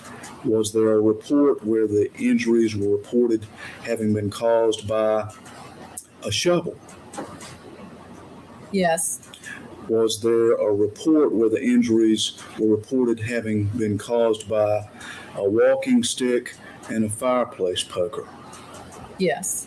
Do you have any idea, with respect to the fireplace poker alone, whether it was like this blow poke, whether it was hollow or whether it was solid inside? I don't have any idea, but I had never, law enforcement, no one had ever presented anything like that. So you've never seen anything like this? That's correct. With respect to the fireplace poker that was used in that one particular case, do you have a memory of whether it was solid then?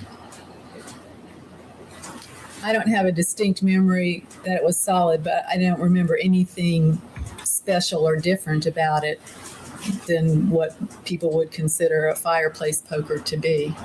And with respect to the cases here that you've reviewed during that 11-year history, again, that being 19 cases, where there is a report of a weapon in any one of these autopsies, just beginning with the first one that I asked you about, would you expect skull fractures if someone was struck with a frying pan?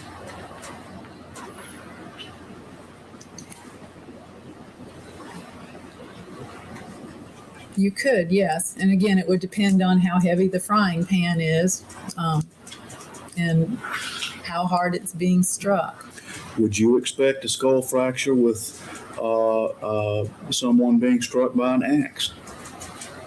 Yes, and in fact, it could be actually a cutting fracture and not really, probably not blunt trauma in that case, more of a sharp force injury. Would you expect a skull fracture if someone were struck with a shovel? Most likely, yes. And with respect to a solid blow, poke, or whatever fireplace tool, would you expect a skull fracture if something like this were solid? Most likely, yes. And this obviously is not, this blow poke is obviously not solid. Would you necessarily expect a skull fracture if this were the implement that were used to cause the injury? Not necessarily. And again, it would be based upon the velocity and force that was employed to use something like this to cause the damage, right? Yes, those would be important factors. Now, with respect to the 19 cases that Mr. Rudolph asked you about during 1991 to 2002, did you have the occasion to determine whether there was thyroid damage to any of those, similar to what you found here in Ms. Peterson's case? Now, in my quick review of them, I did notice that one of the women had a fracture of her thyroid cartilage, which was listed as a pathological diagnosis, and another one had a fracture of the hyoid bone, which is close. It's also a bone in the upper front of the neck. And with respect to that, in those two cases, do you recall whether it was your impression at the time or your opinion that strangulation was either caused or attempted to either of those people? I don't remember right now how that was assessed in the reports. Okay, but it was, at least in two of these cases, where you found similar injuries to the thyroid area or cartilage, like you did in Ms. Peterson's case. Yes. Is that right? Yes.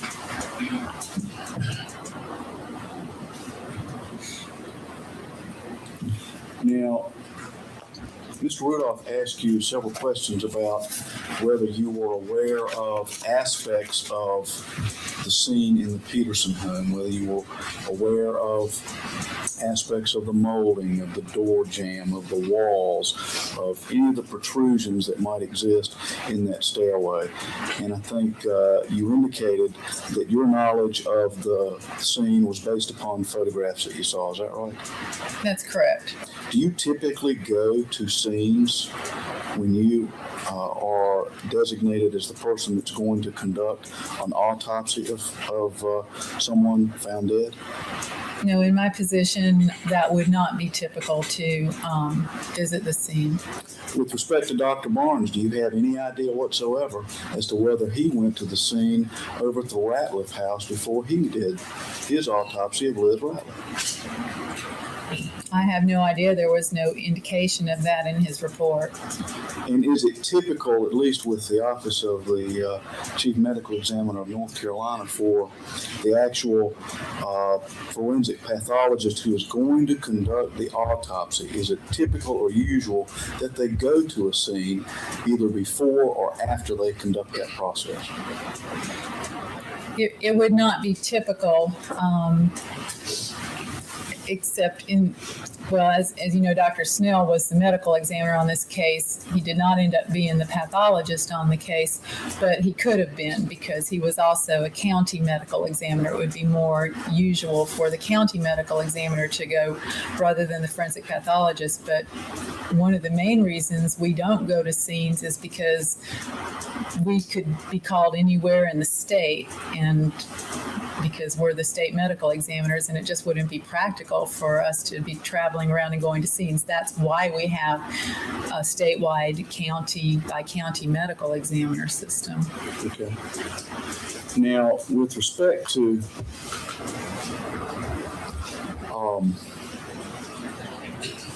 Dr. Barnes's report and the information that was prepared at the Armed Forces Institute of Pathology, I think I heard you say that, at least with respect to his finding, that there was an intracranial hemorrhage, that you did agree with that. Yes, to the extent that all that means is that there was hemorrhage or bleeding somewhere inside her skull. All right, and with respect to that bleeding, he indicates that the site, no definite site of vessel rupture is found. Was that your understanding of his diagnosis when you reviewed the autopsy that he prepared? That's in his description. No definite site of vessel rupture is found. And would that be your opinion as well? You could agree that there was hemorrhage, but no specific location for that. Well, objection. Different question. She can agree or disagree with regard to what that says in the report, but not with regard to whether there was such a site. Do you understand the question? I wasn't sure if it was referring to back then or what we examined. Ask your question over. Yes, sir. Based on your review, then would it be consistent with what you found in comparison to what Dr. Barnes found regarding the intracranial hemorrhage? Would what he found be consistent with what you found as it relates specifically to that question? The material that we had to examine did not show any evidence of rupture of the blood vessels. Okay. And you also talked about the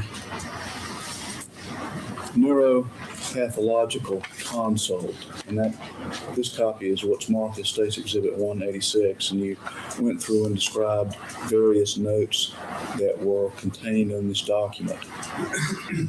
With respect to at least two of these notes, is it your opinion that they confirm or are consistent with what Dr. Barnes found as the cause of death for Liz Rattler? Well, Dr. Parisi's examination of the same slide doesn't support Dr. Barnes's findings on the same slide, and then thus his cause of death. All right. And with respect to the note on the back, and you can't make that out, this says there is nothing diagnostic of von Willebrand's in this section. This is not a typical demise. Would that be consistent with what Dr. Barnes found? No, because this person is saying there's nothing diagnostic of von Willebrand's, yet Dr. Barnes cites von Willebrand's as in his cause of death in the case.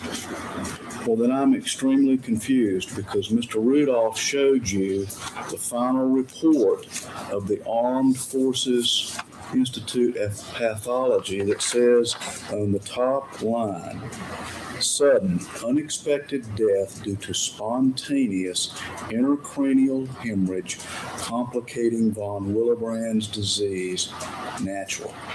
How in the world, if we have Dr. Barnes saying intracranial hemorrhage complicated by von Willebrand's disease, two notes from two forensic neuropathologists at the same institute disputing what he has found, and then we have a final report from the institute that basically comes back and confirms it. Is there any way, based on your expert opinion, your knowledge, your experience, and your training, that you can reconcile this?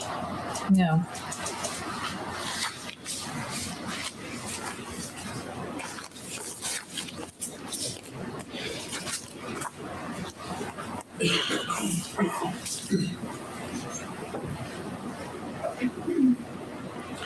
With respect to Miss Ratliff, in Dr. Barnes's report, if I can find it, he notes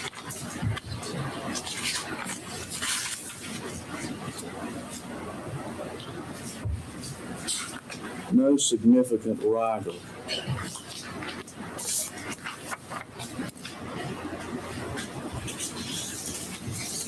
In his gross autopsy, he talks about rigor mortis as moderate.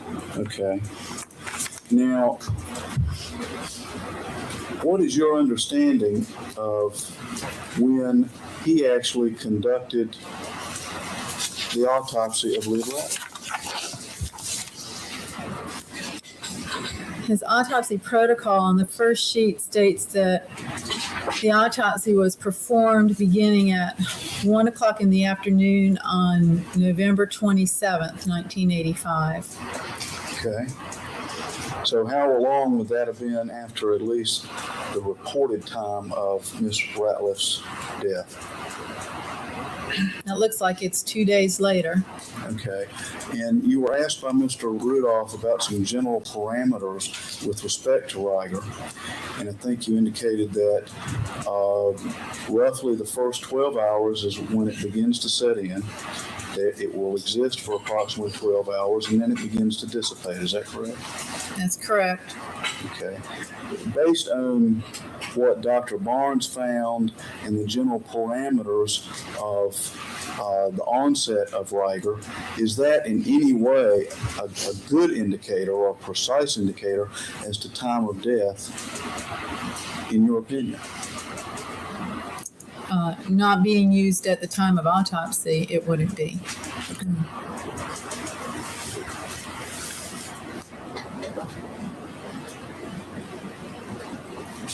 With respect to Ms. Ratliff, you'd indicated that you were able to locate a lineal fracture in the occipital area of, I think, the left side of the back of the head. Is that right? That's correct. Do you have any reason to believe whatsoever that that was caused at any point after her death? No. Would it be your opinion then that it was caused before her death? Yes. Okay. Would it be your opinion that it was caused during the infliction of the injuries to the back of her head? Yes.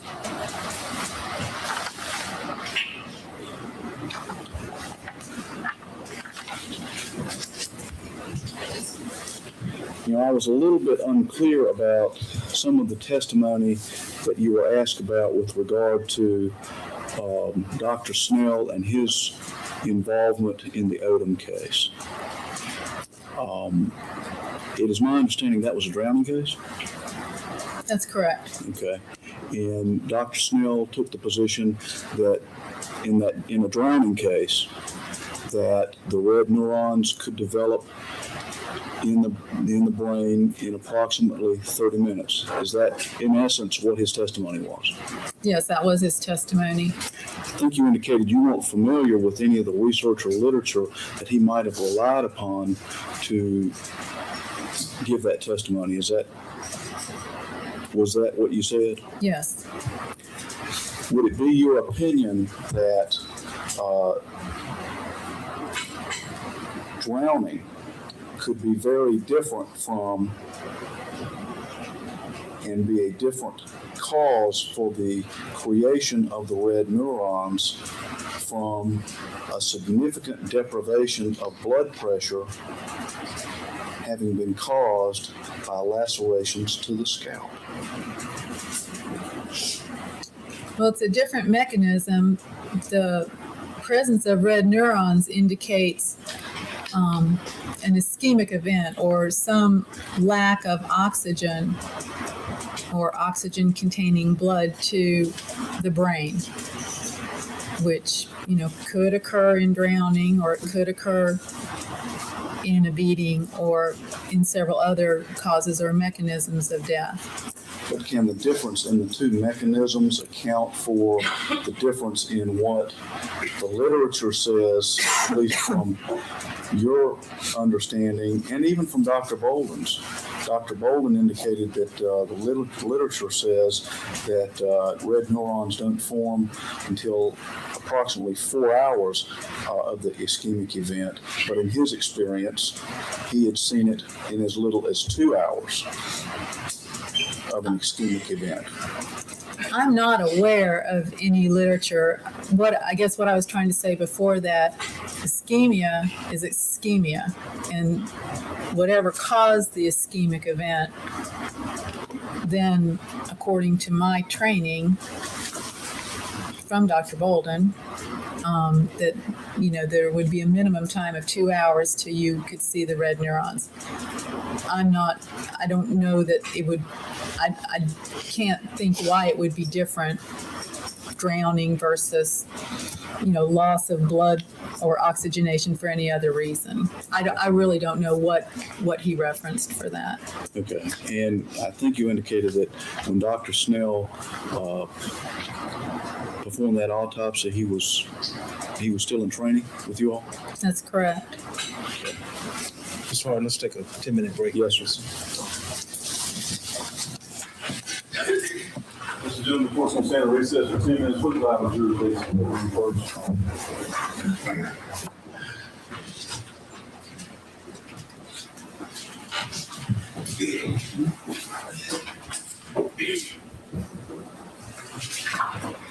Questions, sir? Yes, sir. Dr. Radish, Mr. Rudolph had asked you about looking at photographs out of Dr. Spitz's third edition of his book, which are Legal Investigation of Death. And I wanted to ask you about a couple of photographs that were contained here as well. May I approach the witness, please? Yes. with respect to this book, have you had the opportunity to look to see whether Dr. Spitz has any photograph showing multiple lacerations in a fall case? A fall or fall down the stairs? Fall down the stairs. No, there's no photograph like that in his book. Are there photographs contained in his book where the injuries were caused due to a beating that, at least from appearance perspectives, are similar to some of the injuries contained on Kathleen Peterson's head? I think so, yes. Let me point you to page 225 and ask if the photograph depicted there would be one of those indicating injuries that are similar to those of Kathleen Peterson's in this beating case. Yes, there are multiple lacerations of the scalp. Your Honor, could Dr. Radish step down and show this to the jury, please? Yes.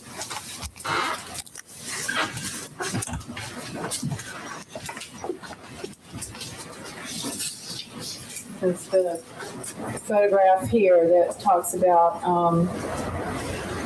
irregular and ragged lacerations of the scalp. And how were those injuries caused? In this case, the caption notes that they were caused by pistol whipping. So they were showing that different parts of the gun could cause somewhat different injuries. And in the opposite page, is that a photograph of a laceration indicated that was from a fall? Yes, this photograph on the opposite page is a photograph of a laceration caused by a fall. This is a fall from a standing height onto pavement.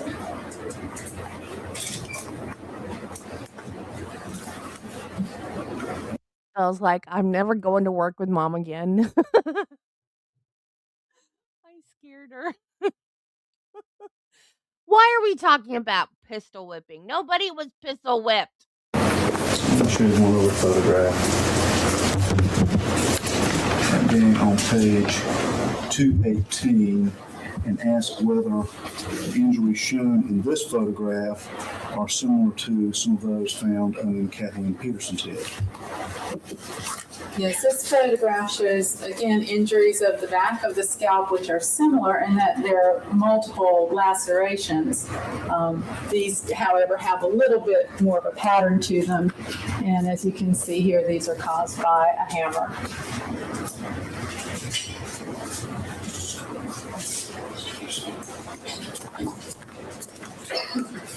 Now let me show you Defendant's Exhibit 236. You've already been asked about that. And ask whether, and I know you're not a blood-stained pattern analyst, but do you see any blood-stained patterns on the wall in this bathroom that are similar to that in the walls of the stairway of Kathleen Peterson's home? Not to my recollection of the scene photographs. Right. Now, you had indicated that you considered various scenarios of falls during your consideration of this case involving Kathleen Peterson. Yes. And I think you'd indicated that you'd been given information that her death was due to at least a reported fall. Is that right? Yes, the initial information was she was found dead at the bottom of the stairs, presumably after falling down the stairs. And I think Mr. Rudolph has also suggested to you at least one other scenario where Ms. Peterson could have fallen and caused the injuries that you found on her scalp and on her face and on her hands and arms and that kind of thing. Would you agree that he suggested at least one scenario of a fall down the steps to you where those injuries could have occurred? Well, he suggested that there might be a scenario where more than one laceration of the scalp could be obtained from a fall in standing up and falling again. We never got to 7, so. Okay. Or accounting for several of the other injuries on her face or the extremities. Let me focus the question based on your consideration of various scenarios and any suggested scenario about how Miss Peterson could have fallen down the steps in 1810 Cedar Street, causing all the various lacerations and injuries to her person. Do you still hold the opinion that she died from blunt force trauma to the head? Yes, I do. Do you still hold the opinion that the manner of death with respect to those injuries was due to homicide? Yes, I do. And what is that opinion? That these are blunt trauma injuries of the head secondary to an assault, and that would be a homicide. Your Honor, I have no other questions of the witness at this time. Further questions, Mr. We Wood? got a few. By the way, you didn't find any foreign objects in these lacerations on her head, did you? No, not in the lacerations. As I said, I believe yesterday there was a splinter of wood found in her hair, but there was no embedded material in the No lacerations. charcoal, No, nothing that appeared to you to come off a blow poke. no. In my experience, it's unusual to find. It's nice to find embedded material from a weapon, but it's unusual. Well, how many cases have you had where somebody was hit on the head with something that supposedly was an active fireplace tool with charcoal on it? None that I can recall. This man has obviously never had a fireplace in his life. Who puts charcoal in a fireplace? You put wood and paper and kindling in a fireplace. You do not put charcoal in a fireplace. God, this man's an idiot. Charcoal.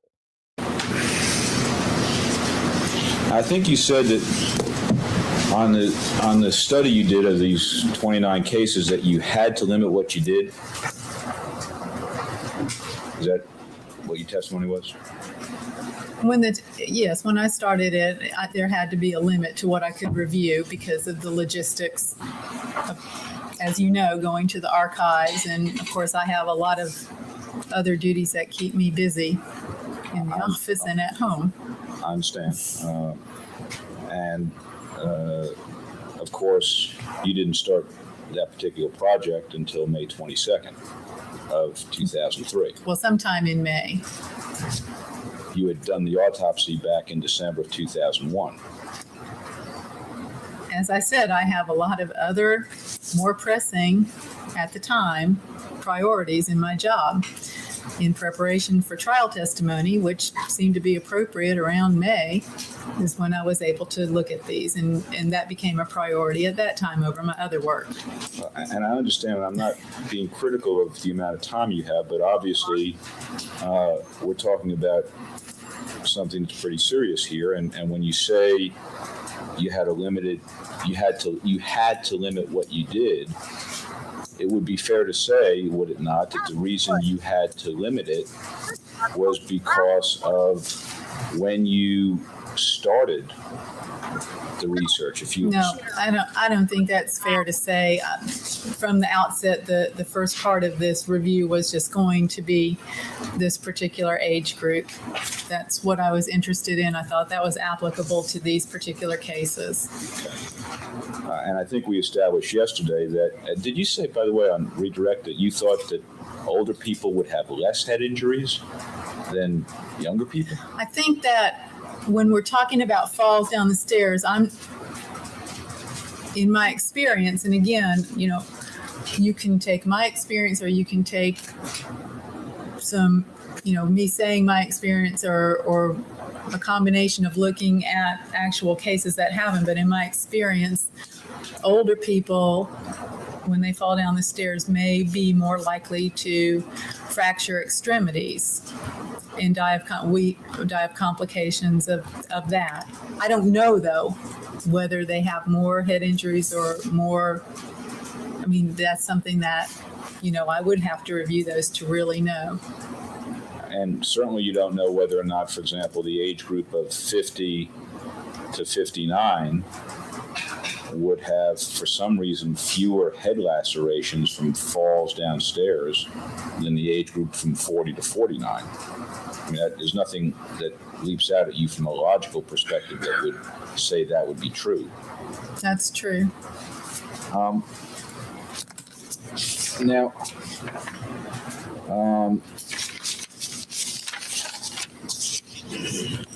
I think you said it's not typical for you to go to a scene. That's correct. And, of course, that sort of begs the question whether it might, in some cases, be helpful to go to a scene. It might be. And in this case, of course, the scene was pretty close by to your office. Yes. But you reached your opinion about the fact that these lacerations couldn't be due to a fall without going there. That's correct. Now, I think you said that Mr. Harden expressed some confusion, I think you said, about how in the world could the final AFIP report have come to the conclusion it did, given Dr. Parisi's neuropath consult. Remember that exchange? And of course, 2 months went by between Parisi's neuropath consult and the final date of the report, right? Yes. And as you sit there right now, you don't have any idea what additional staining was done? Well, there's certainly no documentation of that in that report. Well, I understand that. That report's also 18 years old.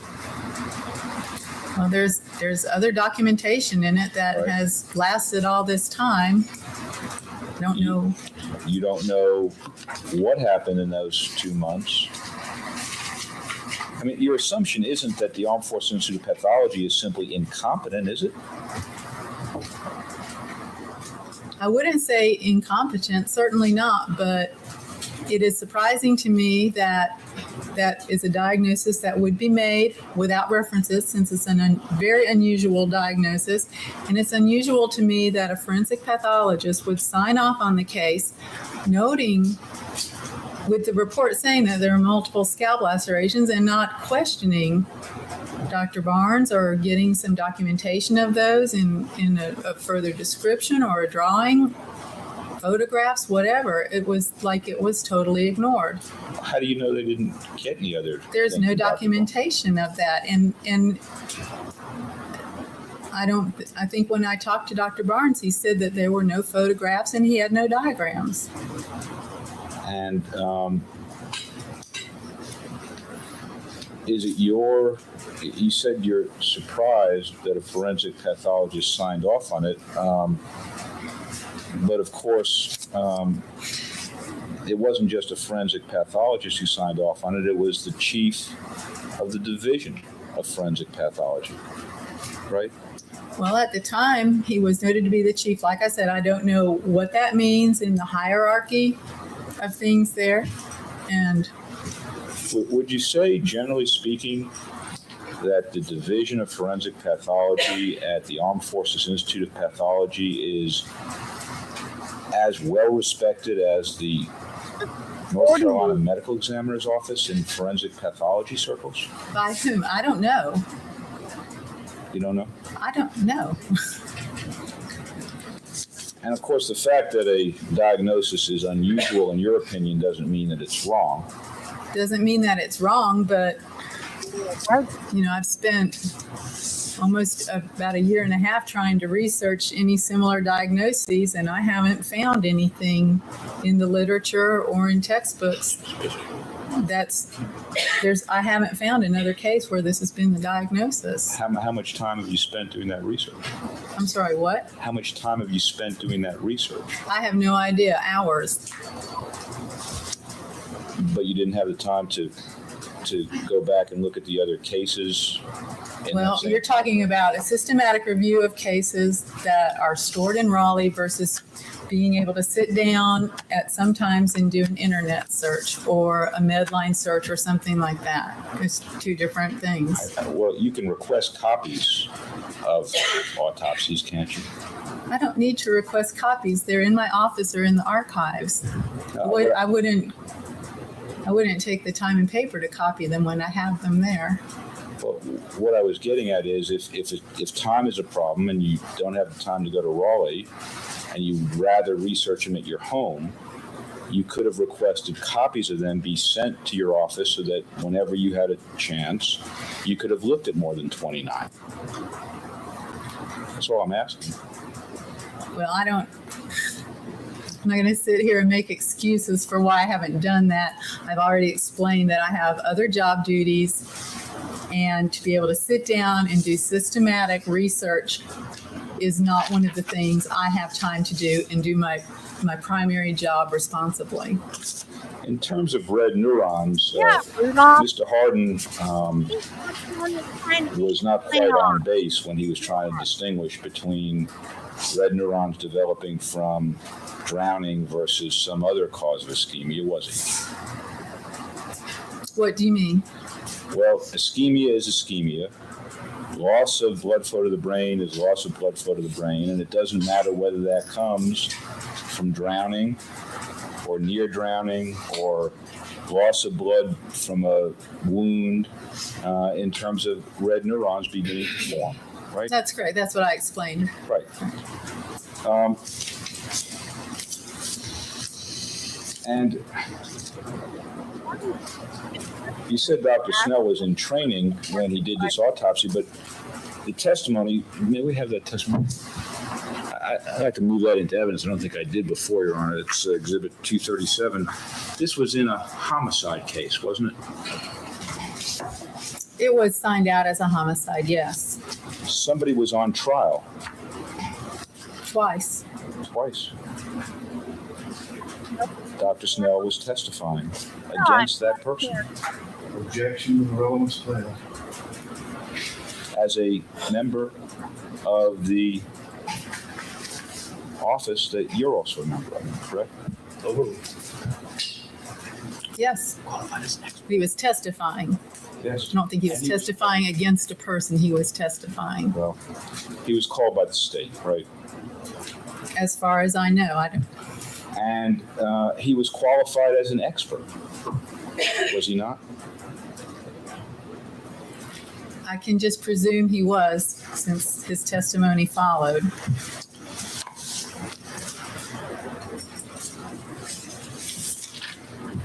And by the way, I know that your opinion is that the linear fracture on Miss Ratliff was premortem, but I think you were asked, do you have any reason to believe it was caused after her death? And you said no, right? That's correct. But of course, we do have the testimony of Dr. Barnes that he didn't see it. That would be at least a possible reason to think maybe it was caused after her death, would it not? It would be a possible reason, like he didn't look for it, would be a possible reason, yes.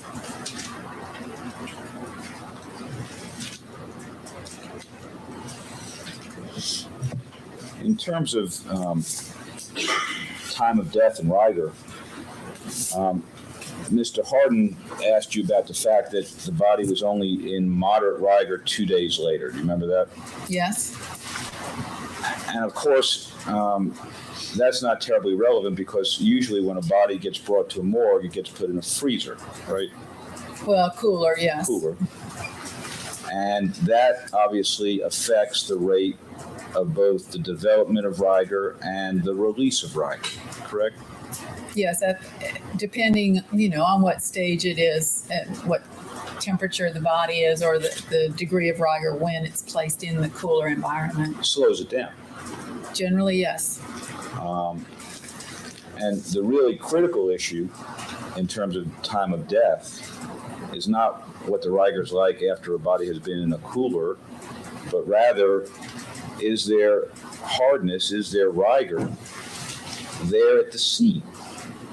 That'll tell us something about how long the person has been dead, right? That's the best time to make that observation. That's correct. And if there was no rigor noted by the German authorities or by the American authorities when they got to the scene on the morning of November 25th, 1985, that would tend to indicate that she had been dead a very short period of time, would it not? How short a period of time? Well, not 10 hours. Probably not 10 hours under whatever normal environmental conditions would be.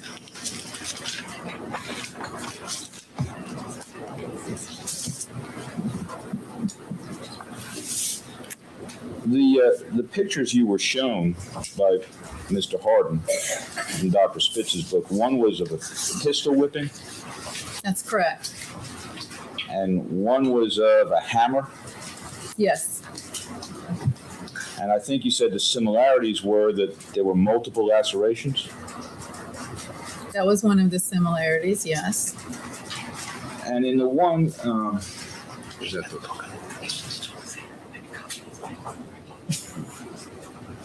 I think I need a moment here on.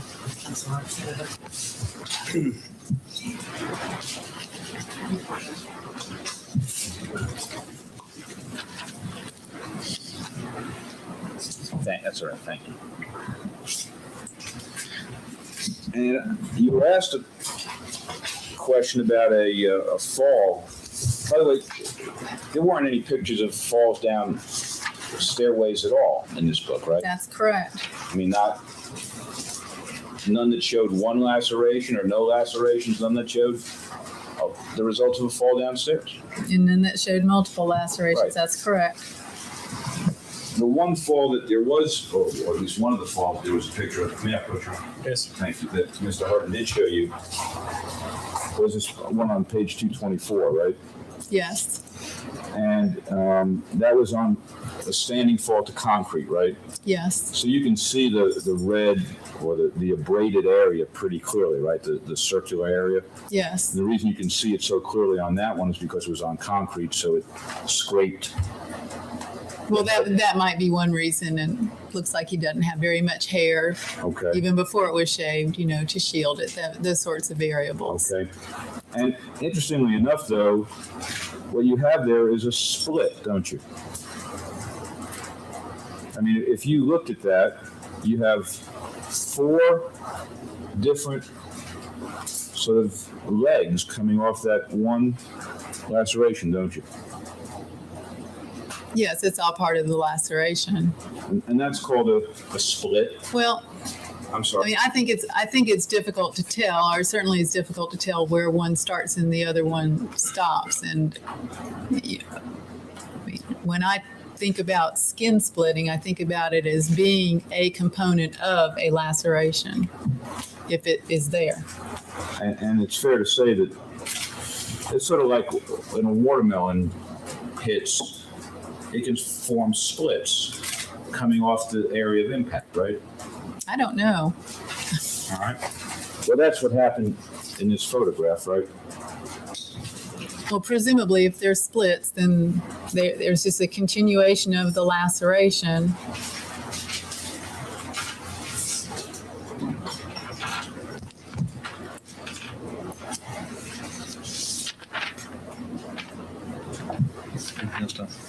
That's all. Thank you, Doctor. I will mark the defendant's book, but we would move into evidence as State's Exhibit 187, copies of pages 218, 224, and 225. Dr. Spitz's book. It's allowed. You know, I have no questions of Dr. Radish. All right. You can come down.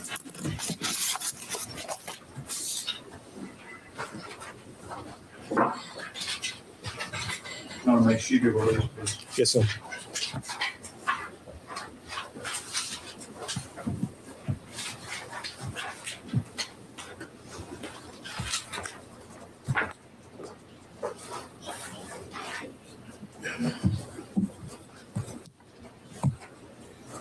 At this time, the state of North Carolina does not intend to call additional witnesses, and with that, the state of North Carolina would rest its case in chief at this time. All right, Mr. Deputy, if you'll take the jury to the deliberation room.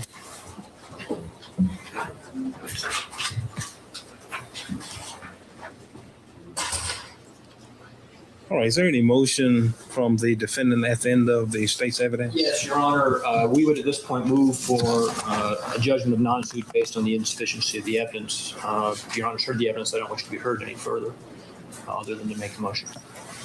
All right, is there any argument on behalf of the state? No, sir, as the court has done this probably hundreds and hundreds of times, all the state must do is prove some evidence on each of the elements upon which a reasonable juror can find those elements and ultimately find the charge. We'd indicate that we believe that we have proven that, and we'd ask that you deny the defendant's motion. All right, then the defendant's motion to dismiss in the court's discretion is denied.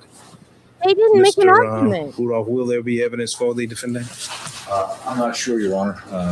We'll make a decision about that tonight, and if there is evidence, we'll certainly be prepared to go forward on Monday morning. All right, if you bring the jury out, Mr. Deputy.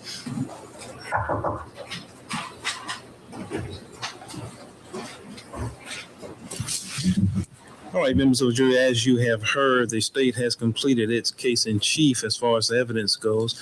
The defense will have an opportunity to present evidence if he so desires. He wants to think about that over the weekend. That's his right.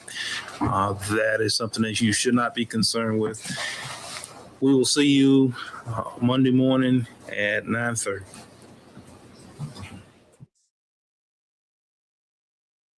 Somebody that arrogant, not going to put on a defense?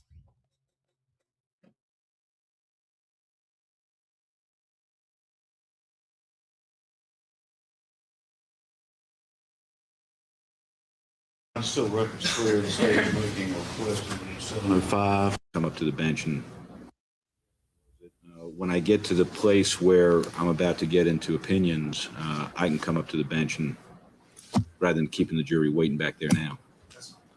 Still records clear, the state is making a request in 705 that the next witness, and I believe that's going to be Dr. Leetzma, describe That's a Bible up there on the it. opinions that he holds with respect to the death of Kathleen Peterson and the underlying data and information that he's used to formulate that opinion. It's my impression, based on the conference at the bench, that he's also going to be offering opinions about Elizabeth Ratliff. So we would also ask that those be expressed in a voir dire setting with respect to any he may hold, and describe the underlying data and information that supports those opinions. And we'd ask that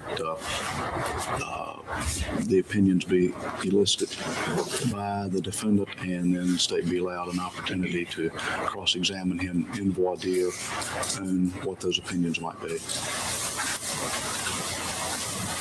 All right, Mr. Rudolph, if you have any questions about No, and when we get to that, get to the point where I'm about to elicit opinions from him, I will let the court know, and we can approach. I'm going to, just so the jury understands what he's here for, I'm going to ask him in general terms whether his opinions differ from Radish and Gleckman, but I'm not going to, then I'm going to go through his qualifications. I'm not going to elicit any of what the opinions are. And then when we get to the point where we're ready to get into opinions, I'll come to the bench and let you know. All right. Yes, sir. We're ready.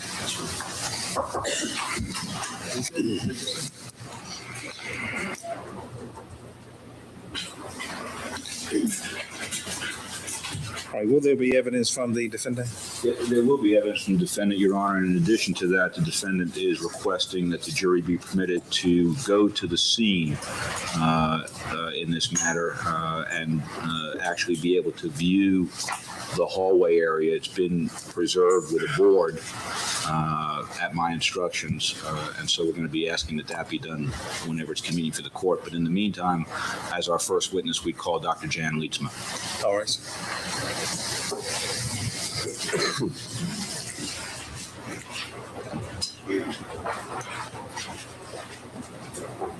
Patient has been on the Bible, raise your right. You affirm. You solemnly swear the testimony you're about to give the court and the jury in the case now being heard to be the truth and nothing but the truth, so help you God. I do. Please proceed.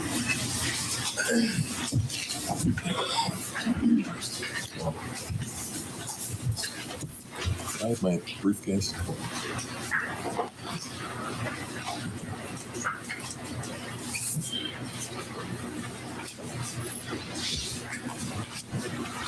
Forgot to bring it up. Good, thank you.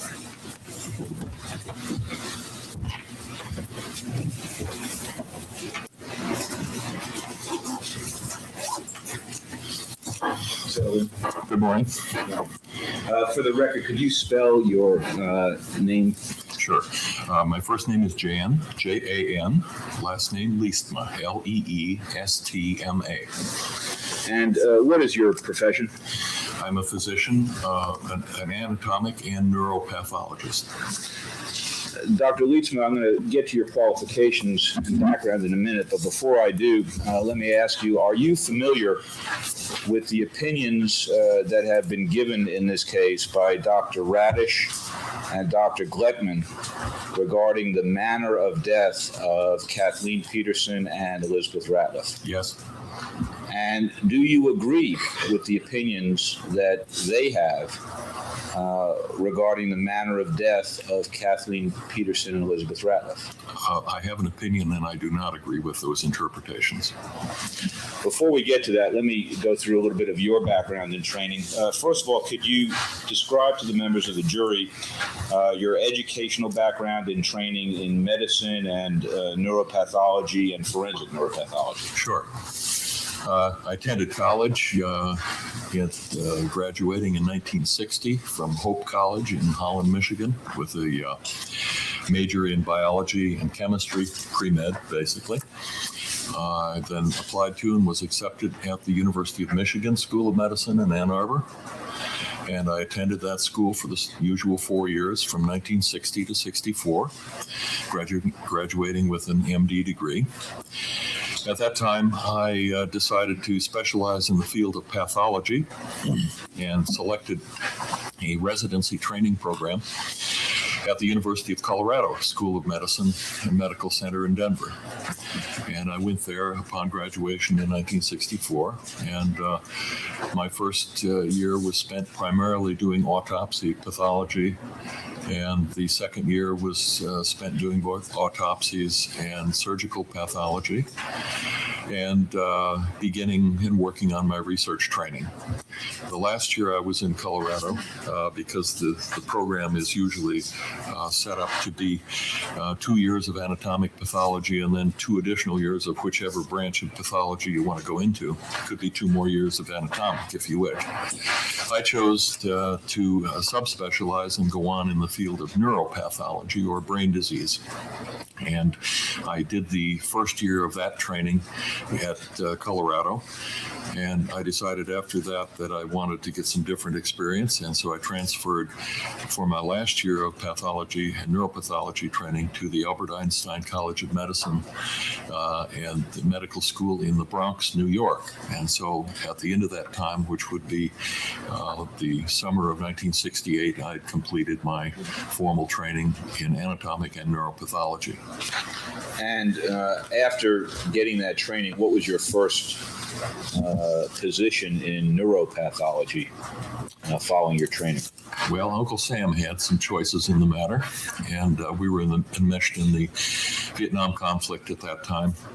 And in order to complete my residency, I had volunteered for the United States Air Force Medical Corps and was accepted and allowed to finish my residency and then go in the service, which is what I did. So I entered the United States Air Force Medical Corps as a captain in the summer of 1968. And were you assigned to a place called the Armed Forces Institute of Pathology after joining the military? Yes, I was. And did you actually work in the neuropathology section? Yes. There at the Armed Forces Institute of Pathology? I did, for 2 years. After finishing that, could you describe to the members of the jury what other experiences you had in the field of forensic neuropathology? Okay, well, I think it would begin really at AFIP. You won't mind if I use that abbreviation. It's easier to say. During the course of the AFIP, they give a series of postgraduate courses to primarily military physicians, but civilians and VA, Veterans Administration, and physicians can come to this place for postgraduate courses. And one of them that I availed myself of every year it was there was the forensic pathology course, which I believe went on for a week and covered all aspects. So I attended that every time it was given throughout the 3 years I was there. So in addition to that, there was some forensic work that came our way in the neuropathology branch, and that we would have to answer questions that someone else had posed and that might be of a forensic nature, so that the process, or at least the practice of forensics relating to my specialty, began at that time. And of course, afterwards, it went on from there. For the benefit of the jury, could you describe a little bit about what the Armed Forces Institute of Pathology is and what its reputation is among forensic pathologists generally and among forensic neuropathologists, just to give them a sense of... Okay, well, the Armed Forces Institute of Pathology was created first as the Army Institute of Pathology because that was the dominant service. And it's my understanding that developed not long after the Civil War. And then sometime, I think, during or after World War II, the other service organizations were incorporated into that organization, and it became the AFIP. So it's a joint service organization located on the campus of the Walter Reed Army Medical Center in Northwest Washington, D.C. And it is staffed by Army, Navy, Air Force, and to some degree public health service professionals. There are civilians there as well, but the directorship of that institute rotates every 4 years, as I recall, from the Army, Navy, Air Force, or in some cycle like that. And the institute has subdivisions. We call them branches. And these branches deal with expertise in virtually every conceivable aspect of pathology, from dental and oral pathology to gynecologic pathology, neuropathology, forensic pathology, toxicology, you name it. They've got an office there. And each of the branches would be staffed usually by some military personnel, and almost always some civilian people who are government employees who would be there.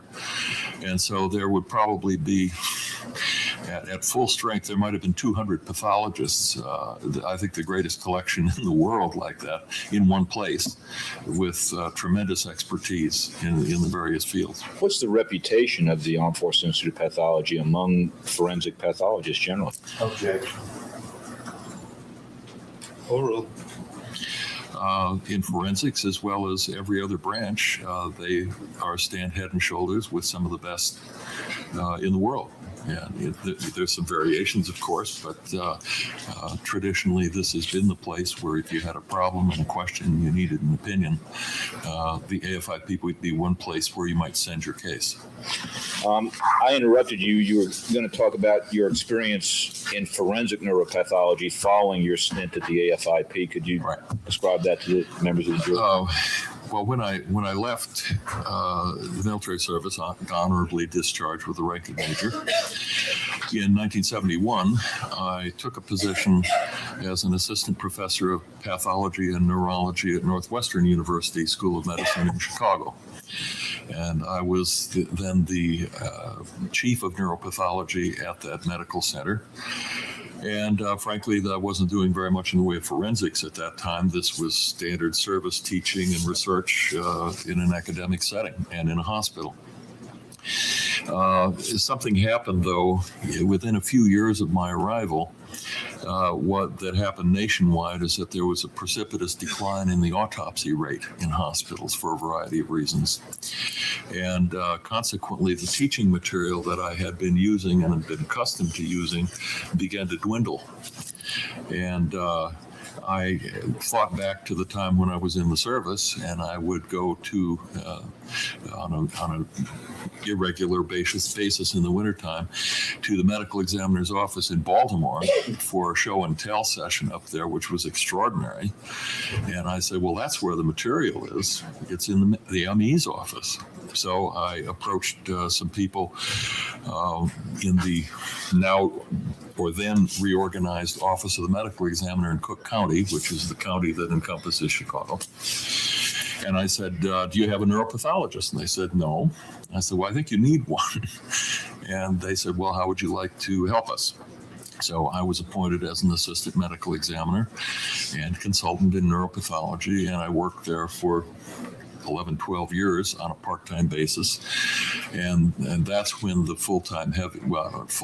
heavy load of forensic-related neuropathology came my way.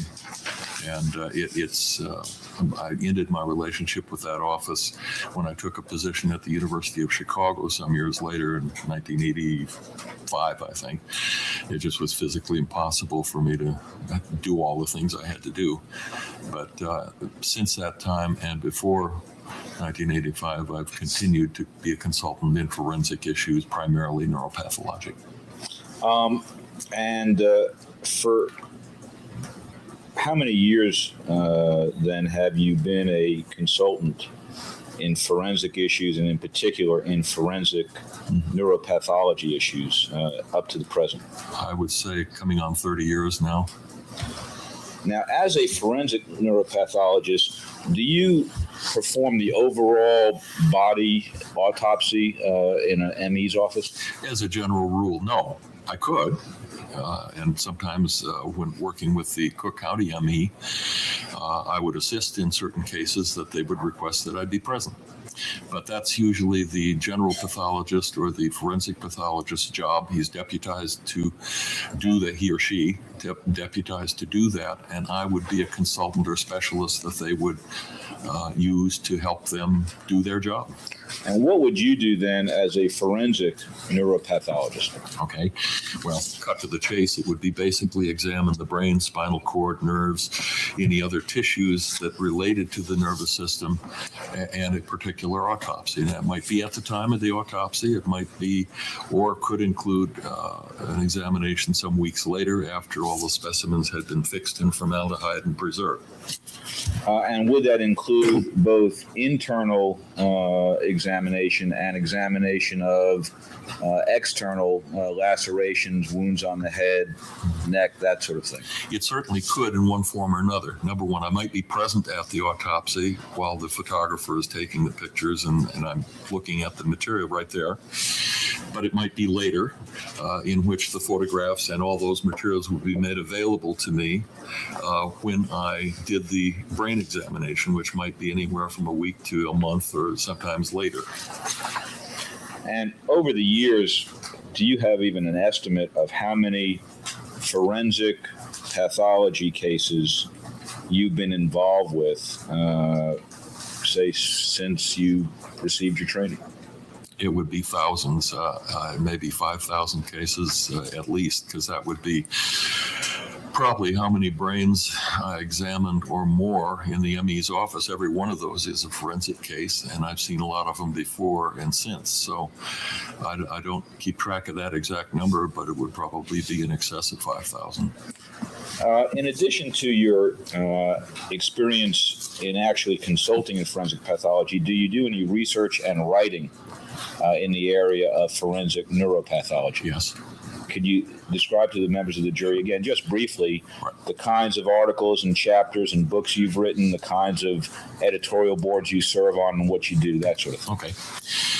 In terms of research, I don't have a laboratory to do forensic kinds of things and never did. I did more basic research, test tube rattling and that sort of thing. But the research, at least in forensics, would largely be case-based and would represent, I guess, what every physician could or should do, which is scholarship. In other words, you read the literature that comes out, you read the books, you look to the case material you have to teach you and to provoke you to learn, and that's what I've done.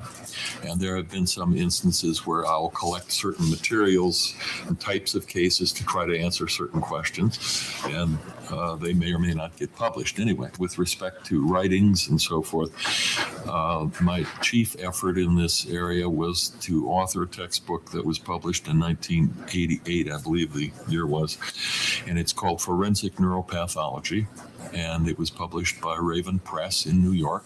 It's about a 450-page book devoted solely to the forensic aspects of neuropathology. Subsequent to that, I've written some book chapters for other people who are doing textbooks, and I've got a couple of articles in process, and we're in the process of revising or changing that forensic neuropathology book, which is now out of print. And we will hopefully see daylight in that one these days.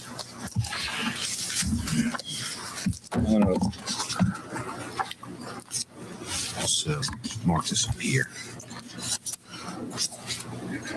I'm going to mark on here Defendant's Exhibit 239 and ask you if that's the textbook that you were just referring to. That's it. Yeah. And does this textbook come out of the Health Sciences Library at UNC? So it looks like a medical school library. I didn't see the, yes, it is. Right, it came from there. And is this book generally in most medical school libraries and forensic pathology offices in the country? I'd say more likely than not, they usually are.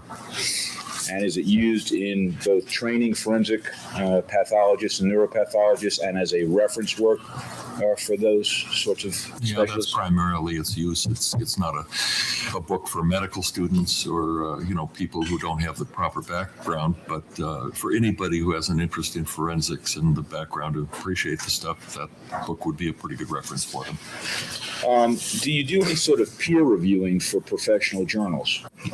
Yes, I do. Could you describe for the members of the jury what a peer review is and what you do in terms of peer-reviewed professional journals?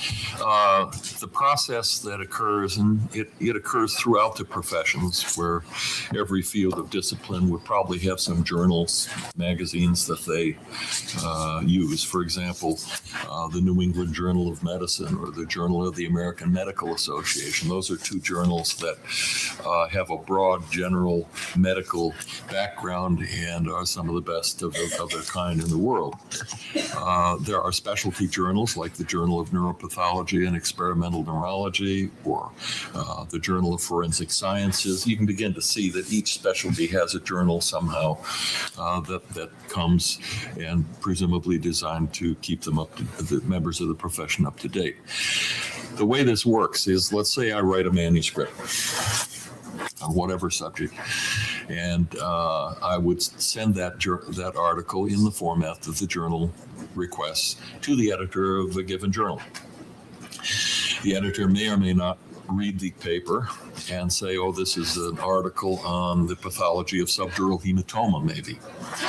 well, maybe he didn't know anything about subjurals, but he has a group of people on their editorial board or ad hoc someplace that he says this would be the person who knows about this field and should review this article.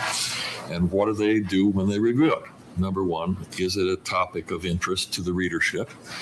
Is it written so you can understand it? Well written. Are the conclusions that are put forth, if there are conclusions in the article, justified by the data that's presented? In other words, you say, I think this, or it's my opinion this, and this is the theory, XYZ, and here's the data that supports that.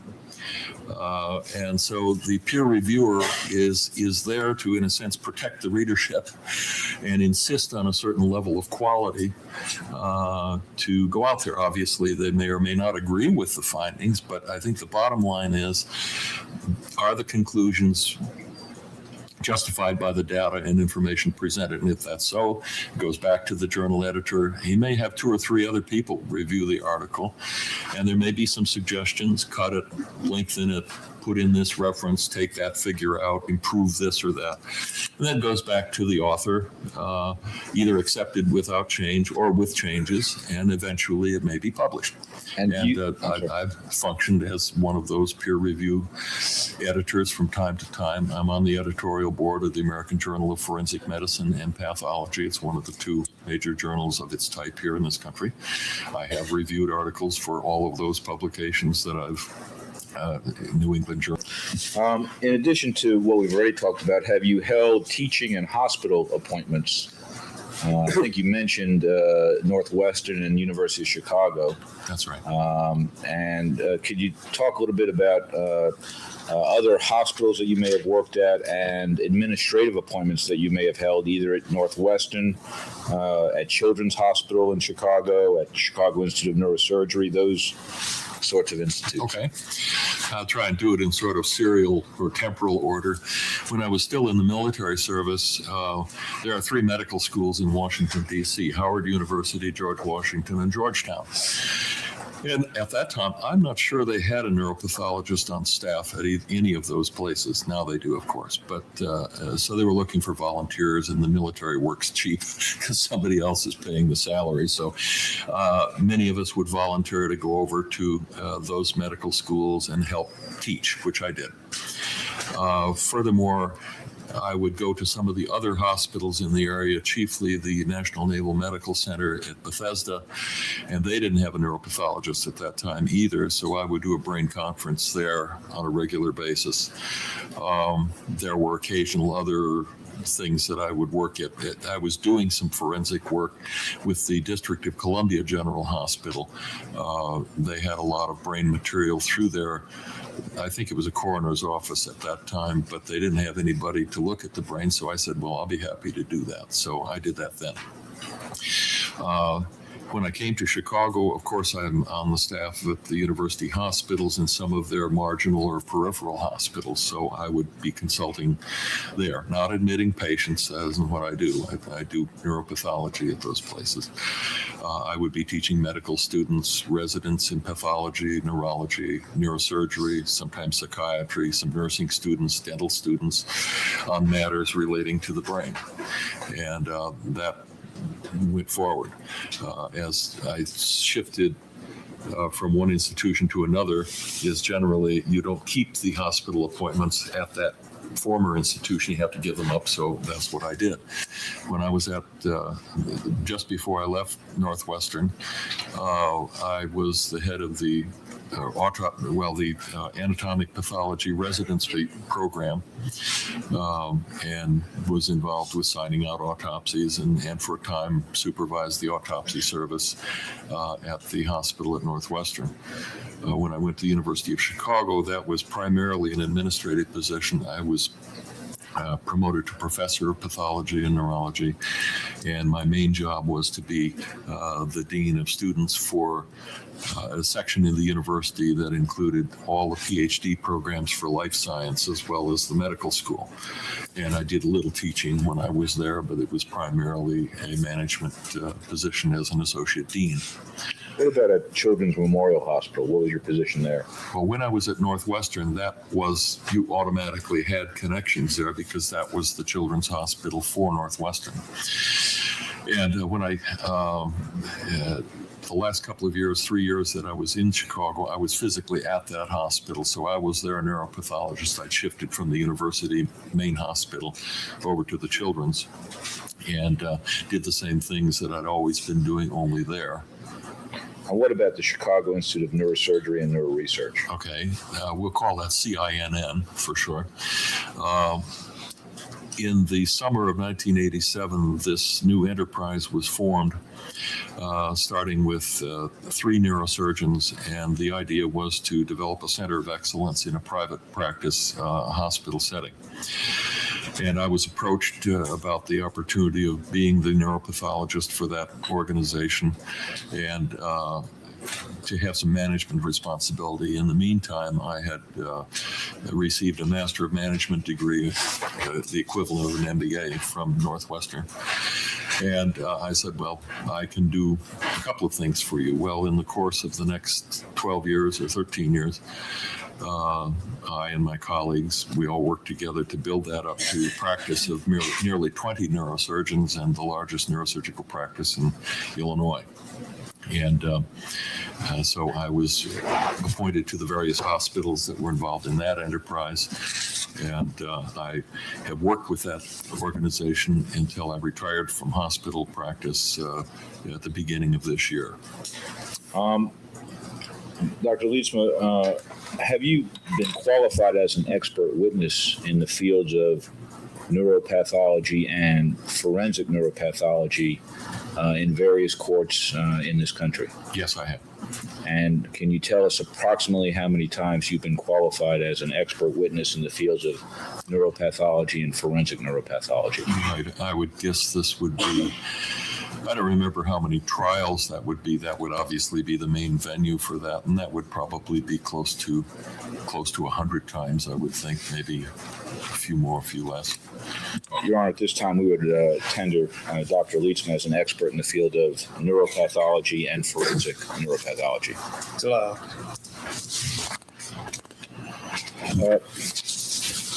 Dr. Lietzma, can you describe to the members of the jury how you became involved in this particular case and what you did to begin to familiarize yourself with the facts in this particular case?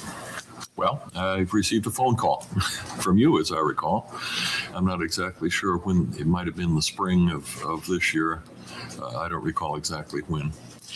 And you indicated that you had a case that perhaps I might be able to help you with. And I said, well, tell me about the case. And in a short period of time, you sketched out for me that there was a situation in which a woman had been found dead in her home at the foot of some stairs, and there was an issue of whether this was a homicide or an accident.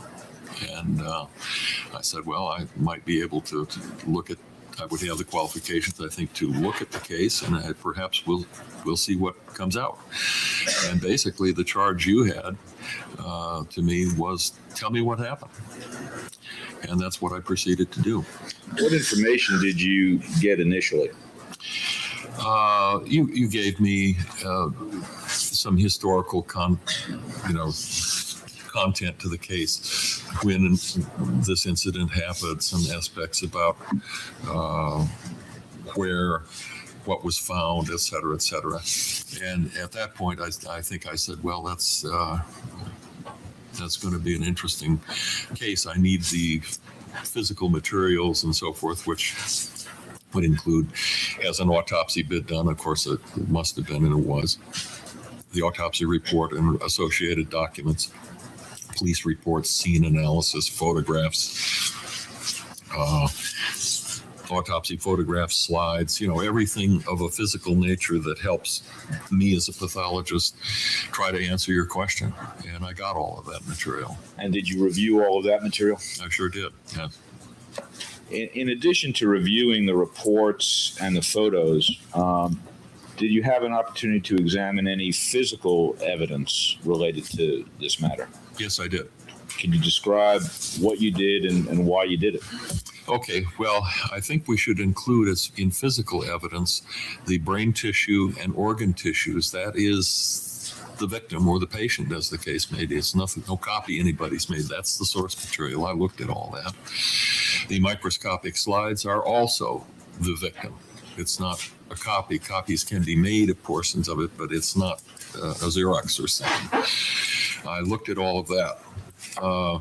I had the opportunity on 2 occasions at least to visit the scene of where Mrs. Peterson was found, and spent a good deal of time there looking at that, thinking about what that might mean, etc. Why did you go to the scene? First of all, did you ask to see the scene? Yes, I did. I was there, I think, 2 or 3 times. I forget now. And why did you think that was important in this particular case? Well, context is always important in a forensic case. It can have greater or lesser importance depending on the case, and because you can have a certain set of findings that you would have kind of in isolation that could have any number of interpretations. And the additional information of where this occurred, when it occurred, or some contextual information might have a very great impact on what the final conclusion might be. So I said, yes, I have my pictures and so forth, but a picture is sometimes, even if there's rulers in it and things like that, nothing really substitutes for being there and somehow processing 3D with your brain, and that I wanted to do. Not that I would be able to use everything that was there or interpret everything that was there. That involves certain other specialists, but I wanted to see the big picture. In addition to what you've talked about so far, did you also have access to Kathleen Peterson's medical history and witness reports related to her health? For example, reports with regard to headaches she may have been having, or loss of vision, or balance problems, those sorts of things. Yes, there were some documents of various kinds that related to that. There was also some medical records and, in fact, imaging studies, x-rays and CT scan done because of some complaints of neck pain that might have represented some cervical arthritis or a disc problem. And I had the opportunity to look at those materials too. And then we approach the bench runner. Yes.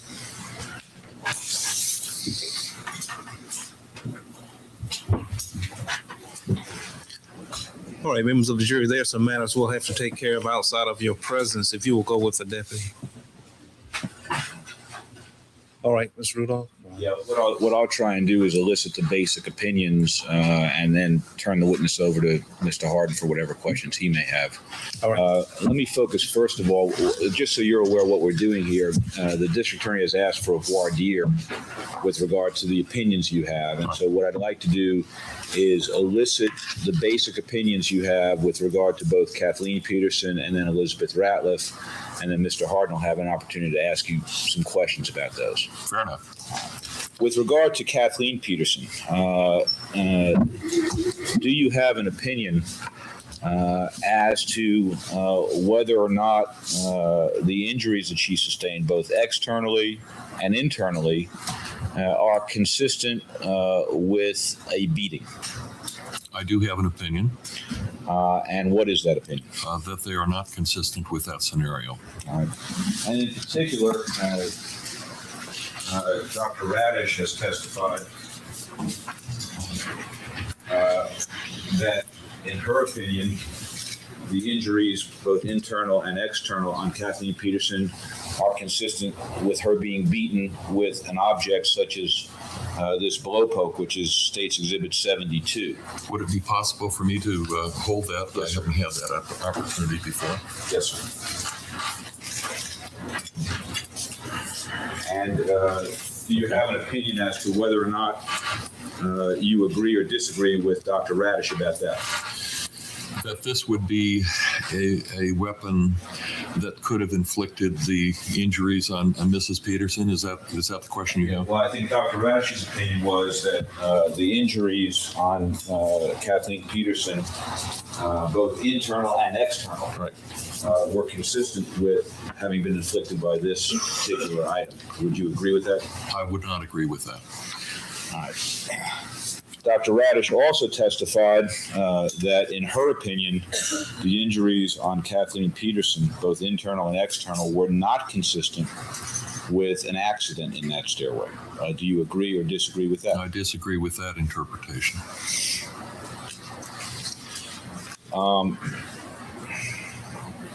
Dr. Radish testified that, in her opinion, the injuries, the lacerations, and other injuries on Kathleen Peterson reflected at least 7 to 9 blows, independent impacts with an object such as State's Exhibit 72. Do you agree or disagree with that opinion? I disagree with that opinion. Do you have an opinion based on your training and experience as to how many impacts created the injuries that were found on Kathleen Peterson? There might be 4.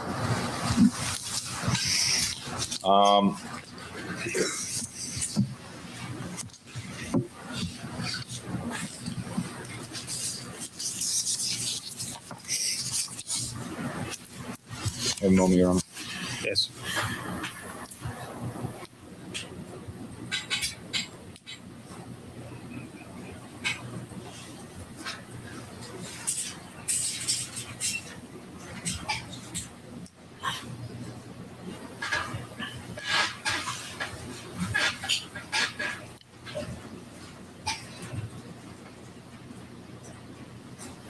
With regard to an injury to the thyroid cartilage, Dr. Radish testified that by itself, the fracture of the superior horn of the thyroid cartilage on the left side by itself was, in her opinion, consistent with manual strangulation, that's what it reflected. Do you agree or disagree with that general conclusion? The general conclusion I disagree with. I mean, it should be considered. It's a reasonable thing to consider, but in terms of making that the final conclusion, the strangulation occurred, I don't think that's justified. Dr. Radish testified that, in her opinion, Kathleen Peterson died of concussive injury to the brain. Do you agree or disagree with that as the cause of death in this matter? I disagree with that.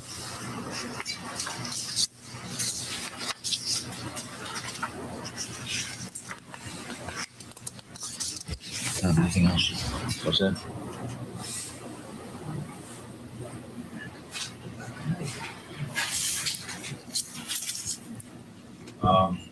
And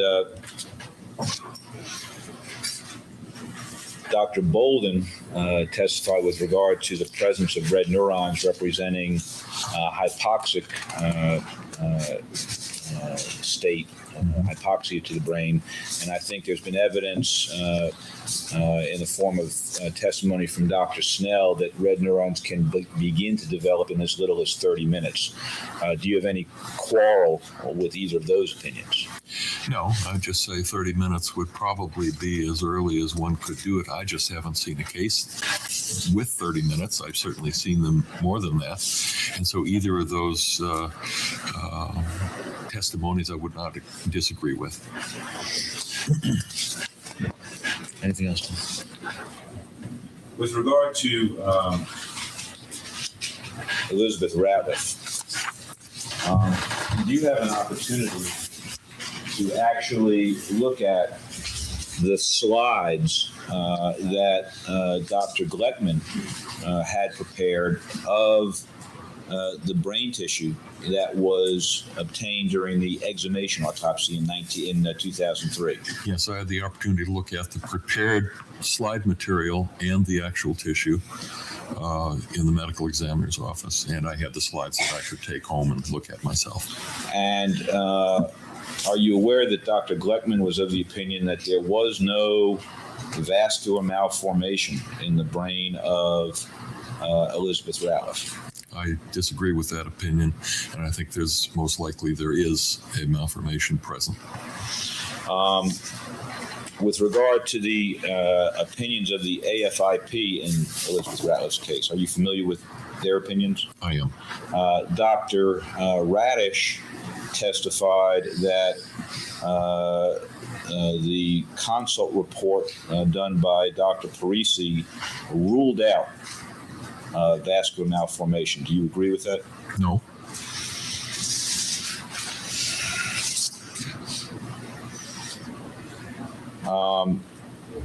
Dr. Radish and I think Dr. Gleckman testified that they disagreed that Dr. Barnes could have seen any blood in the ventricles or any blood in the spinal canal of Elizabeth Ratliff. Do you agree or disagree with those conclusions? Dr. Barnes' report is fairly clear on those points, and his testimony, which I had the opportunity to view and see the transcript of, was unequivocal that he found blood in the ventricles of Ms. Ratliff's brain. And that in his report, he says he saw blood in the spinal canal, which he would certainly be capable of doing once the brain had been removed. You can look down the foramen magnum, or the hole at the base of the skull, and see the spinal cord. So it's entirely possible that he could have seen that. Dr. Radish and Dr. Gleckman came to the final opinion that the brain hemorrhage that was suffered by Elizabeth Ratliff in 1985 was due not to any natural disease process or vascular malformation, but rather to a beating, and that her death was a homicide. Do you agree or disagree with that opinion? I disagree with that.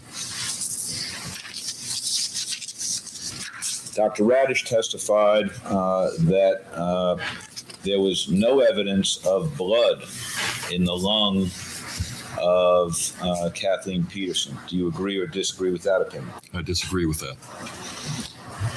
Dr. Radish testified that there were no anatomic findings, at least that she articulated, that would have accounted for any dizziness or loss of balance or other problems. Do you agree or disagree with that finding? I would disagree with that, and I have some evidence that could support that, those symptoms.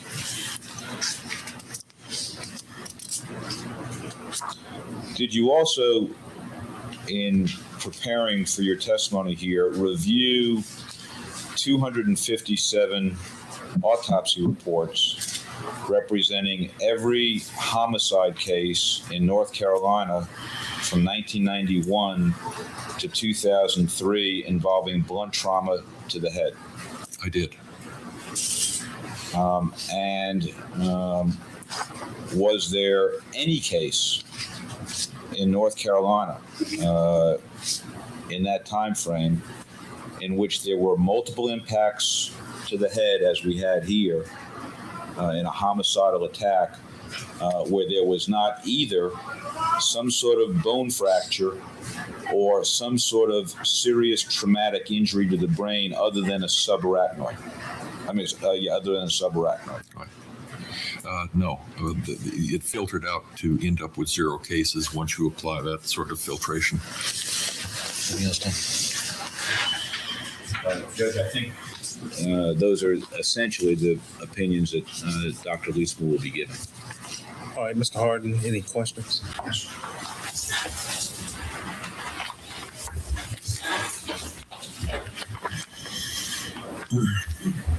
Dr. Leetsma, I've been provided, I think, a 2-page report that you prepared with regard to Kathleen Peterson. Yes, I was asked to prepare something like that some time back, and I did. And I've also received what is described as a memorandum dated May the 18th from you to Mr. Rudolph? Is that also your document? Had a number of communications, and I just don't recall that one. I mean, if you show it to me, I'll Gentlemen, may I approach the witness? confirm it.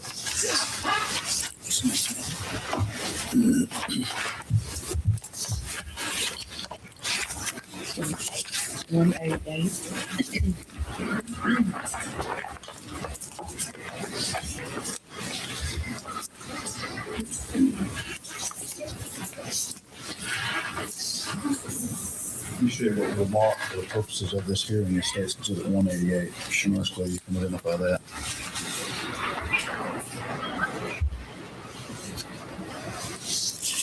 Yes. This is basically a legend, and by that I mean a roadmap through a computer disk that had some images on it that I prepared to say, here's what this is and what's on this disk.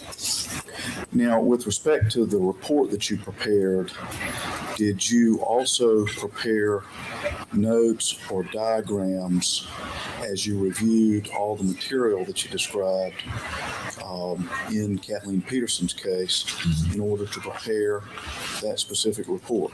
Yes, there were some diagrams that were made, and let me give you an example of those.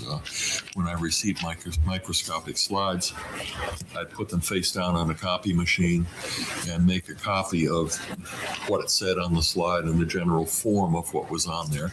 And when I sat down at my microscope, I would make notes in pen or pencil or something beside those as a guide of remembrance for me, and not intended to be a report or anything, just notes. I'm trying to think what else I might have done. I certainly made some photomicrographs and photographs, some of which are alluded to on that memorandum you showed me, and things of that sort. I don't have a whole folder of handwritten notes, but it would be in the form of the kinds of things I just described. Well, let me make sure I understand that. You made diagrams and then you put notes on the diagrams in handwriting. Is that right? Yes, of the slides, so that when I looked at each individual microscopic slide, maybe more than once, I would make notes beside that on the piece of paper so that I could, if I wanted something, I could go back to that and say, this is the slide that showed thus and so. And where are those diagrams of the slides with your handwritten notes? I have them with me. All right.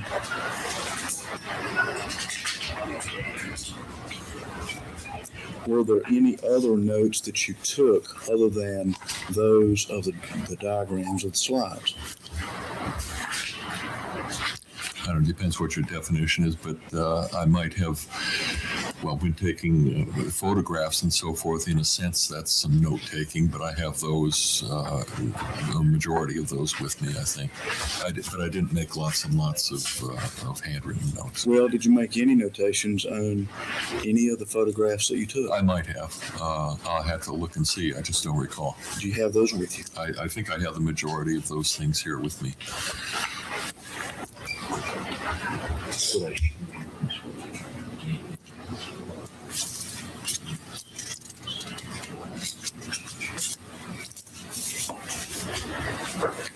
Now, I think you indicated that you went to the scene of the Peterson's home on, I think you said 2 or 3 occasions. Is that right? That's right.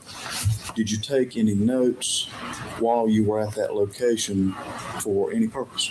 I may have. I took pictures and with my own digital camera, and those, for the most part, I have available. Okay. Did you take any notes while you were over at the medical examiner's office looking at the information provided regarding Elizabeth Ratliff? I probably did. And what would the nature of that mean? I may have those in my file here as well. I took photographs there too, and again, digital ones. Would it have been the same type of thing, diagrams as it related to slides? It might have been.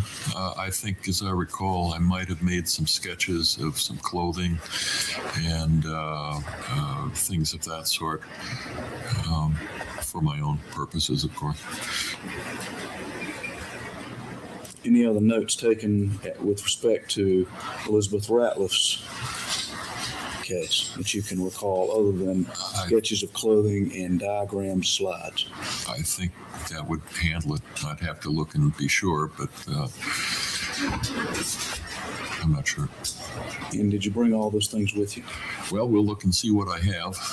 There were some other papers that I, just because of physical difficulty carrying all of this stuff around, I left back home. But I think the majority of my file that would count, that could include some notes I have here. All right. Now, you offered several opinions about Kathleen Peterson, and I'd like to kind of go through those, if I may, please. Sure. You indicated that, in your opinion, her injuries were not consistent with a beating. Specifically, why? Okay. Several reasons. Most homicidal beating type attacks that involve the head have a series of things that are different from the Peterson case. Depending on the kind of instrument that is used, and we might as well start with a cylindrical object like a poker or something. The character of the wounds on the scalp are not consistent with that type of instrument because with a cylindrical object, if of sufficient mass and character, not with sharp edges, the wounds will tend to be linear. That is, they may be short or long, and there may be certain characteristics of them. For example, there may be splits at the ends of these lacerations, and the character of the Peterson wounds were not of that type. So we have the wounds themselves. We have associated things with the wounds, namely beating with cylindrical objects may have bruising right along the wound track, but generally not away from that unless some considerable time has passed to allow the body to react. There are larger bruises that more or less surround or emanate from the center of these wounds that is most consistent with an impact against a flattish or a flat surface. So that would be a major difference. The character of splitting and tearing and avulsion of scalp points towards impacts other than instruments due to something somebody could hold. Now, there'll be some differences here. If you had a very massive object, hefty, like a baseball bat or a piece of metal, plumber's pipe, you can get some wounds that depart from the usual linear and can take on splitting characteristics because these surfaces approximate or start approaching a flat surface. Then, too, there's the issue of what else is present or not present. The vast majority of homicidal beating attacks, blunt force injury to the head, are associated with skull fractures and pathology in the brain that can include subdurals, epidurals, hemorrhaging in the brain, brain swelling, all sorts of things. These are absent in Mrs. Peterson's case. There are a bunch of other issues that surround these things, but that's the basis primarily of my opinion. I mean, there's physical constraints in the space that this woman was found in if you're imputing a large object, such as the poker that's been mentioned. There are no marks there. I couldn't find anything that would match some impact on the scene by the instrument. But these then gradually move away from my expertise into that of other experts, and I won't go further with that. Let me make sure I understand. Are you saying that in all homicidal attacks where some instrument is used to strike the head, that there are always fractures? if the cause of death is cranial, now the people can, in fact, and there are in the ME's case series that the 257, there are some cases in which there are head lacerations that certainly were not fatal, but that there were multiple stab wounds or a throat slit or something else on the body that resulted in death. So there would be a small number of those. But if you're saying the cause of death is in the head due to a homicidal attack, the vast percentage of those kinds of cases, in my experience and from this case series, have other injuries that are deeper, that are testimonial to the mass of the object that's been used. Well, let me stay with the question. Are you saying that in every single... Object, that's not what he said. He said in the vast majority of cases there was a skull fracture. It's not cross-examination. This is a voir dire, and I object to him restating anything. He's asking a question. Maybe that's not what he said. The doctor can say that's not what he said. Overall. I just want to understand. Are you saying that in all homicidal attacks where some instrument is used to strike the head, I'm not worried about other injuries in the body. I'm talking about impacts to the head with some object that causes death. Are you saying that there are always fractures to the skull? There would have to be some cases that wasn't the issue. I mean, that was not present, but the vast majority of cases that I've seen, in fact, all of them from the 257 here in North Carolina, they didn't have that. I mean, they didn't have they all had underlying injury to the brain, and there weren't cases like what you described. In your experience, have you seen cases where the head was impacted, no other significant injuries in the body, caused death with some object, and there wasn't fracture to the skull? You just I can't fracture and no traumatic brain injuries. I'm not sure the doctors understand your question.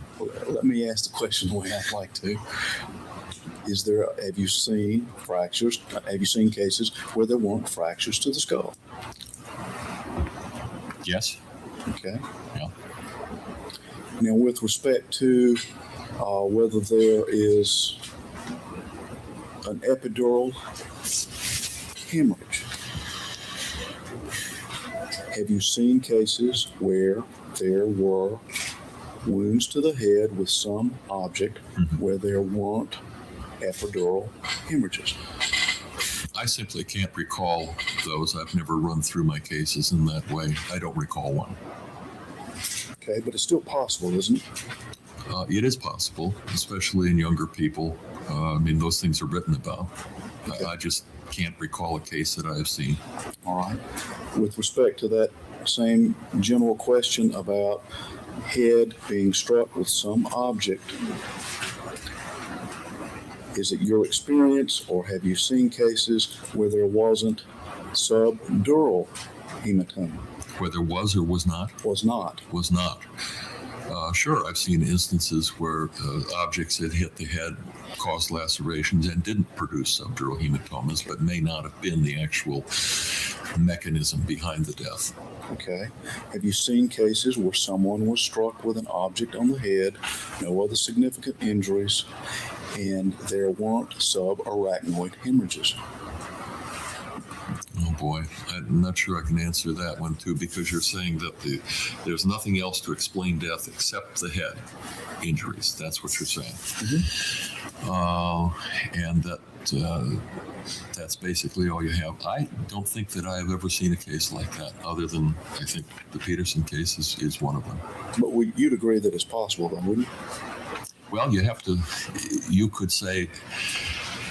say, well, how did this person die? I mean, you have to come up with a cause, a medical cause of death, and unless you have a deeper injury or you have sufficient reason from the external injuries, like bleed out or shock or some other medical condition to cause death, you're kind of stuck. And I can't recall seeing any case like that other than the present one that we have. Well, let me ask this. Would you agree that there can be concussive injury to the brain that doesn't necessarily manifest as either coup or contra coup injury? Yes, those can occur. Okay. Right.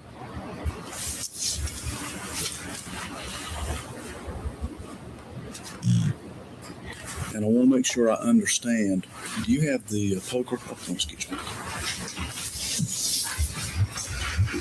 Be your opinion that if this article were used to strike a head, and the person doing it could either do it from the base or could choke up on it, that these impacts that were caused by something like this would always cause a fracture to the skull? That's a function of the weight and mass of that object. That poker is actually rather lightweight. Sure. And I would think that would be very difficult to do. It might be possible, but I think it would be hard to do with that instrument you hold in your hand, especially if it were choked up. And here you get into patterns. I mean, if that point hit, then you'd have evidence of that. It leaves its tracks. If it was sideways, you'd see the arrowhead on there. We don't see those things. So there are a lot of problems I have with that instrument that you hold there. But you'd agree that this could break the skin of the scalp, cause bleeding, and not necessarily cause fracture to the skull? That may be true, yes. Okay.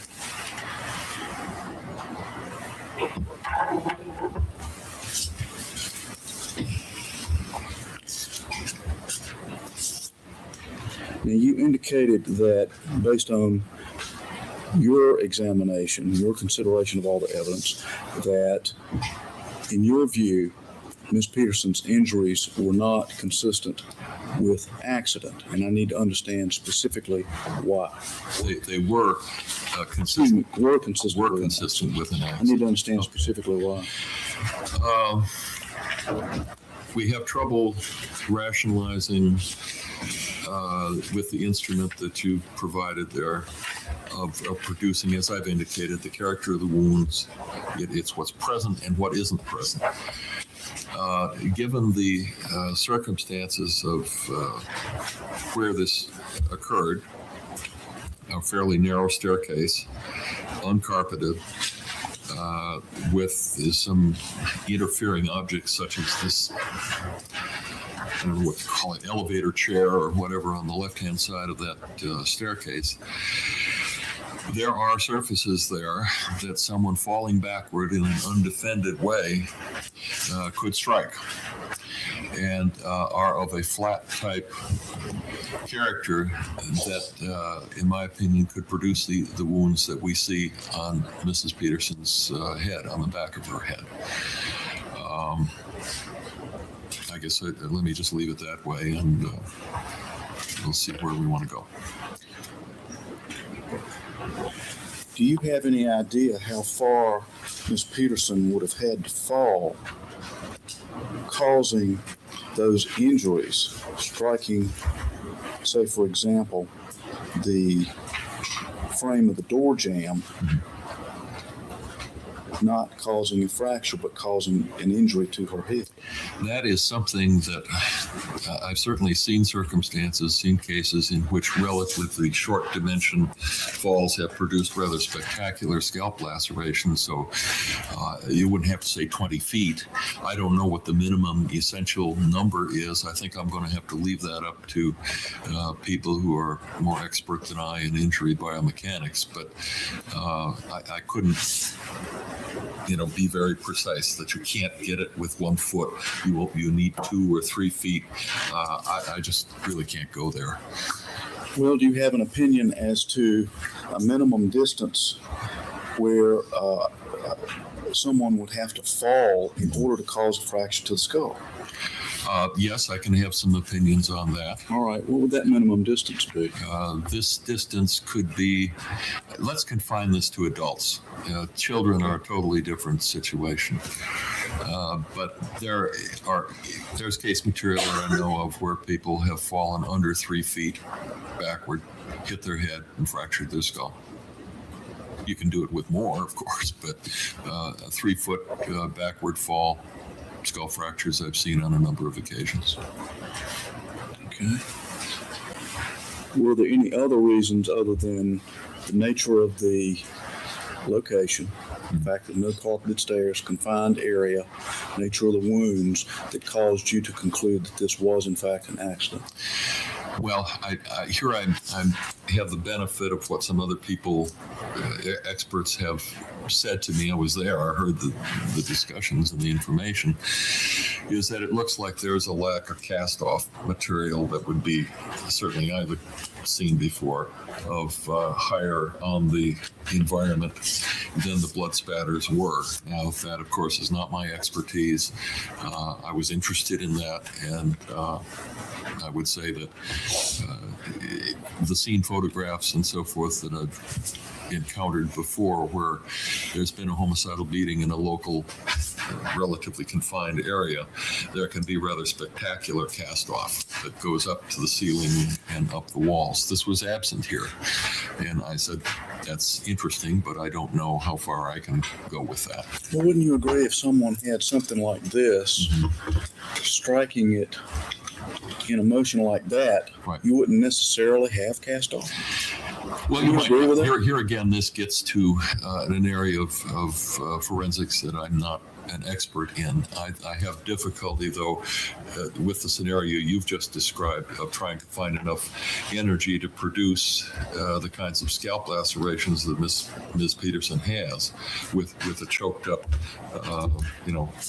hold there. So there are other constraints. You can't really just say it's one or the other. You have to really look at the whole thing. With that statement, then, are you saying that someone would have to have hold of this object in this manner in order to create enough force and velocity to cause those scalp lacerations? Is that what you're saying? That's the tendency. That's the direction you have to go. You have to have enough angular momentum. And that goes with the weight of this object and the rotational speed, the axis of rotation it has, to deliver the force necessary to split the scalp and do what was done here. And I am skeptical that it could be done in almost any other way than a choke up, a full swing with an instrument like that. Then too, there's the physical limitations of that instrument. Okay. If you hit a head, you'll bend it. Okay. And and once you have a bent instrument, it's going to be very hard to go on with it, so to speak. So I just want to make sure I'm clear. From your perspective, your opinion is you've got to have this thing in your hand completely down at the bottom. I don't say it's completely down at the bottom, but you're going to need more than 2 feet of that instrument, I would think, to start producing scalp injuries of significance. Okay. Well, let's move up 6 inches. Could 6 inches cause it? I don't know. This is where our injury biomechanics individual can probably make you calculations and give you numbers about that. I really can't. I mean, you're approaching the end of what I can tell you about. Now, you indicated that in your opinion, and I wasn't sure about whether you said 4 impacts or 4 lacerations were present on Ms. Peterson's head, as compared with what Dr. Radish found of a minimum of 7. She found 7 lacerations. Well, that's what she says, 7 or more, I think it was described as, but I've heard that, yeah. Okay, and you said that, in your opinion, there were 4. Was it impacts or lacerations? I would say impacts, and there may be more than 1 laceration depending on how you define them per impact. So my analysis of this indicates that you could have as few as 4 impacts that could account for all of these lacerations. So how many lacerations do we have in your opinion? That's almost inappropriate to talk about. You can point them out and say, all right, given an impact, you may have splitting of the skin that doesn't necessarily join up with one another. Now, are those 2 lacerations? Maybe at one context you could say, yeah, but they are resultant from a single impact. So I didn't engage in counting the number. I mean, I did at one point, but didn't engage in ending up counting individual lacerations and stopping there. I say these are really complexes, and I don't really care how many lacerations there are in the complex. Those can be explained by one impact, two impacts, whatever. Okay, well,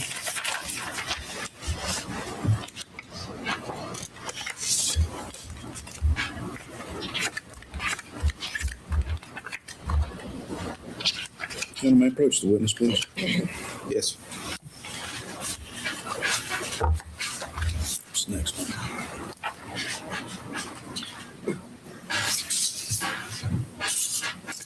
I'm going to show you what's marked here, State's Exhibit 257. You've seen that photograph. I have, yes. All right. If you will, please take this marker and circle every laceration that you see. Well, all right. What we're doing here is not implying a mechanism to any one of those. You just want to see lacerations. Right. Okay. Well, I'm going to object unless we define the term lacerations as opposed to, say, splits. Unless Mr. Harden wants to give a definition of what he's talking about so that we're all on the same page, I object. Well, there's a medical definition for laceration. I assume this doctor knows what it is, and he can use that medical definition to describe on this picture how many lacerations there are.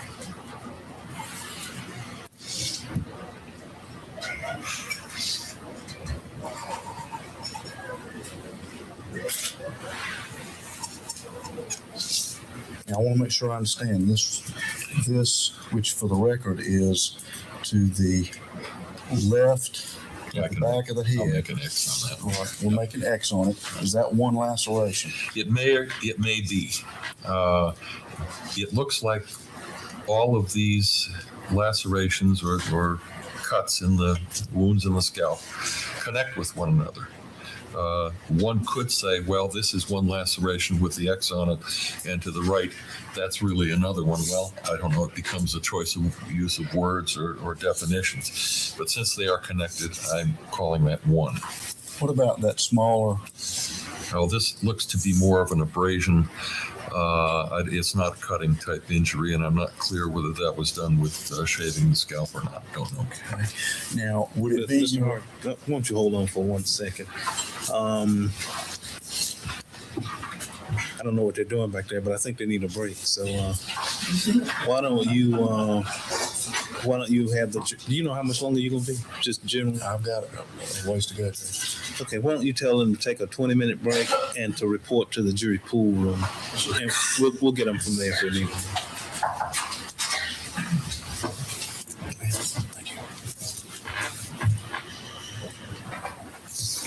Dr. Leach, my one, you've marked here 1, 2, 3, 4, 5, and either 6 or 7 lacerations. Right. Now, with respect to these, I want to understand which of these relate to the 4 impacts that you saw. Fair enough. Let me do this. Let me draw. I'm just going to use a dotted line if you want to. Okay. Okay.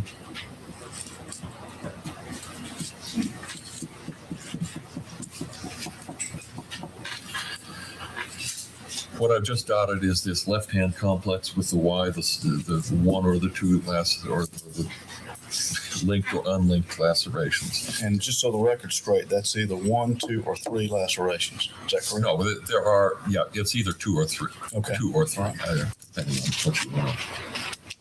Question mark there. All right. Okay, why don't we call this one A? All right. In my opinion, that complex of injury could have resulted from a single impact. Single impact. All right. Okay. Let's take this one that has the trident or something like this. Let's call that. I'll just put B on it. B. All right. An impact somewhere near the center of that could have been responsible for all of these intersecting wounds. Well, let me back up. With respect to A, could that be more than one impact? Yes. All right. It could. Do you have an opinion as to the maximum number of impacts that it could have caused what you've designated here as Area A, that being the left complex on the backward side. I wouldn't know how many it could be. I think it could be explained a minimum of one, but whether there could be more than one impact there, I have no way to know. Okay. But you wouldn't argue if another expert thought that there were multiple impacts at that laceration site? Well, people are entitled to their opinion, and I can't control that. All right. Now, again, let's go back to B. That's what you've described as the trident laceration at the top of the head, and you mark that as B. Right. How many impacts would have been caused by that particular one? It could be one. Could it be more? Yes. Do you have an opinion as to a maximum that it could be? No, but I mean, one could say, well, if you hit the same spot 1, 2, 3 times somehow, I mean, I suppose one could envision that sort of scenario. I think it can be explained by one. Yes, sir. Now let's go to there's almost a similar trident mark to the right of Ms. Peterson's head. Let's call that C for Charlie. All right. That one I would regard as an impact similar to B, the trident one, because it has a similar form. And in my opinion, that could be caused by a single impact near the center of that complex.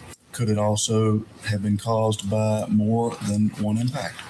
Again, the reasoning, at least for thought experiment purposes, for B would apply to C. It's possible that there could have been 3 impact sites there. Okay. Now, we've got another one down here at the base. I guess that's the occipital area, the back of Ms. Peterson's head. Right. Okay, now we have 2 what look like separate lacerations there. Again, more or less the horizontal or slightly horizontal curved plane. Yes. It's unclear to me whether these are really true separate lacerations or represent, again, a single impact. And I think for purposes of consistency, let me draw some dots around that one, and let's call that D. How's that? Right. This could be caused by a single impact somewhere near the junction or the center of these 2, but it could be 2 separate impacts. Okay. Do you have an opinion as to whether it could be more than 2 impacts? That doesn't seem reasonable to me. Okay. Now, do you see any round bruises in this particular photograph? Well, round as opposed to linear or some other. Yes, they're more or less round. Yes, I do. Okay. Would you please point those out for me? Okay. Particularly in complex D, let me see what I can, I guess I can put an X indicating that this might be the center of mass of that. Mm-hmm. There seems to be a separate one kind of underneath here, and maybe I should say Y for that one. All right. There clearly is some bruising area. Well, I'm looking for the round ones now. Yeah, I think there's a round, somewhat round character shown in another picture a little bit better, but there's, let me call that one Z. There's some crushing and so forth in this trident 1B. I don't know if you want to call it bruising or not. I suppose one could, and that has sort of a round character to it. On C, can't really see it so well here, but there's a tendency for, I don't know whether it's really round. That one, I think maybe we would argue about what shape you want to call it. Okay. Now, you had indicated that in addition to these lacerations, that other injuries that were either present or not present caused you to conclude that this was an accident. That's right. Now, let me show you what we'll mark as State's Exhibit P258. Now, may I approach the witness again, please? Yes. Give me that on spot.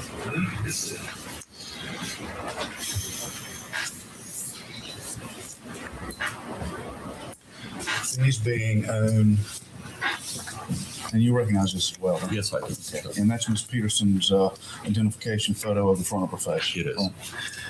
With respect to that, let's start at the top. And if you will mark for me each injury that you see on Ms. Peterson's face, and we'll begin with that. Okay. All right, well, let's begin with this over there. What do we call that one? Let's call that A. Okay. We have something else in this general vicinity. Let's call that B. All right. I don't know whether this is all part of the same. There's another little something higher on the bridge of the nose, but maybe we'll come back to that. I don't know if you want to call 1, 2, 3. I regard these as sort of as a complex. Well, I guess let's approach it from this perspective. Would that be a single impact, or would it be more than one impact? It could be either one. A single impact on a surface that might, because of bony ridges or the character of that surface, produce. Oh, I'm sorry, I'm talking too fast. On a surface that has some irregularities on it, or there could be bony prominences underneath that could reflect bruises there. Maybe, well, why don't let's just do this in the spirit with which it's more or less intended here, and call those C and D, the two above the left eyebrow. Okay. There's some there. What about across the nose? Do you see any? I'm talking about this, whether this discoloration of the nose here represents just some erythema or something. I think if there is an injury, it would be to the upper bridge of the nose that I call B. All right. Now, with respect to the area A that you have marked, and that would be Ms. Peterson's right eye. How many impacts would have caused the injury that you see there in that photograph? Could be explained by one. One. Could it be more? I suppose. Okay. I can't rule that out. And with respect to B, how many impacts would have been caused by the injury to her nose? Again, same thing. Could be one. Could be more. Is that fair? I have a little problem with that because it looks like there's just one thing. I like one very much, but if someone said, how do you know the one two, I'd say, well, I guess I can't know. Okay. And with respect to the area of C? C, that looks like a single impact site. I wouldn't have any reason to expect multiple. Okay. And with respect to D? Same. And just for the record, that those are both above Ms. Peterson's left eye. That's correct. Right? And then you've got one marked below her eye as E. Yes. Would that be a single impact? It could well be. There are two kind of little scratches or indentations there. I don't know if this is a single event or two. I don't know. Okay. And I think you also indicated that, and we don't have a picture of her neck up here, but you talked about the fracture of the thyroid. Yes.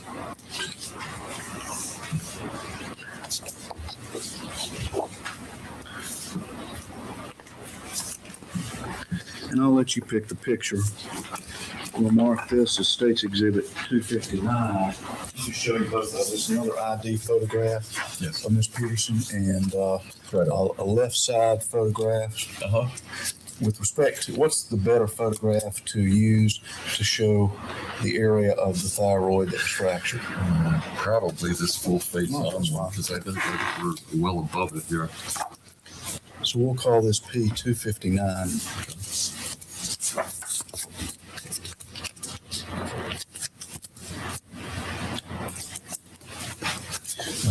And I think you indicated that it was your opinion that that was not caused due to strangulation. Is that right? I think that's the more logical conclusion. All right, I want to segregate the question a little bit. Would you also hold the opinion that that injury could not have been caused by an attempt at strangulation? I'd have to say something I mean, short if of a somebody full. came up with, said, we saw this happen and now we have this injury, obviously you'd have to say, yeah, it occurred because of that. But that may be one hypothesis, but I don't think we can do much more with it than that. Okay, well, let me back up. Do you have the opinion then that that injury is not the result of an attempt at strangulation? Well, I can't know that. I don't know that. Okay, will you take this marker, please, and kind of mark the area that we're talking about from your perspective as it relates to All right. the front of the thyroid? We have the disadvantage that the chin is down a little bit, and I'll try to do the best I can.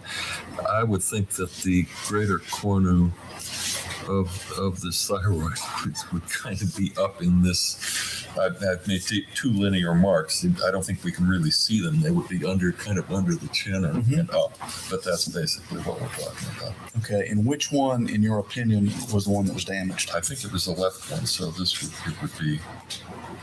This had the fracture on it.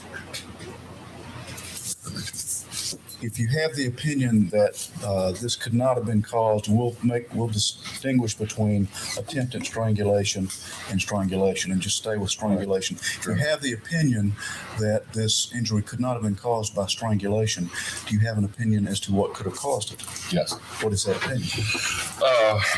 It can be, could have been caused by someone attempting resuscitative efforts or searching frantically for a carotid pulse.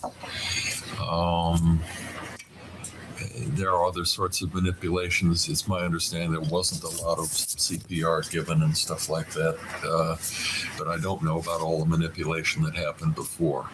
So there could be those sorts of things occurring at the scene that were well-meaning but resulted in this injury. Well, what if you were told that EMS didn't do anything in terms of resuscitation? Fair enough.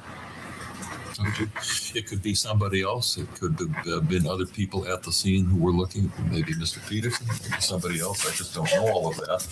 May have looked for a pulse. Maybe the EMT, while they didn't do resuscitation, tried to ascertain that it was fruitless. And one of the things they might do is try and look for a pulse. Okay.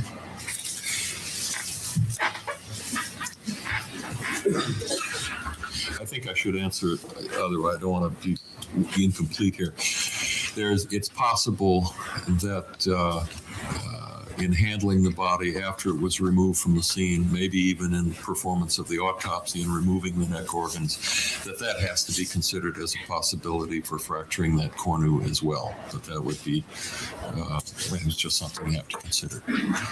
Do you mean, are you implying post-mortem completely? It could be post-mortem, yes. Okay.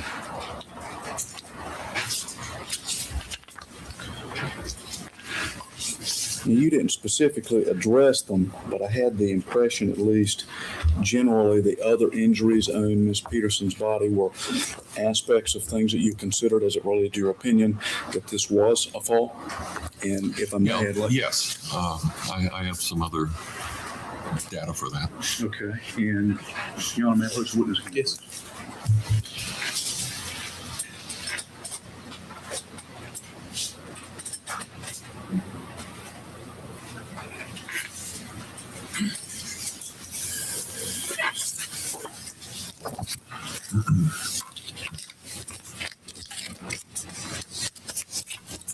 Let me show you what is marked as State's Exhibit P260.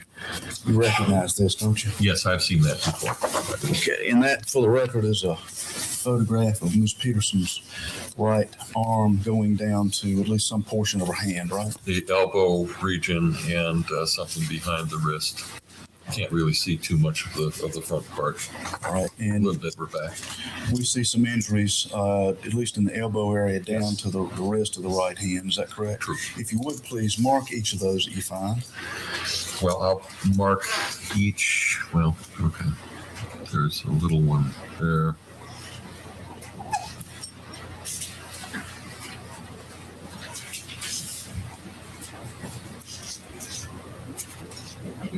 I don't know if we want to consider this. That could be just some blood or something on the skin. I'm not sure. Just somewhat.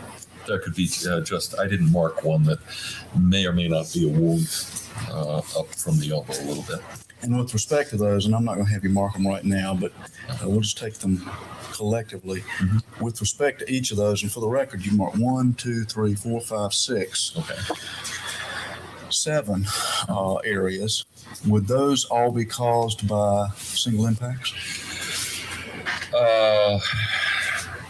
Now, we have to define I guess in the strict sense, something hitting, that's an impact. In the course of something like this that I'm demonstrating, hit your elbow and the hand comes down. Mm-hmm. I guess those are still two separate impacts. I mean, it's part of the same event, but there may be two impacts. So when I use impact, I'm not implying that this was isolated events. They could all be linked. All right. You got me? I believe I understand that. Let me demonstrate again that if I went down, hit my elbow, and in the course of that mechanic, my wrist came down and hit the table. This was one event, Mm-hmm. but it had two components to it. Okay. Okay? So then it would be your opinion that that's what happened here? It could very well. There might have been two disjointed or separate impact scenarios. I regard these things around the elbow as consistent with a single impact event. We'll show you what is marked as State's Exhibit P 261.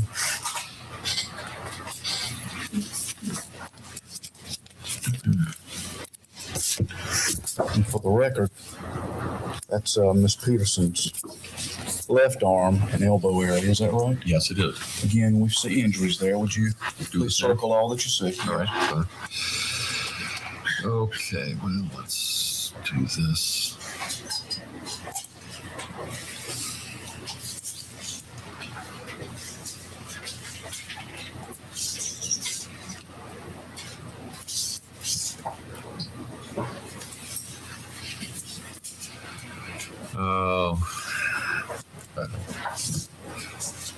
Maybe something over here too.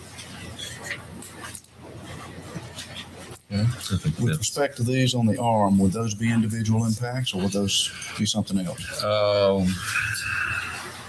Again, these could be part, as I've indicated before, of a single event that might have some components to it, like an arm hitting and flailing or dragging or something like that. Okay. By the same token, could these, for example, this group down below the elbow have resulted from a different impact scenario from something up here? Sure.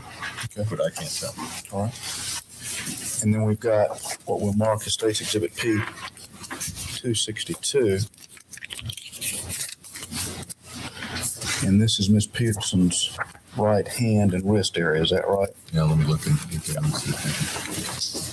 No, this is left. It's left hand. Excuse me, I'm sorry. That's where I wanted to be sure. Okay. All right.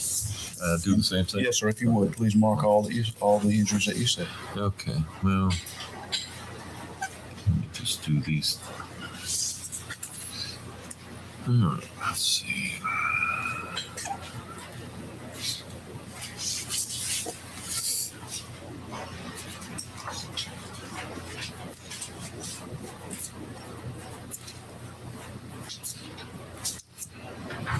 Put those together. I don't know whether there's one here or not.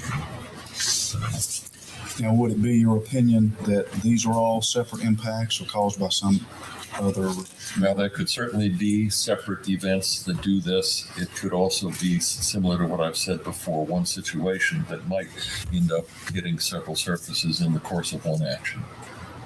In other words, one event might have some impacts within it to a surface. Okay. Now, well, with respect to what we've marked as State's Exhibit P260, 261, and 262, right. Can you say for certain that these are not defensive wounds? We have to have defensive within a certain context. If someone were, for example, being attacked with their fists or, just manually, conceivably, some of these anyway, the ones on the dorsal part of the hand and here might conceivably be defensive wounds. I can't know that. If we have a certain weapon scenario or possibilities, these don't look very much like those. I mean, they're clearly not sharp. If they are defense wounds, they're not due to defending against a sharp object, because we see cuts and we don't see that. If you want to come back to say that poker that you have, they don't look consistent with that, because there's not linear. These are on bony prominences, and I'm more inclined to think that these are more consistent with injuries sustained in a fall or falls. And they're in the locations where you'd expect to find that, rather than defensive wounds. Okay.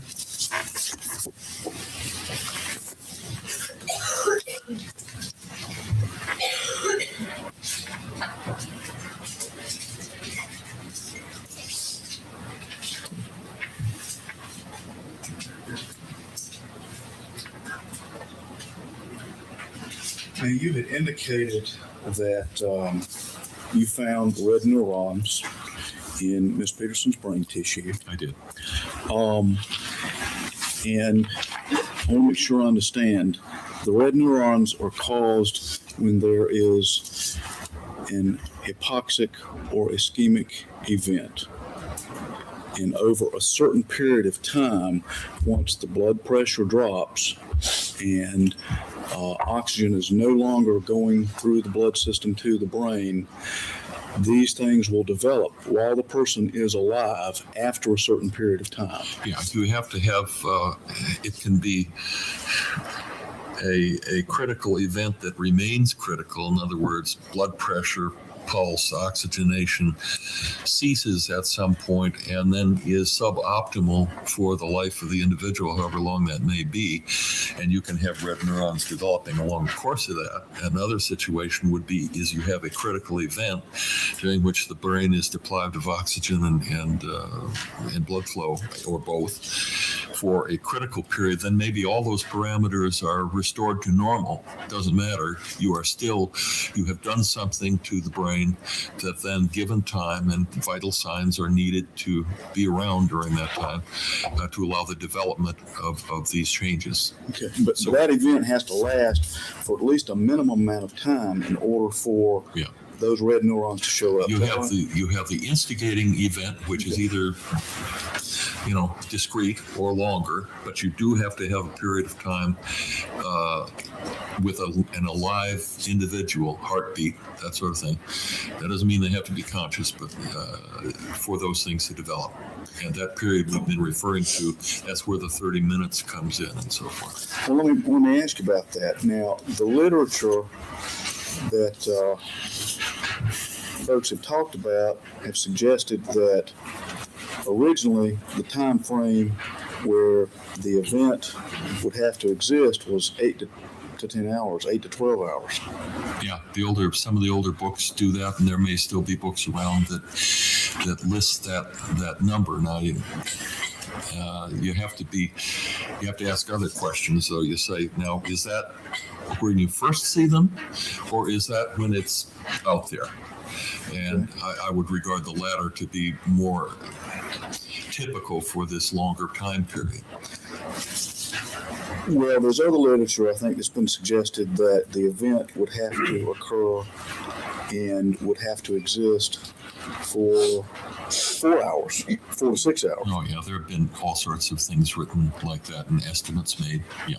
Okay, what about a minimum time for the event to exist with respect to the 2-hour time frame?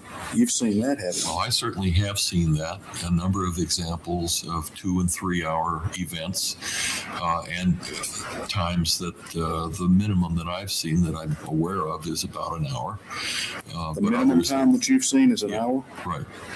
And I'm speaking of events where you know this. I mean, it's not supposition. It might be an operative record where you have the anesthesiology report and you see at this time there was a cardiac arrest and at this time this person died. So there's no much argument about that. And I've seen one of those that was about an hour. All right. And how long ago was that, sir? Oh, I don't know, a few years. Do you recall the circumstances under which that event occurred? I think, if I remember correctly, I've had a couple of these actually.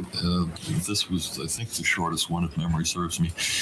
was an operation for some spinal, rather heroic spinal surgery with instrumentation and metal things being put in.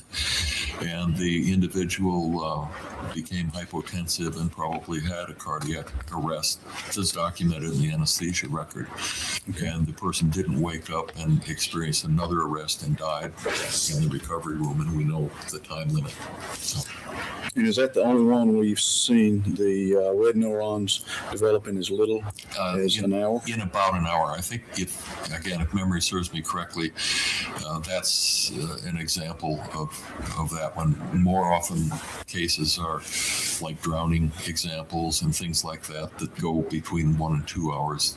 I mean, that's just my case experience. All right. I think you also indicated that you had some evidence that Miss Peterson lost her balance, and that caused her to fall. Well, I don't know that occurred on that fateful day. There had been some information provided to me that she may have had some dizzy spells or may have fainted on some other occasions. That's what I was referring to. Did you see anything in the brain pathology that suggested that to you? In Mrs. Peterson, no. I can't. I certainly looked. I couldn't find anything there that would tell me, here's why these symptoms were. I simply could not find anything there. Okay. And I think you specifically indicated that you disagreed with Dr. Radish's finding that death was due to a concussive injury to the brain. Specifically, what caused you to draw that opinion? Okay. Concussive injury to the brain that kills you can occur in basically two, let me call them pure scenarios. The more common circumstance of that is somebody who's in a traffic accident, some major kind of trauma that may result in no skull fracture, no subdural, but shearing and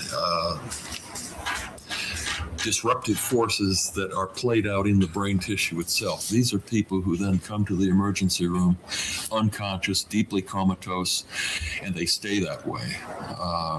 They're just laying there, they're on a respirator, maybe they're even breathing on their own, but they don't wake up. And they may die within a day or two, or they may take months to finally die.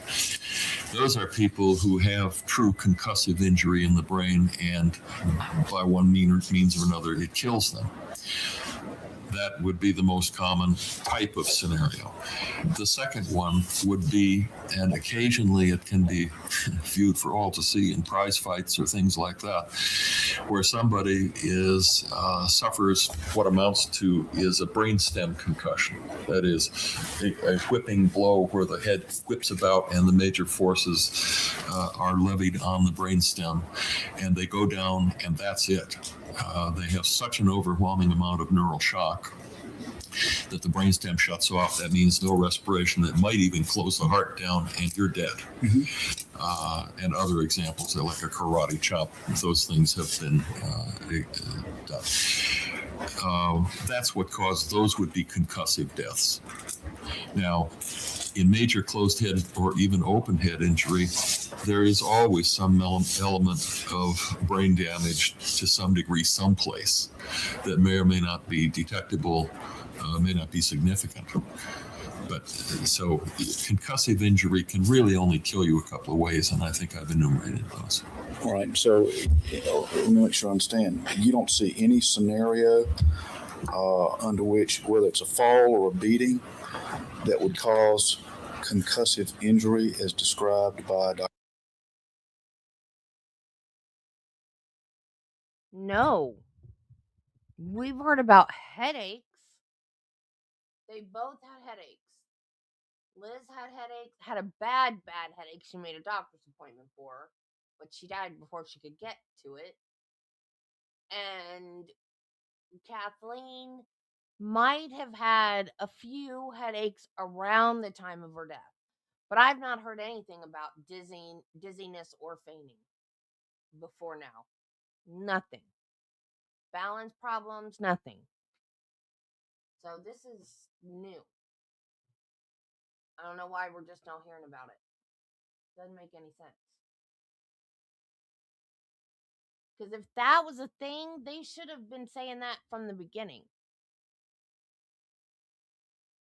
Unless this is like a Hail Mary.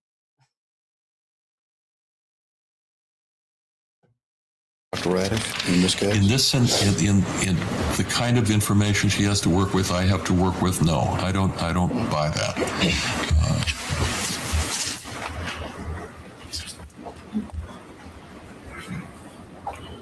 But with respect to concussive injury, I mean, you wouldn't necessarily have bleeding in any of the brain. You wouldn't necessarily have the coup or the contra coup injuries. You have some kind of impact, and there's information of impact, and that would relate to a concussive injury. Well, you may not have coup injury. In other words, injury in the brain directly underneath where an impact had occurred. That's usually due to a blow. Contra coup contusions, if you have contra coup contusions, you do have concussive injury of the brain, and you will have some element of axonal injury, whether you can perceive it at that time or not. I mean, if somebody lives longer, you have a greater chance of demonstrating it in a scan or under the microscope or whatever. But in fall cases, don't you typically have contra coup injury? You don't have coup right there at the point of impact, but you have it on the other side. In fall type scenarios where there's been sufficient momentum generated, yes. And you can see that. I mean, if somebody died right then, boom, there wouldn't be time for you to get the pathology. And we're talking about. All contra coup is. We talked about this in the Karen Reed trial. There's more than one way to get a contra coup injury, and I don't know why. I mean, of course, I'm not a doctor. Maybe I'm wrong, but a contra coup is when your brain goes forward and then back. So you've got a coup injury is when you have a bruise on one side of your brain. Like your brain goes forward and hits your skull. That's that's coup. Contra coup is when it goes forward and then goes back. So like if you get whiplash, you get like rear-ended by a car and you go forward and then back, that can cause a contra coup injury. If you're, I don't know if a roller coaster could do it, but anything where your head like flops back and forth and it's like a hard stop. So if you get punched, you can have a contra coup, but you wouldn't necessarily have a coup because you're going back. So lots of different things. It's not just like one thing could cause it. So if you fall down the stairs, you could have a coup injury, or you could have a contra coup injury if you bounce a certain way down the stairs. So, and she didn't have any type of brain injury at all. So why are we even talking about this? I have no idea. I am so lost right now with all these experts and all the what if this and what if that and what if. A brain bruise, really, microvascular injury. If there is a period of vital signs and life, and that event really did occur, you can see it in a half an hour, 45 minutes after an event. Okay. In the brain, I mean. Now, I think you also indicated that you disagreed with Dr. Radish's finding. I think she indicated that there was microscopic blood found in the airway, and I had the impression that you disagreed with that finding. Yes. Could you describe exactly what you meant? Well, recently, probably no more than a couple of weeks ago, I said, I want to look at those slides again, and sat down and looked at them. And in one slide of lung, there is a small air passage, a bronchiole, I don't know which lung it is, but in the lumen of that air passageway is some fibrin and some fresh blood. It's a blood clot, and it's recent or fresh. And I have a picture of it.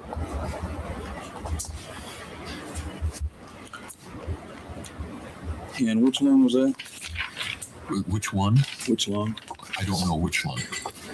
I don't recall from my notes or what was provided whether there was a key, saying this slide came from this place or not. I just simply don't remember.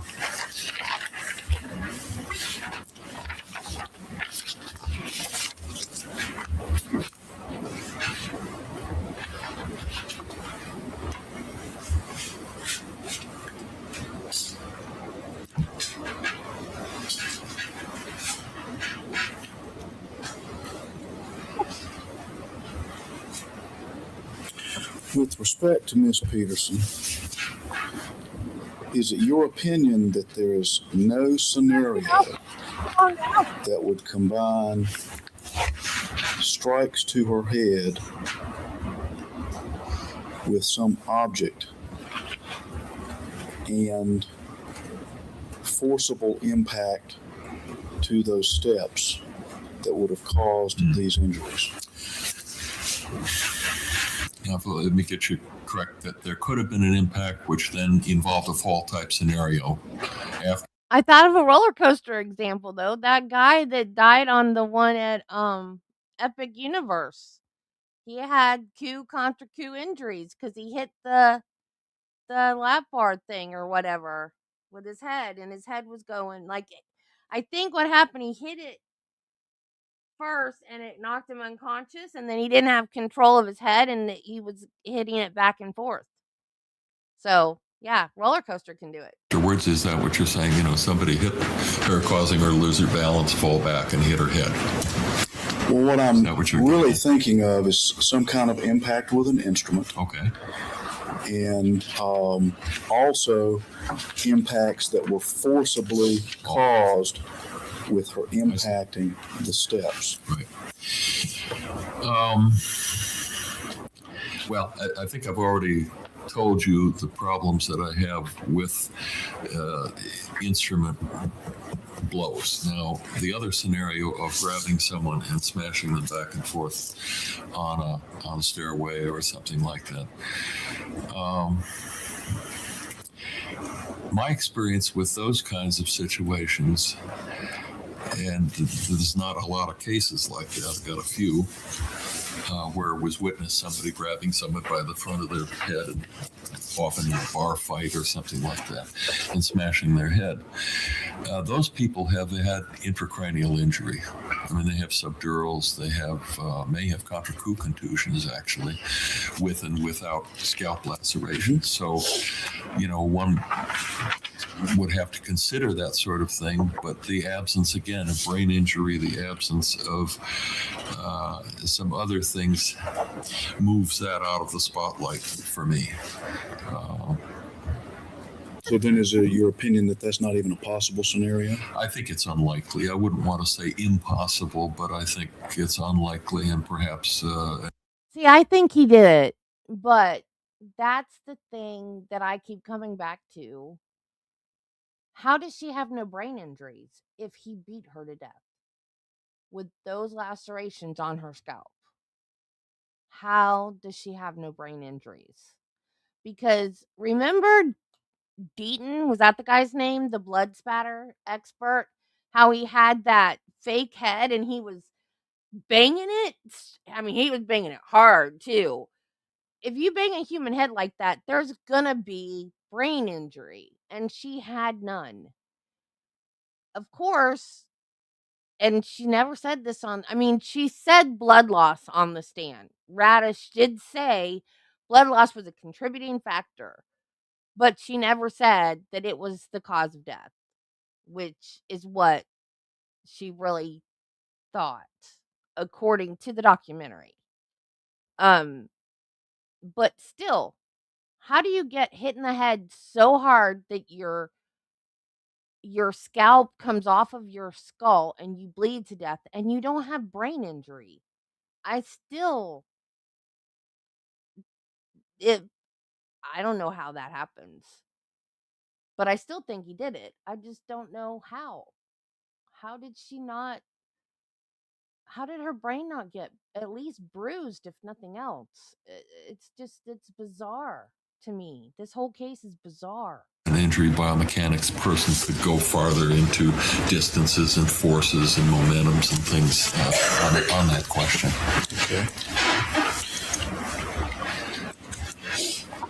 Is it your opinion then that there's absolutely no scenario under which some implement, whether it's this or not, could have been used to cause the injuries on Kathleen Peterson's head? Objection asked, ma'am.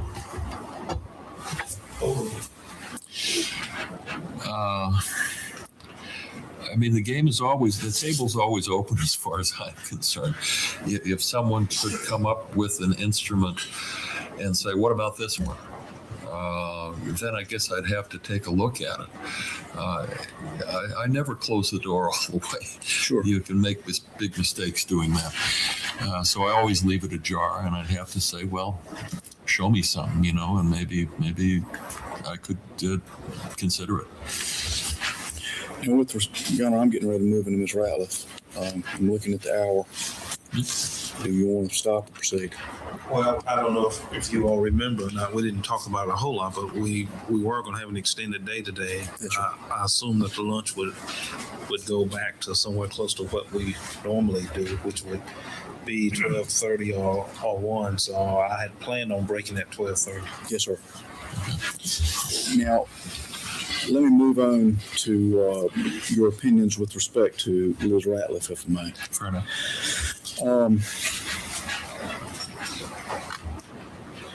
think you indicated that you disagreed with Dr. Gleckman's finding, and in essence, he found no vascular malformation. Right. And you disagree with that, and I need to understand exactly why. It's my opinion that the tangle of vessels, and we can clearly, show pictures of it. It's, I think, already been introduced. More likely represent a vascular malformation than not. This is a point that is not the first time I've heard this argument, and oftentimes it can be somewhat difficult on the part of experts to sort this out. But in my opinion, more likely than not, this is a vascular malformation. Okay.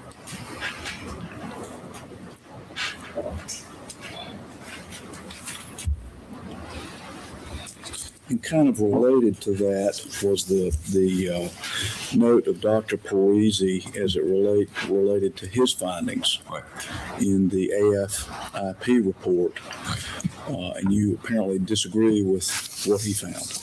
No, I mean, I would have, my conclusion obviously is that it's more likely a vascular anomaly, and he felt he was on the other side, saying that it seemed unlikely. It wasn't completely ruled out, but it was unlikely, or words to that effect.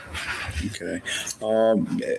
Do you hold the opinion that Dr. Barnes did, that this death of Elizabeth Ratliff was caused by an intracranial hemorrhage? Oh, yes. There's no doubt of that in my mind. Bleeding inside the head. Yeah. Okay. Where did you find the specific point where that was caused? Okay. We really have two. Here's one of these things I talked about, the compound injury with one event that plays itself out in different ways. I think it's abundantly clear Ms. Ratliff suffered impacts to the head. It is my opinion that these are consistent with a fall type scenario. But what caused her to fall? And it seems to me that the evidence presented by Dr. Barnes in his autopsy and the reports that surround that clearly point to a natural disease process that is a spontaneous intracranial hemorrhage. So you have both present. You have evidence of cranial hemorrhage due to trauma, and you have cranial hemorrhage or intracranial hemorrhage, I think logically and persuasively related to a natural event. All right. Well, wouldn't you agree that, would it be your opinion that the von Willebrands was part of this cause based on what Dr. Barnes? It may very well. Event number one, the spontaneous intracranial hemorrhage. Somebody with von Willebrand's disease obviously is going into that game kind of in a very diminished or different way than somebody like you or me, presumably we're normal. So certainly if you're going to rupture a vascular malformation, you wouldn't want to have a bleeding disorder. Well, let me back up. Maybe it's apparent, but I need to understand this. Are you saying that von Willebrand's can cause that spontaneous rupture? Oh, such things are known, but generally it would be a contributing or complicating factor. If something happened, and then because you have that bleeding disorder, it may progress more rapidly or be untreatable or something like that. Do you have an opinion with respect to this case that there was a spontaneous rupture caused by von Willebrand's? That it was caused by von Willebrand's disease, I have no basis to say that. Okay. Complicated, maybe.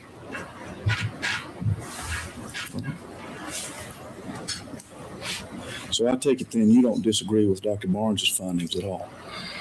No, I think he was a man there. He seems to have described things as that I can understand, and I don't disagree with those things. You indicated that you disagree with Dr. Radish and Dr. Gleckman with respect to Liz Ratliff's demise being caused by a beating, and I need to understand exactly why. Yes, I do. And again, we have a natural disease process that clearly is linked up with intracranial trauma. Okay, I suppose you can play the game, well, what came first? And I don't know any good way around that. Both scenarios are possible. There could, if you had a head trauma event and you happen to have an arteriovenous malformation, conceivably one could lead to the other. And there's no really good way to ultimately sort that out. But I think you have to take a look at the character of the wounds which Ms. Ratliff had. And again, these are not linear wounds as near as I can tell. True, they have been sutured and glued and all of that, but they appear to be zigzag. They don't appear to have any particular coordinated pattern. There's some at the top, some at the back and the side, and one on the other side. And those wounds are not associated with directly underlying skull fractures. I mean, she does have a skull fracture, but it's at the base of the skull. She does apparently have a subdural hematoma. Barnes describes this as 100 milliliters. I have no reason to argue with him. Here again, context is important. I've seen photographs of that scene, the stairwell and the wall and the floor and so forth. There are ample numbers and kinds of surfaces along that stairway that could produce the kinds of injuries that we see in Ms. Ratliff's scalp. Chief among them, this wall made of some Artex or Artec or something. I was unfamiliar with this, but I would say stucco. It's a composition product that I've been given to understand is rigid and sharp. Certainly could be caused by that sort of contact.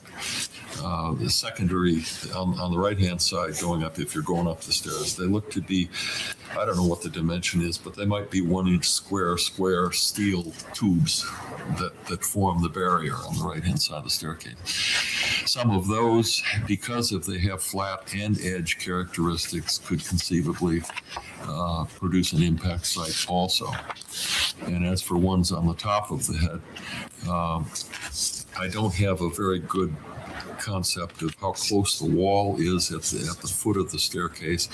In current pictures, there's some furniture there. I have no idea whether that furniture was there 18 years ago or not. But one could go down backwards on the stairs, endure some bumps, and then come into the wall one way or the other.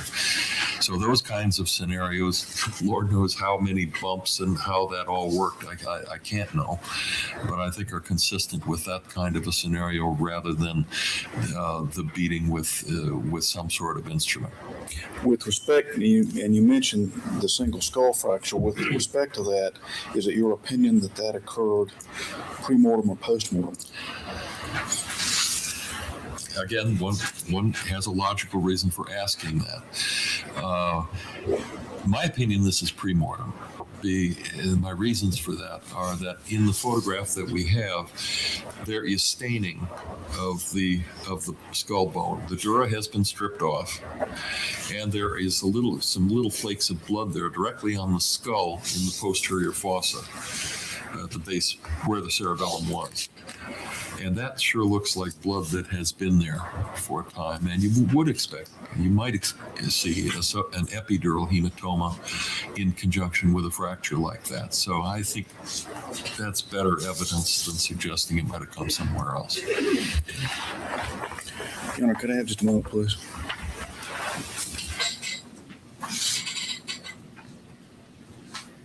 No, I don't have any other questions for Dr. Leadsman at this time. I would like to have the notes and diagrams and sketches that are referred to so that I can review those and be prepared for the cross-examination. Just for the record, I did offer to Mr. Harden last week. I think what Dr. Leadsman is referring to in terms of the notes next to the slides, they were rather difficult to read, and so I gave him a typed version of that. But I did hand him a copy of that just a few minutes ago. It's one-page document. I think that's what Dr. Leadsman was referring to. And other than that, I don't have any other diagrams or notes. And I don't know if Dr. Leadsman does or not, but I'm happy to make a copy of this if Mr. Harden would now like it. Well, can you go over with Mr. Rudolph, maybe at one of the breaks, exactly what it is you want if he has it? I'll be happy. You heard what he said he had. We'll take a look at what he's got over lunchtime and be happy to make copies of anything he's got that Mr. Harden doesn't yet have. All right. Do you have any questions, Mr. Rudolph? All right. Well, my court reporter's been going ever since we got here, so we're going to take a short break. Can we have the jury back in the back at 12? So we can start right at 12? Yes, sir. All right. 12 o'clock. We're sending recesses at 12 o'clock. Okay, guys, that's it for today. Because Walmart is stupid. It's all Walmart's fault. It's all Walmart's fault. Because last month, because I get paid once a month. And so we do this big, giant grocery haul when I get paid once a month. And I order it, and Travis goes and picks it up. So now, and it's never been a problem. We've been doing this for years now. Never been a problem. Last month, they were like, we need the code. And Travis was like, what code? And so some lady helped him. I don't know exactly what she did or whatever, but he comes home and he's like, you need to start giving me the code. And I'm like, what code? What are you talking about? So apparently I need to go with him now because I have to do everything on my phone all the way to the end. Like when they text me that it's ready, I have to do the thing that tells them we're on our way. And when I get there, I have to push the button that tells what parking spot we're in. And then when they come to the car, I have to show them a code. And so now he has to come pick me up when he gets off work, and I have to go with him just to pick up groceries. For crying out loud. They gotta make things difficult. So, it is 4:30. He will be home very soon, and I have to go with him to pick up groceries. Or we keep going, but I can't. So we're gonna end there, and we will pick it up in the morning at 9:00. So I will see you tomorrow. I don't have the link ready. Anyway, on Magic Adventures, which is spelled M-A-G-I-C.